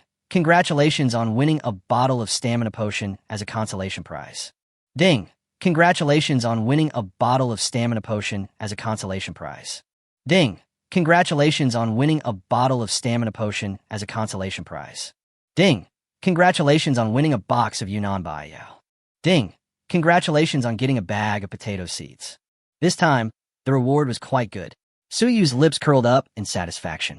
She'd wait until the new camp to use the potato seeds. As for the Yunnan Baiyao, Suyu shut down the system and looked at Yaxiang, who was not far away. Yaxiang happened to look over at her at that moment, and their eyes met. She quickly turned away. Suyu couldn't help but smile, stood up and walked to Yaxiang's side, sitting down cross-legged. Turn around so I can see your back. What's so good about it? Yaxiang didn't understand, but still turned around. On her well-proportioned back, alongside the old scars, were new wounds, 3 in total. 2 were cuts, reaching down to her waist and abdomen, while 1 was a laceration from a bone spear. The flesh had been turned back, covered with a simple, almost useless patch of grass. While the bleeding had stopped, she still had lost a lot of blood, and Yaxiang's face looked a little pale. Don't move, I'll give you some medicine. Yaxiang has a special physique and possesses magical power that is compatible with the fire element. At this moment, the magical power is repairing the tissue at the wound, as if it is disinfecting itself, which saves trouble. Suyu took out the Yunnan Baiyao, poured it on the wound, and then spread it evenly. Yaxiang only felt a coolness, first a tingling sensation, and then a cool comfort. She couldn't help but hum softly. Is this the medicine from your place? Yaxiang's face flushed slightly. Naturally, she couldn't ignore what was in Suyu's hand. The exquisite little box was filled with white powder, which was very strange. Suyu nodded. Yeah, it works well on wounds. Yaxiang didn't think much about it after hearing this. After Suyu finished treating her back, she turned around and pointed at her upper abdomen and the torn chest wrap. There are wounds here too. The wound on the upper abdomen was located near the ravine. Suyu hesitated for a moment before wiping it off. The person involved didn't care what he was thinking. His hand accidentally touched the softness above, and the touch was really good. I'll handle it myself. Suyu was just about to deal with the last strategic location, with her hand raised in the air, when she was interrupted by Yaxiang's cold voice. Okay, well, be careful not to apply too much. Try to apply it evenly. Seeing Suyu's empty and lost feeling, Yaxiang raised the corners of her lips imperceptibly. Although she had never experienced men, she still knew this. Seeing Suyu being humiliated, she felt inexplicably happy. Taking the medicine box, Yaxiang turned sideways and imitated Suyu's movements, and quickly treated the wound on her chest. This medicine is quite effective. You don't have to worry about scars if it's a minor wound. Suyu said again after seeing that Yaxiang was fine. Yaxiang was a little puzzled. These scars are trophies to me. Well, as long as you're happy. Suyu did not want to dwell on this anymore. After all, this woman's brain circuit was not simple. She was a living Amazon warrior. Suyu stood up and planned to check on a duo and the others, so as to decide when to continue on her journey. Yixiang looked at his back, touched the scar on her back with her hand, and murmured, "Doesn't he like scars?" Chapter 22 Black Snake Tribe 9. The other side. The sky is beginning to brighten. The Black Snake Tribe's camp lay in ruins. Even after a torrential downpour doused the blaze, almost everything that could have burned had been consumed. 10 of the 30 or so third-rate warriors had died, and many others were injured. The 3 Song brothers, leading their tribesmen back to camp, gazed upon the ruins, their fury extinguished by the downpour, their faces grim and gloomy. While their nomadic tribe didn't care about their camp, the supplies they'd found there were life-saving. However, the thing he was most worried about happened. Just as the tribesmen were packing up and counting what was left, Xinu came back. Not only Xinu, but also brought back 3 people, 2 middle-aged men in their 40s and a boy in his 20s. They all wore coats made of linen and cotton, with dark iron swords hanging from their waists. Upon seeing the young man, not only the Black Snake clan members, but even the 3 Song brothers, all knelt down in obeisance. This was not simply due to the young man's noble status, but also to the magical power he unconsciously radiated. It was so overwhelming that it moved everyone to submission. The young man's name was Song Sheng, the son of Elder Song, the 3 brothers' immediate superior. Despite his youth, he was already a top-tier warrior with immense magical power. The capture of a Miko by a subordinate tribe wouldn't have drawn much attention from Elder Song, but this time, the number of these women was significantly greater. They weren't isolated or ordinary Ronin groups. 5 Miko escorting supplies clearly formed their own tribe. A tribe that could accommodate so many witches? Elder Song quickly came up with an idea. Regardless of whether it was right or wrong, sending a trusted person to investigate would be a good idea. So, he thought of his youngest son, Song Sheng. He was gifted and full of youthful vigor.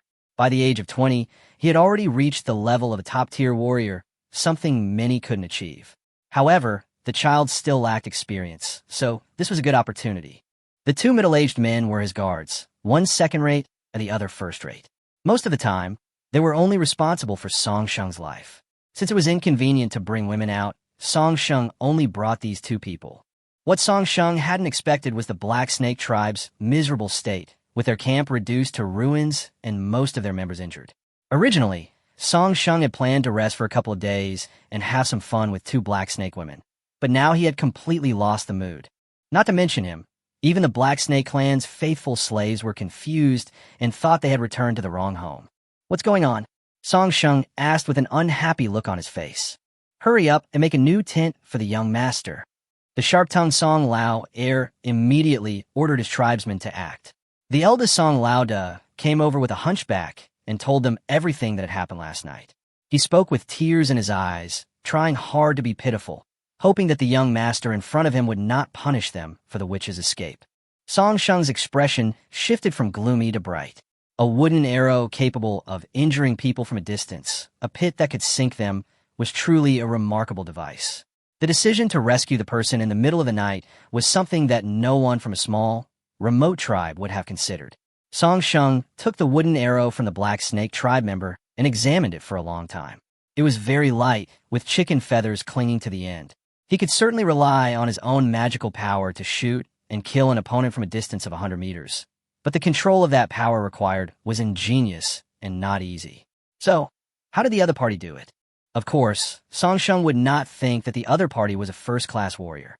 If that were the case, why would he be so timid when dealing with a small Black Snake tribe? As for digging pits to trap people, this method is not too rare.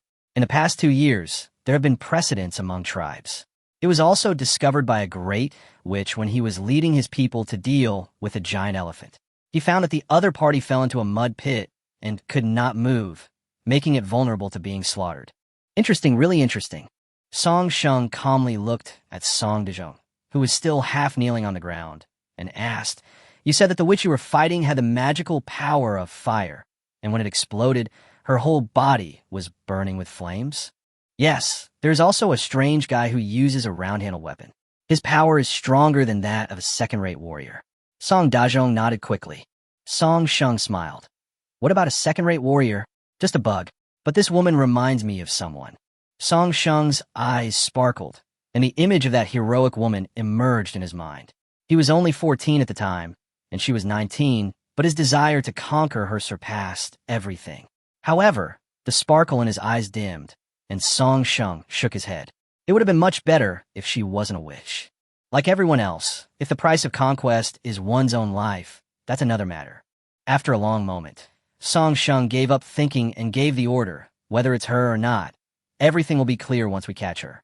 Clean up the camp today and follow me tomorrow morning. Don't let any of those witches go. Yes. Chapter 23. Pursuit 1.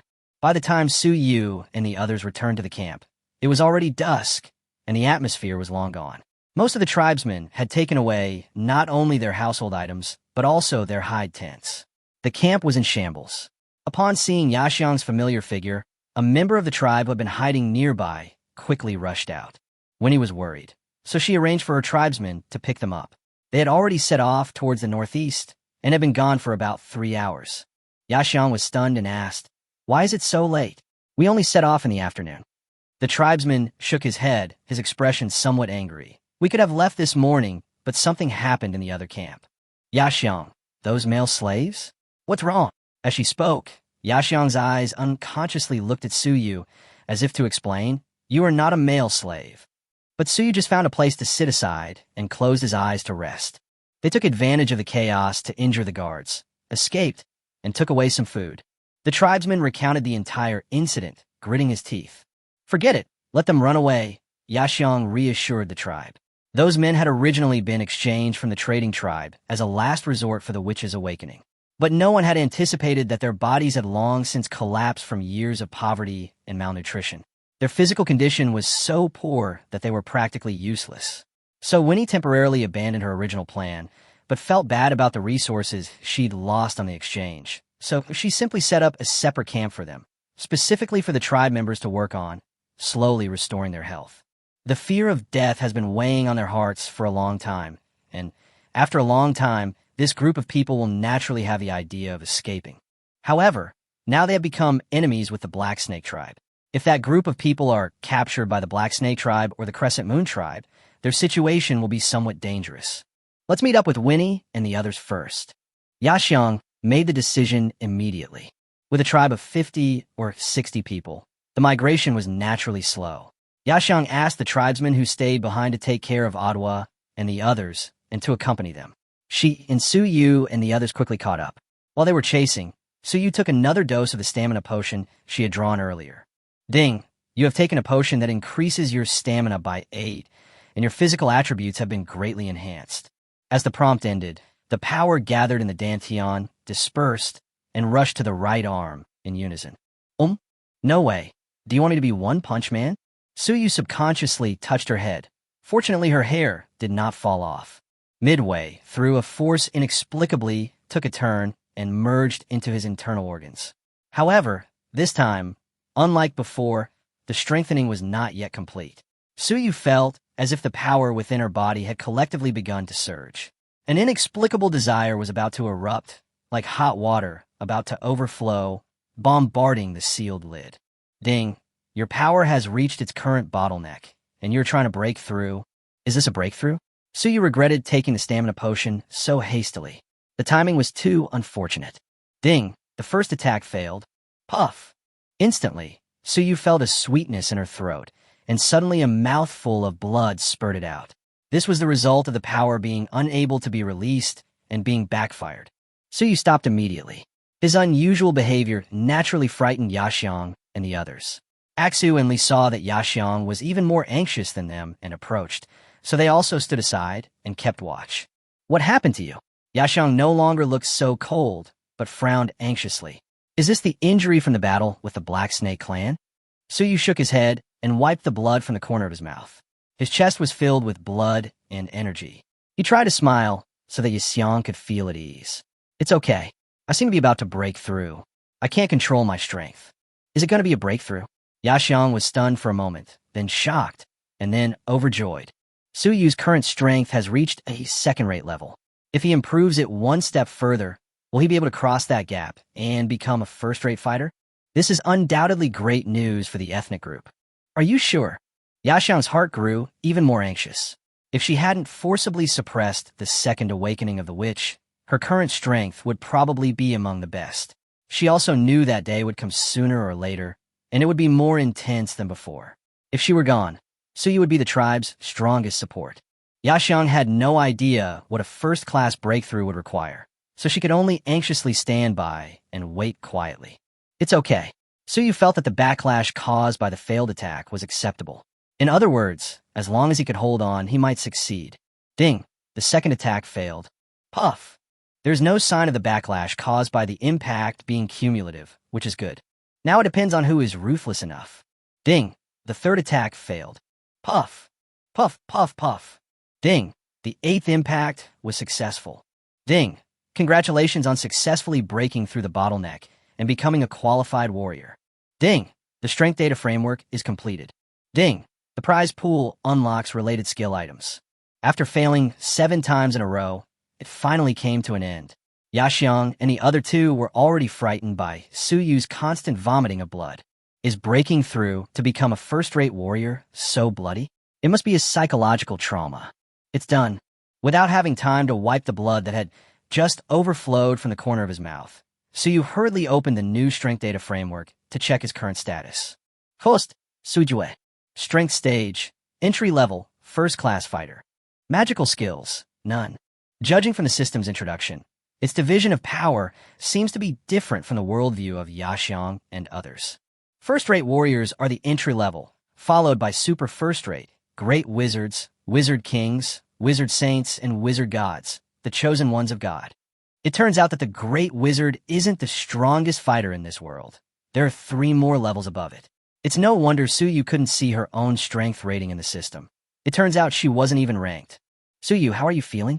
Yaxiang's concerned voice brought Suyu back to consciousness, and he smiled and nodded. Breakthrough first rate. First class. These 2 simple words shocked Yaxiang, Li, and Aksu. It was really shocking to them, and their tribe needed such people so much. Looking back, Suyu had only been with the tribe for a few days. He had already transformed from an ordinary person with no sense of power into a top-notch warrior. His potential was unimaginable. Yaxiang's eyes were burning, but she also inexplicably felt a sense of loss and uneasiness. Now that Suyu has become a first-class warrior, will he stay in the tribe? Chapter 24. Pursuit 2. As soon as the chaotic thoughts emerged, they were suppressed by Suyu's voice. What are you thinking about? Let's get going quickly, or we'll have to wait until tomorrow morning to catch up with Winnie and the others. Suyu gently patted Yaxiang's shoulder and stretched her body slightly. The strength of a first-rate warrior was surprisingly strong. Just by feeling, she could feel the endless flow of power through her body. No wonder Yaxiang said there was a huge gap between second-rate and first-rate, and the 2 were incomparable. Okay. The 4 of them set out again, and in the middle of the night, they finally caught up with their tribe. The tribe was resting at the moment. After receiving the notification from the tribe members, Winnie hurriedly left her tent. Yaxiang needed to inform Winnie of what had happened in the past 2 days so that she could plan the next steps. So you plan to go back and see Kokoro and the others first. Kokoro, who hadn't seen him for just over a day, jumped up almost immediately after seeing the fur curtain of the tent being lifted and the familiar figure appear in her eyes. She dropped the barbecue she was eating and rushed over. She buried her head in Suyu's arms, enjoying his warmth. Brother Suyu, my sister and I miss you so much. Lin sat aside and suddenly felt a little envious of her sister. Looking at the intimate behavior of the 2, her cheeks turned slightly red. Lin said with concern, Kokoro, so you came back so late? He must be very hungry. Let him eat something first. Okay, Brother Suyu, sister and I have grilled some meat. Let's sit down and eat together. Suyu nodded and sat down cross-legged, while Kokoro sat down in Suyu's arms, tilting her little head back happily. Have a good rest after eating. I'll go see Winnie and Yaxiang. Lin finished the meat in her mouth, wiped her lips slightly, and stood up. When she looked at Suyu, her eyes were a little evasive. Suyu was a little puzzled, but didn't think much about it. Kekaluo be good. Suyu is so tired. Don't be too naughty. I know, sister. Lin gave some more instructions before leaving slowly. For a moment, Suyu and Kiki Luo were the only ones left in the small tent. Soon, Kokoro in his arms tilted her neck, her eyes full of joyful anticipation, and her soft body had a fresh fragrance. Brother Suyu, will you go out tonight? Asked Kokoro. There shouldn't be anything to do tonight. Suyu immediately shook her head. I'm not going out. I'm really a little tired these past 2 days. Kokoro immediately smiled with satisfaction, her childish face adorably smiling. That's good. As if he thought of something, Suyu's face turned red and he pretended to cough twice. Unexpectedly, Kokoro started laughing, turned around and leaned over to Suyu's ear, whispering, "Sister should rest at Sister Winnie's place tonight. The tent is too small for 3 people to squeeze in." That's right. Suyu looked up. This was just a temporary tent with a small space. It wasn't impossible for the 3 of them to sleep together. Suyu didn't mind, but Lin would be embarrassed. No wonder Lin looked at her so strangely just now. "So, it's just me and Kokoro tonight?" Add 1,000 to Kokoro's favorability. Kokoro's favorability level increased to admiration. Meanwhile, in Winnie's tent, Yaxiang had just recounted her battle with the Black Snake tribe. Winnie was a bit surprised, and she had a better understanding of Suyu's decision-making and abilities. This boy always brought her unexpected surprises. He had promised to bring Yaxiang and the others back, and he had done it. After we arrive at the new camp, Liuli's matter cannot be delayed. Winnie then thought of what she had been speculating about, whether Suyu had the physique